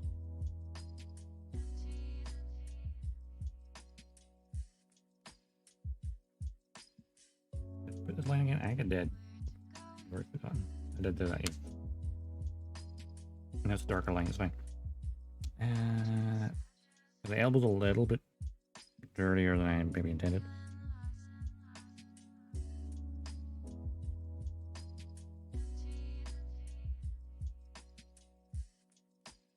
Pop the hand off actually. This.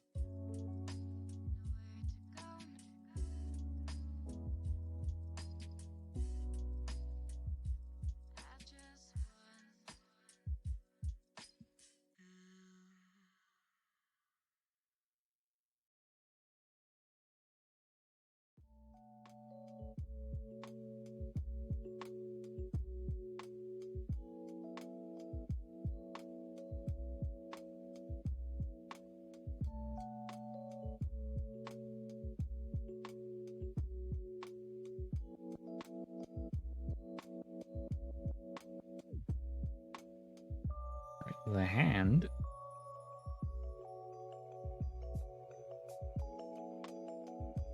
This should be a fun one to do because the Demi trainer is unique because it only has the, like this, 2 big fingers and a thumb. Which I mean, it's designed for students who piloting, so having less digits to worry about, yeah, it makes sense.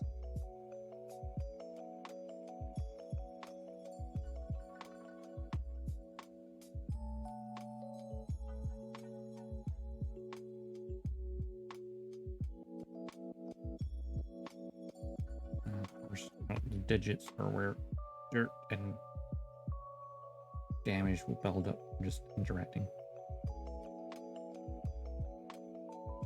We're like doing a full weather, we're just gonna doing this. Kind of letting just make them pop a bit more.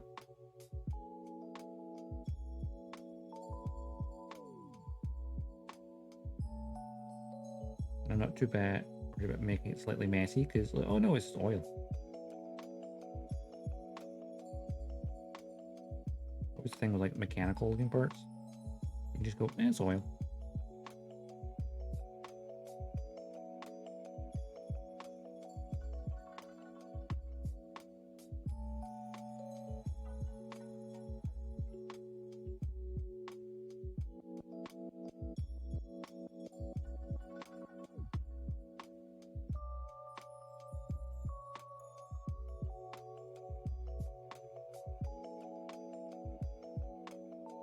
It's got to be the easiest hand I've ever had to penalize because it's so simple.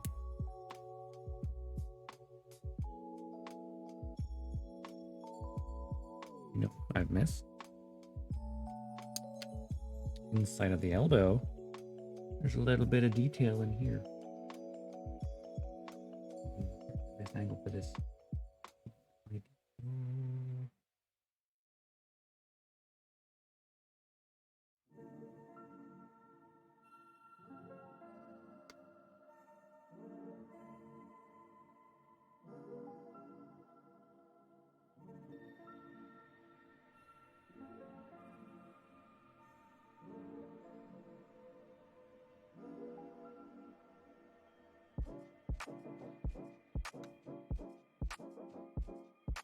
Right in there.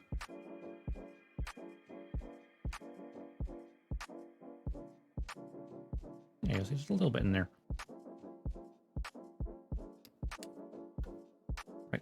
And on. This will pop your shoulder armor back on as well.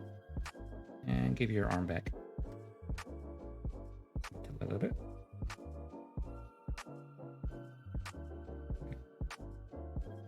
Oh, there we go.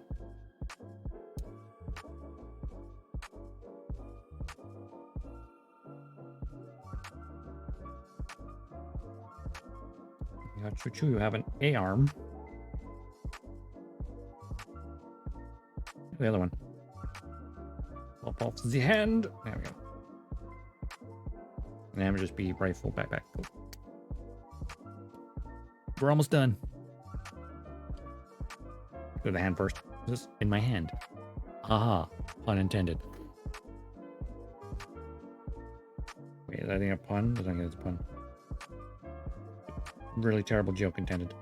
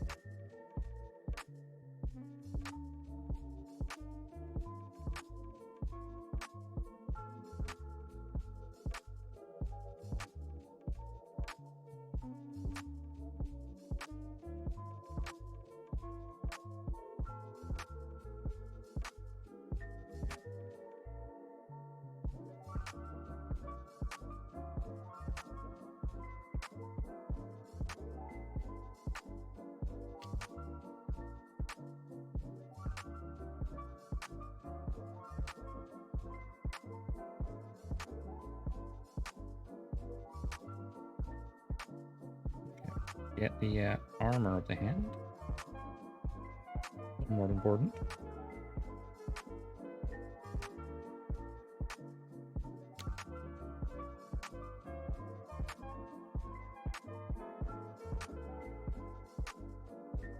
Okay, there's the hand. Have the arm.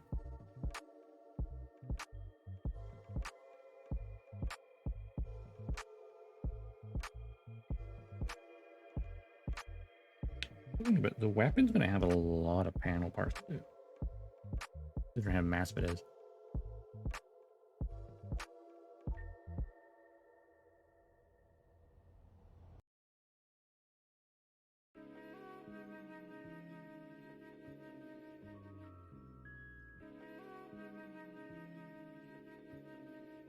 That'd be cool. We're trying to decide what we're going to build after this. I'm thinking Daryl Baldy or the Thoract. If we're going by their appearance in the show, Daryl Baldy would be next. But the Thoract was typically the next numbered one, even though the Daryl Baldy came out first. Strange. Hell, even like Chuchu Demi Trainer being out before the Garibaldi doesn't make sense considering it appeared in the episode after Garibaldi showed up, because it showed up in episode 4 for the first time, whereas Garibaldi showed up at the end of episode 2, and of course fought in episode 3.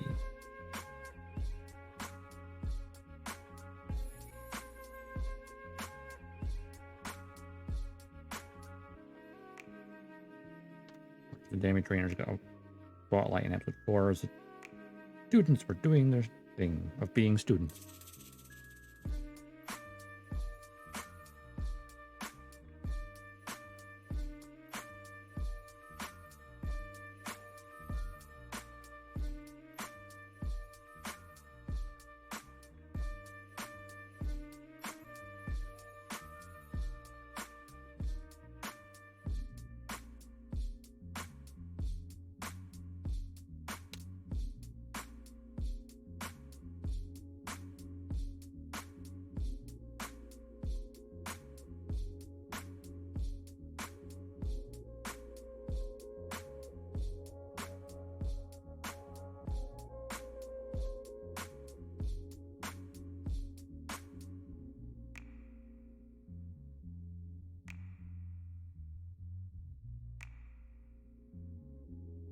Is there mold on this elbow I forgot about? Damn.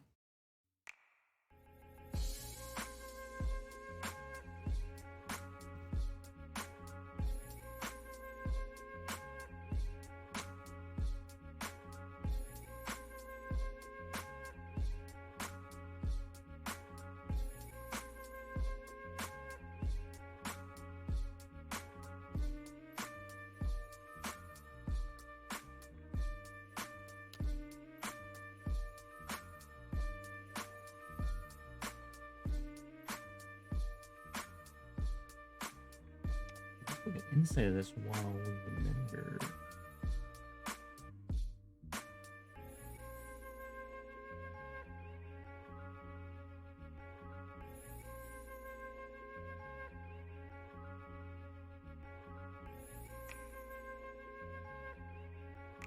Right mass of that one.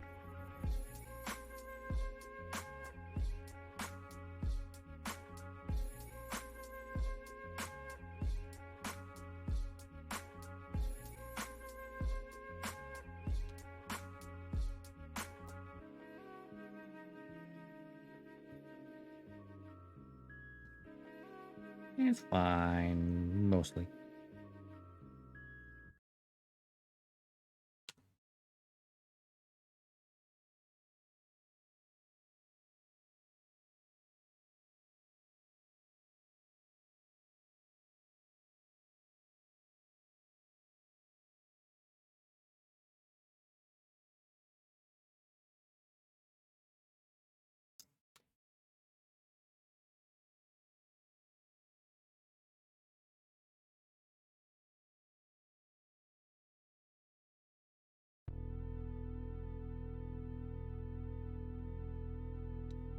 That's everything on the arm.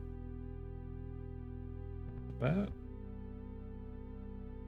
so you know what? I just realized I should probably have done is like around the part where it separates between the white and the olive.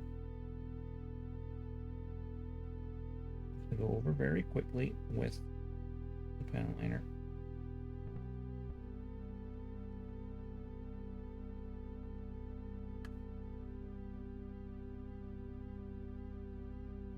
There we go. It just makes that pop because there's technically a panel line there.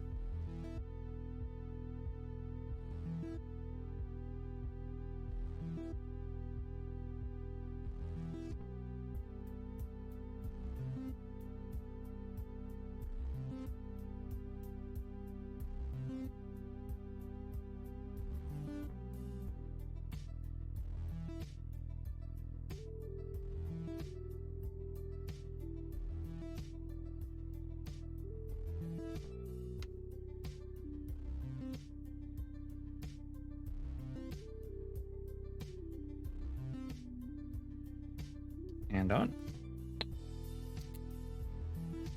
And pop the other arm back on.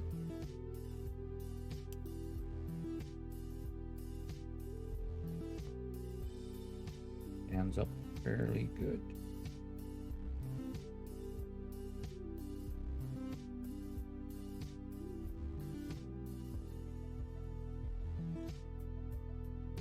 Then we can focus on the rifle and the backpack, which pop it off. Actually, just pop the wire off completely right now. Do the backpack first. Wee bugger. My neck. A little sore.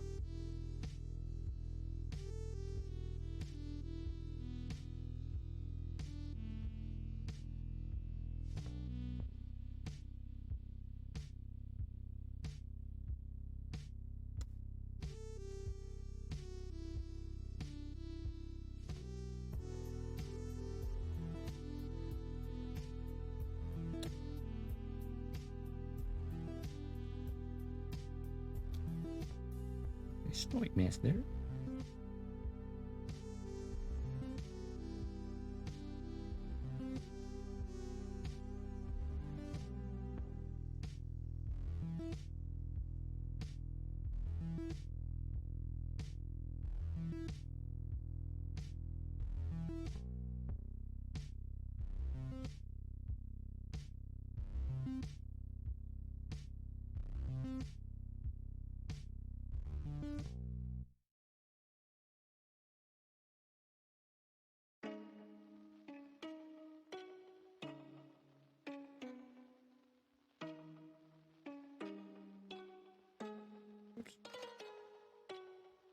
Mess there, it's fine.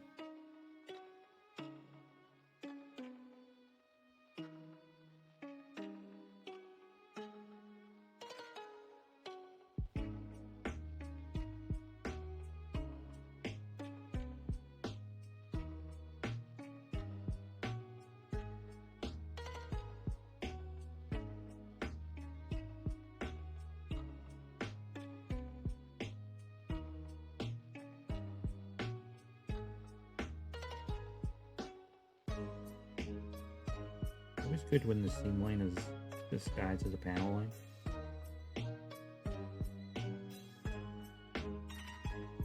And you don't need to worry about it. It ends up looking really nice.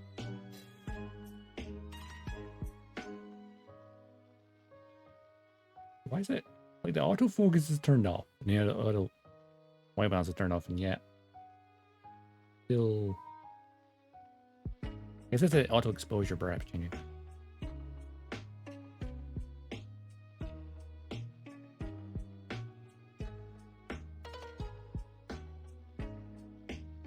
Panel light.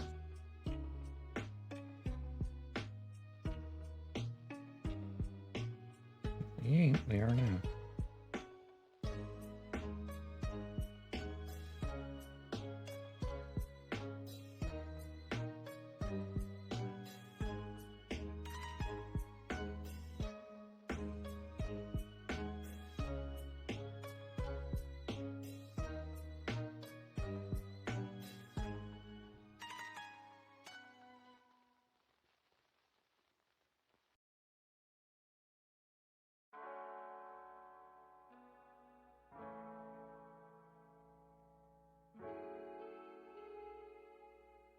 Oh, made a mess of this bit.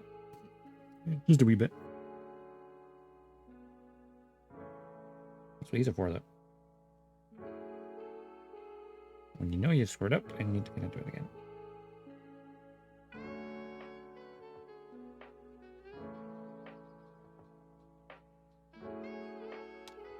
Like jam. I do.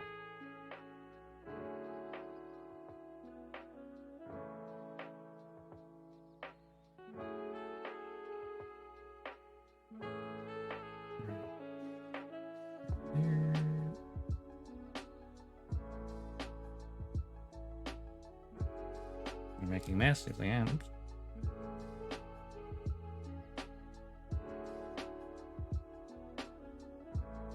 Always that's a problem when I lean into the camera to do it. I just make it messier. Sometimes.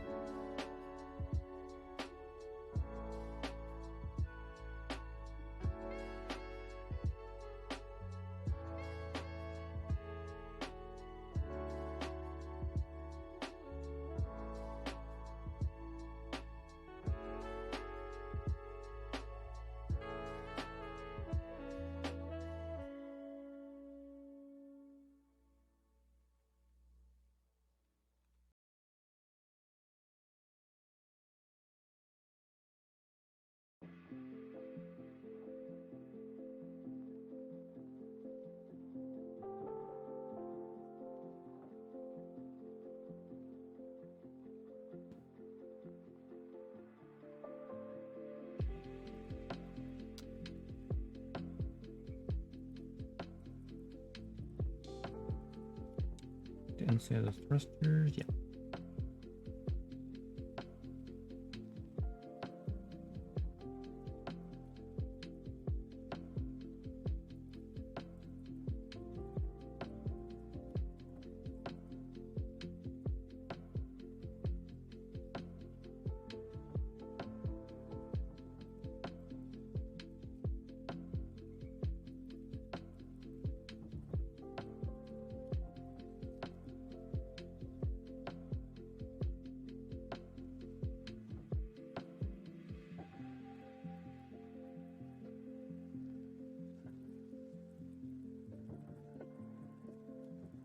All right, backpack.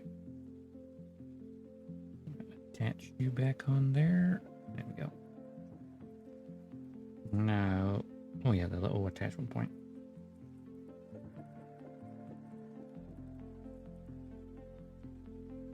The attachment thingy jimmy jiggy for the wire.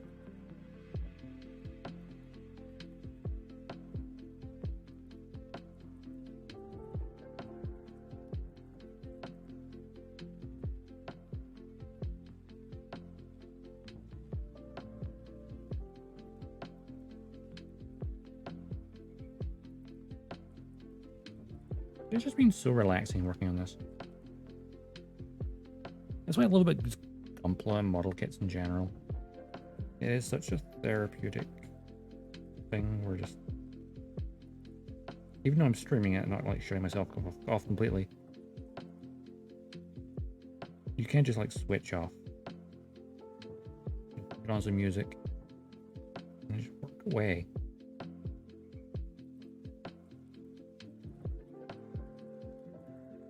Create a nice welcoming atmosphere. People just hang out and chill. They want to chat, they can chat. They don't have to. That's just my vibe in general, I think. Am I enjoying myself? Yes.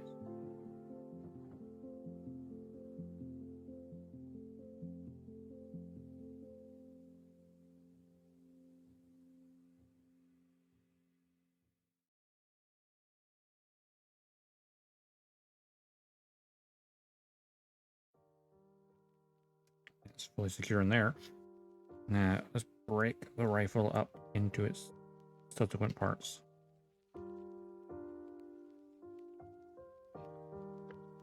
That way I can work on each part individually.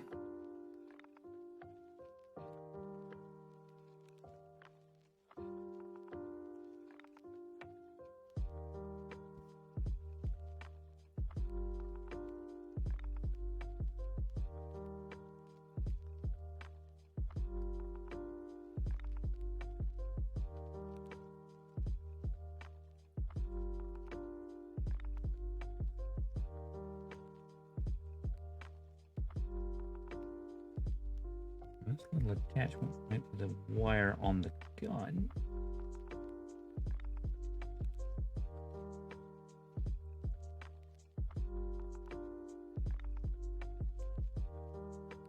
It's easier said than done.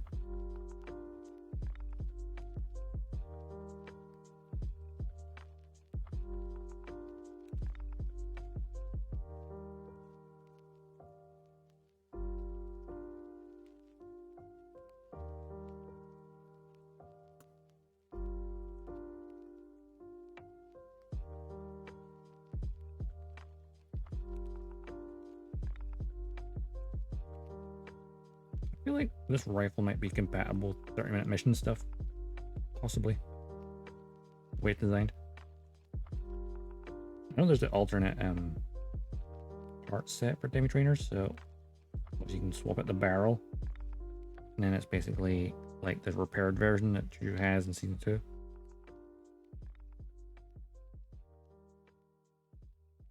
Also, he swapped out the precision beam for a Gatling beam.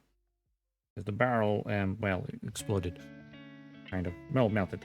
Probably a more accurate term. Because also the cooling wire was destroyed. And the barrel was damaged as well. I need to rewatch the fight with House Grassley because it's such a good one.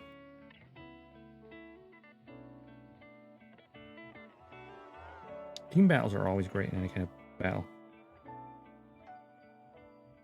One of my most fun things in which Mercury is basically at the start of the open campus, where like all the pilots are like so and so name, pilot number, heading out, and all that. And it's like something satisfying when a lot of people do it. You're like, you know, something good's going to happen.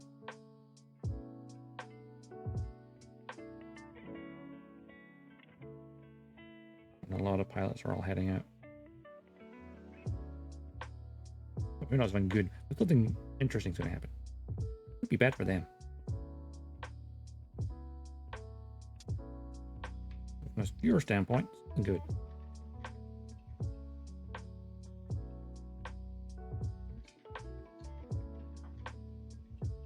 I consider I might glue this to the back of the weapon. Stop it from moving around so much. But wait and see.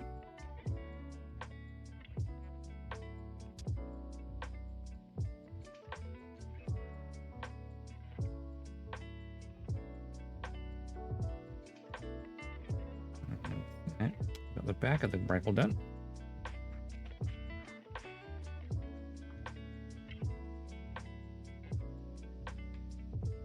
I may as well do that thingy arm.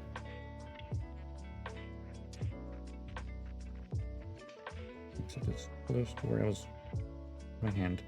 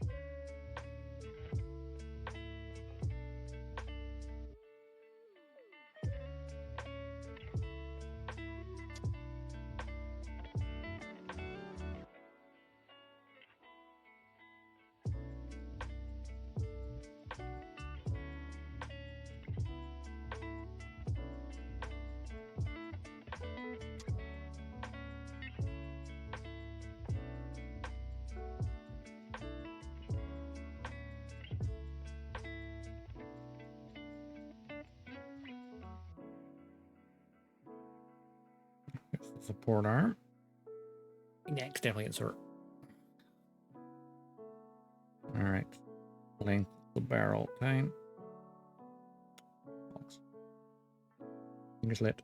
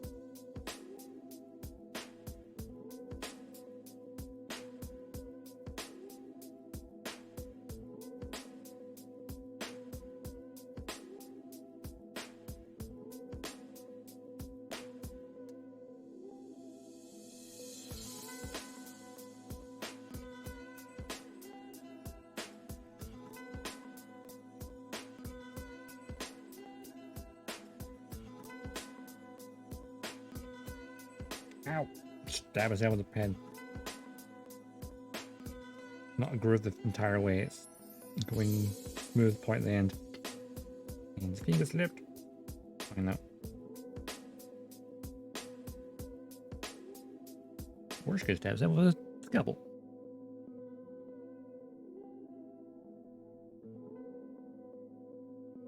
And now for the big part, which has got the most parts on it. I could break it up into a few smaller bits, potentially. Like take the scope off, for example. That's probably the easiest thing to do.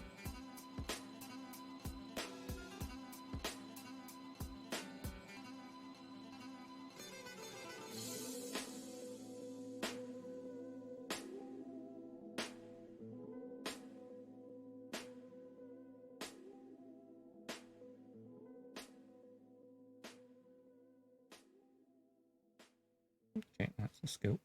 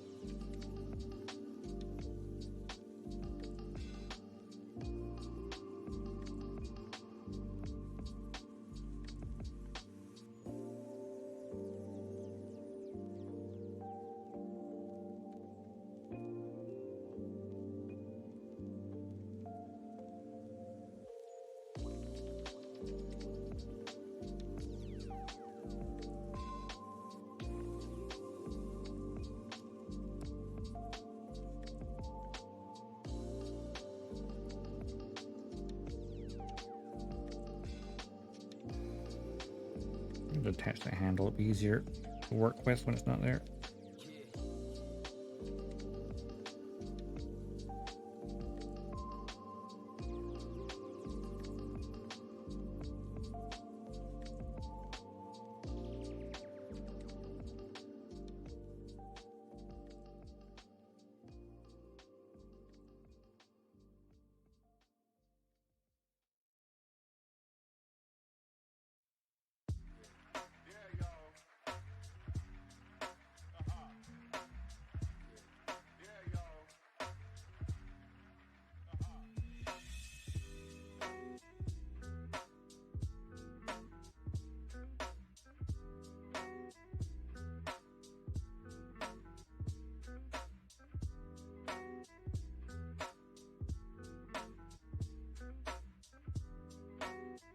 Oh, my shoulder's getting sore. Almost done. Almost done. We're almost there.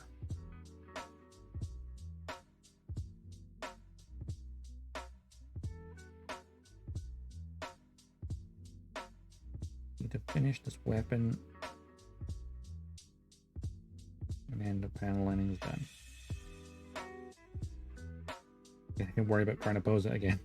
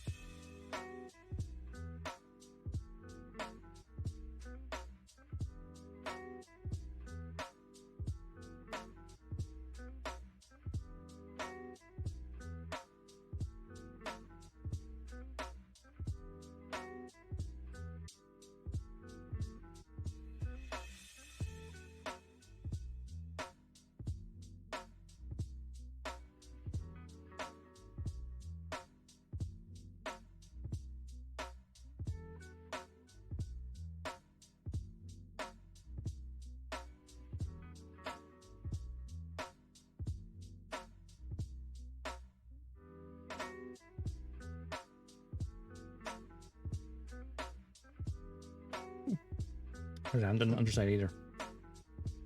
Yet.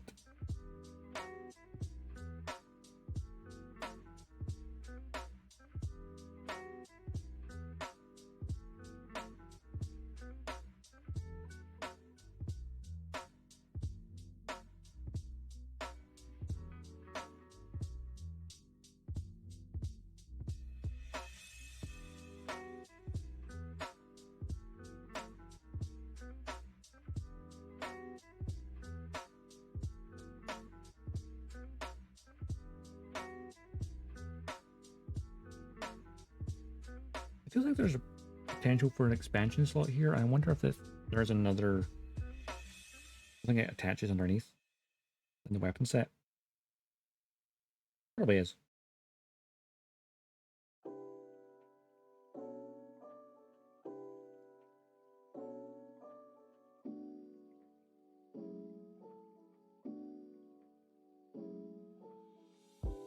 Like a magazine or something.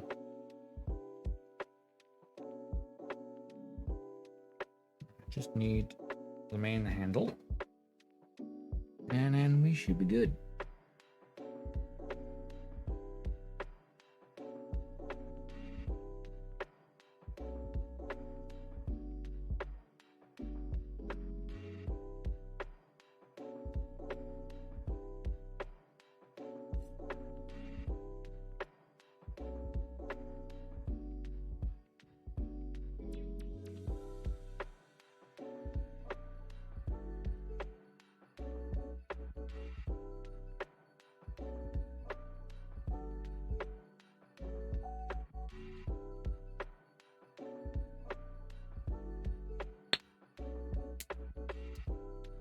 Right, handle. Go back onto there. Stock. The barrel, which, where was that again? I can line up from the bottom with the throat. There we go. And the support arm. Oh, of course. A little wire to attach to the backpack. Actually, need to attach this bit first. Then kind of thread it in there. There we go. And put that back in the rifle. Cool. Alright, Chuchu, I need you to stand. Well, actually, not going to stand off to one side slightly. So I can attach your weapon mount. There we go. Zip around the arm with this.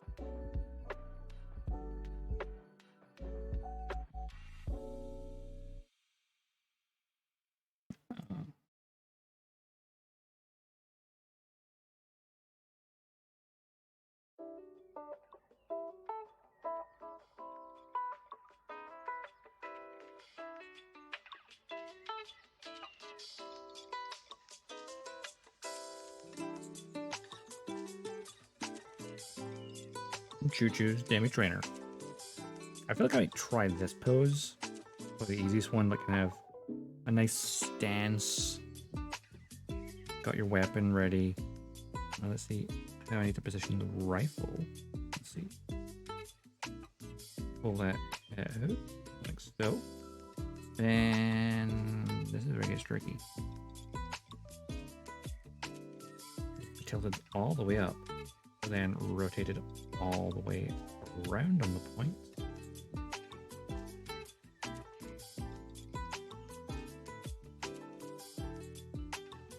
Oop, that just popped out the cable. That's fine. It just popped out the cable. It popped out the entire stock.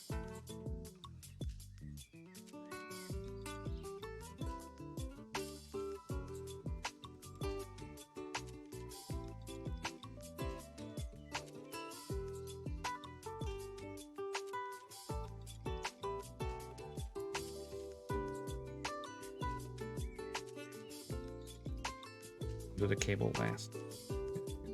Put it like there, roughly. Then I can, I don't know, pop the rifle first and then the backpack.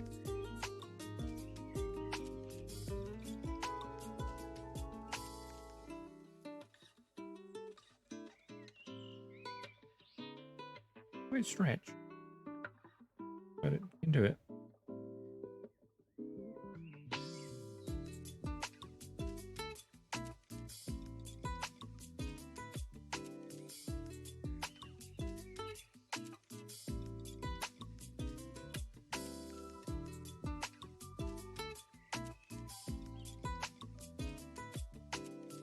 Legs are like out a little bit, like that. Make sure it's steady. Just a tiny bit.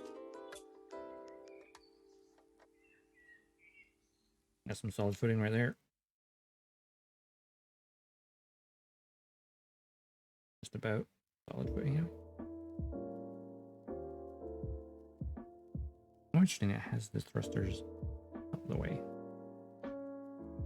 Light up the thruster. The knee bar comes down. Like that one up as well. There we go. That was a lot higher than I remember. Maybe not all the way up. All the way up? Oh, maybe all the way up.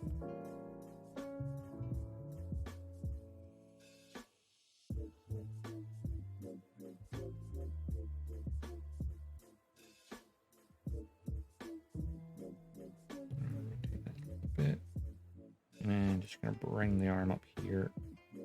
Like a resting position.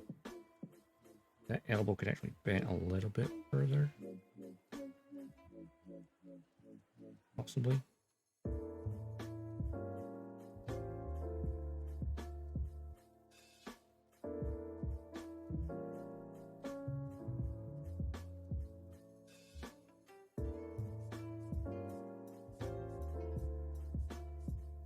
Flex the arm a little bit. Not a bad pose. You know, like at the ready with your weapon. Oh, there we go. We Chuchu's Demi trainer. I may fiddle around because I want this pose. I really want that pose, but we've got this one here in the center, which is a nice, safe. Just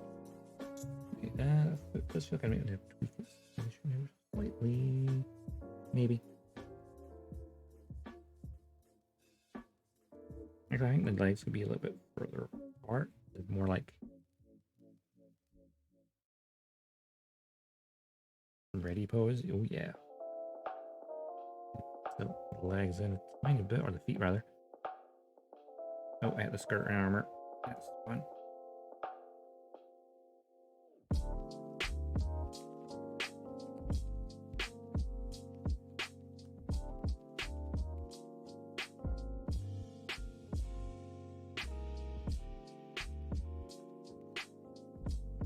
That would be too far apart.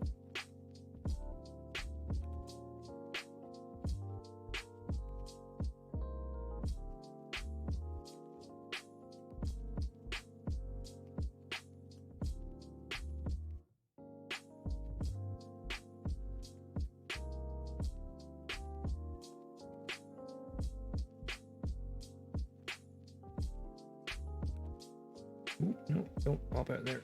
Please, thank you. Oh, look at that. There we go. It's really bouncing my heel.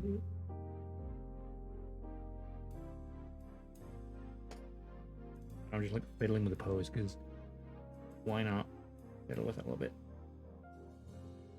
Put a slight bend in there.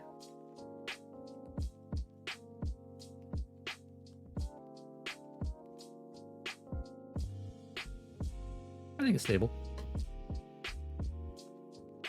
Chuchu. In her Demi tray.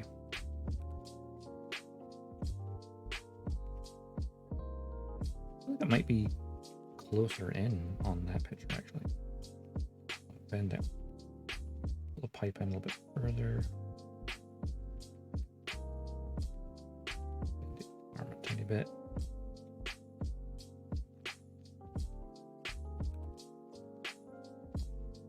That's there. I think we're good. I think we're good. I might have to tweak it here and there, but it's a pretty decent pose. Chuchu at the ready.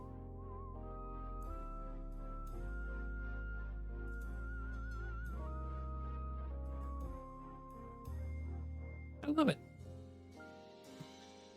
So what next? Garibaldi or the Farrak? Maybe I'll put a poll up. Or we just do the Garibaldi. I don't know, I may flip for it. Anyway, I'm going to wrap it up here. It is now, it's about 6 o'clock for me, so that's just coming up to the 5 hour mark. Not bad, you know. We did a little bit extra details missing. And finished a weapon. Got a nice little pose going. I'm happy with this. A nice chill stream. Nice and relaxing. As for now, I need to... Shall we go a raid? I think we should. Let's have a look, see. It is currently live. Let's see.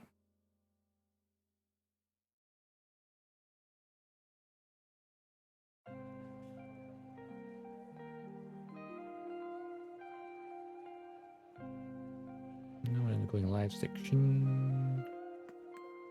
Check out makers and crafting.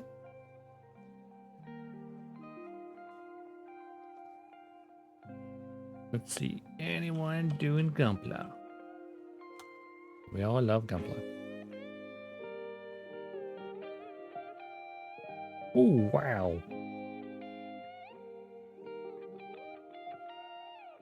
Is someone building a Nightingale? Oh, we might go raid them.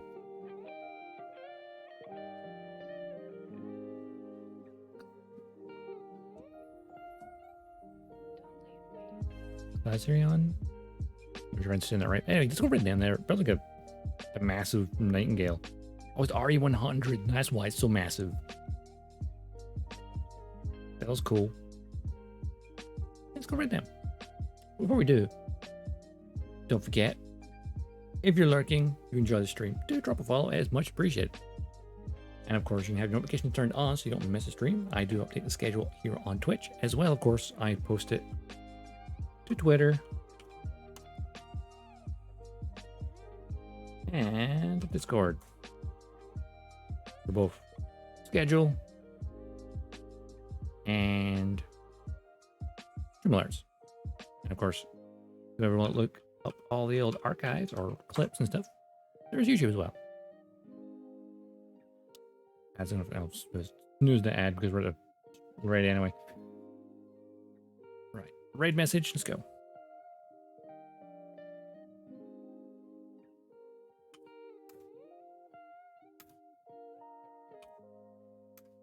Reinforcements have arrived. Get that ready to go. Followers, subscribers. Let's see, what's gonna raid? What was the name of that guy again?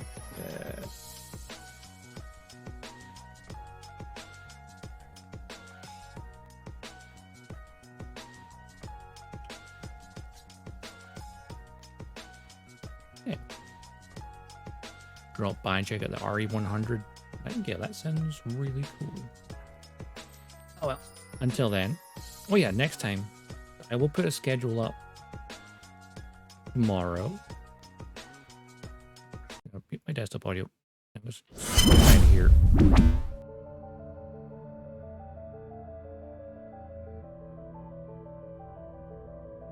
Okay, so I will do a schedule up tomorrow, and then I'm a short shift tomorrow, so I might do a wee stream in the evening, possibly. If not, the next stream will be Sunday. We'll start our new kit on Sunday. And then the Monday, probably go back to Armored Core. Maybe we will do like a short Starfield tomorrow night. Perhaps. I still have to find time to both do... Oh yeah, because episode 4 of The Expanse will be tomorrow coming out, so I need to do episode 3 and 4. So yeah, that'll be fun. Anyway, we'll wrap it up here. You have an awesome day. Have an awesome weekend. Wait, no, it's not a weekend. I'm used to doing the weekend. It's Wednesday, my dudes. Anyway, have an awesome day. Have an awesome week, and I will see you soon.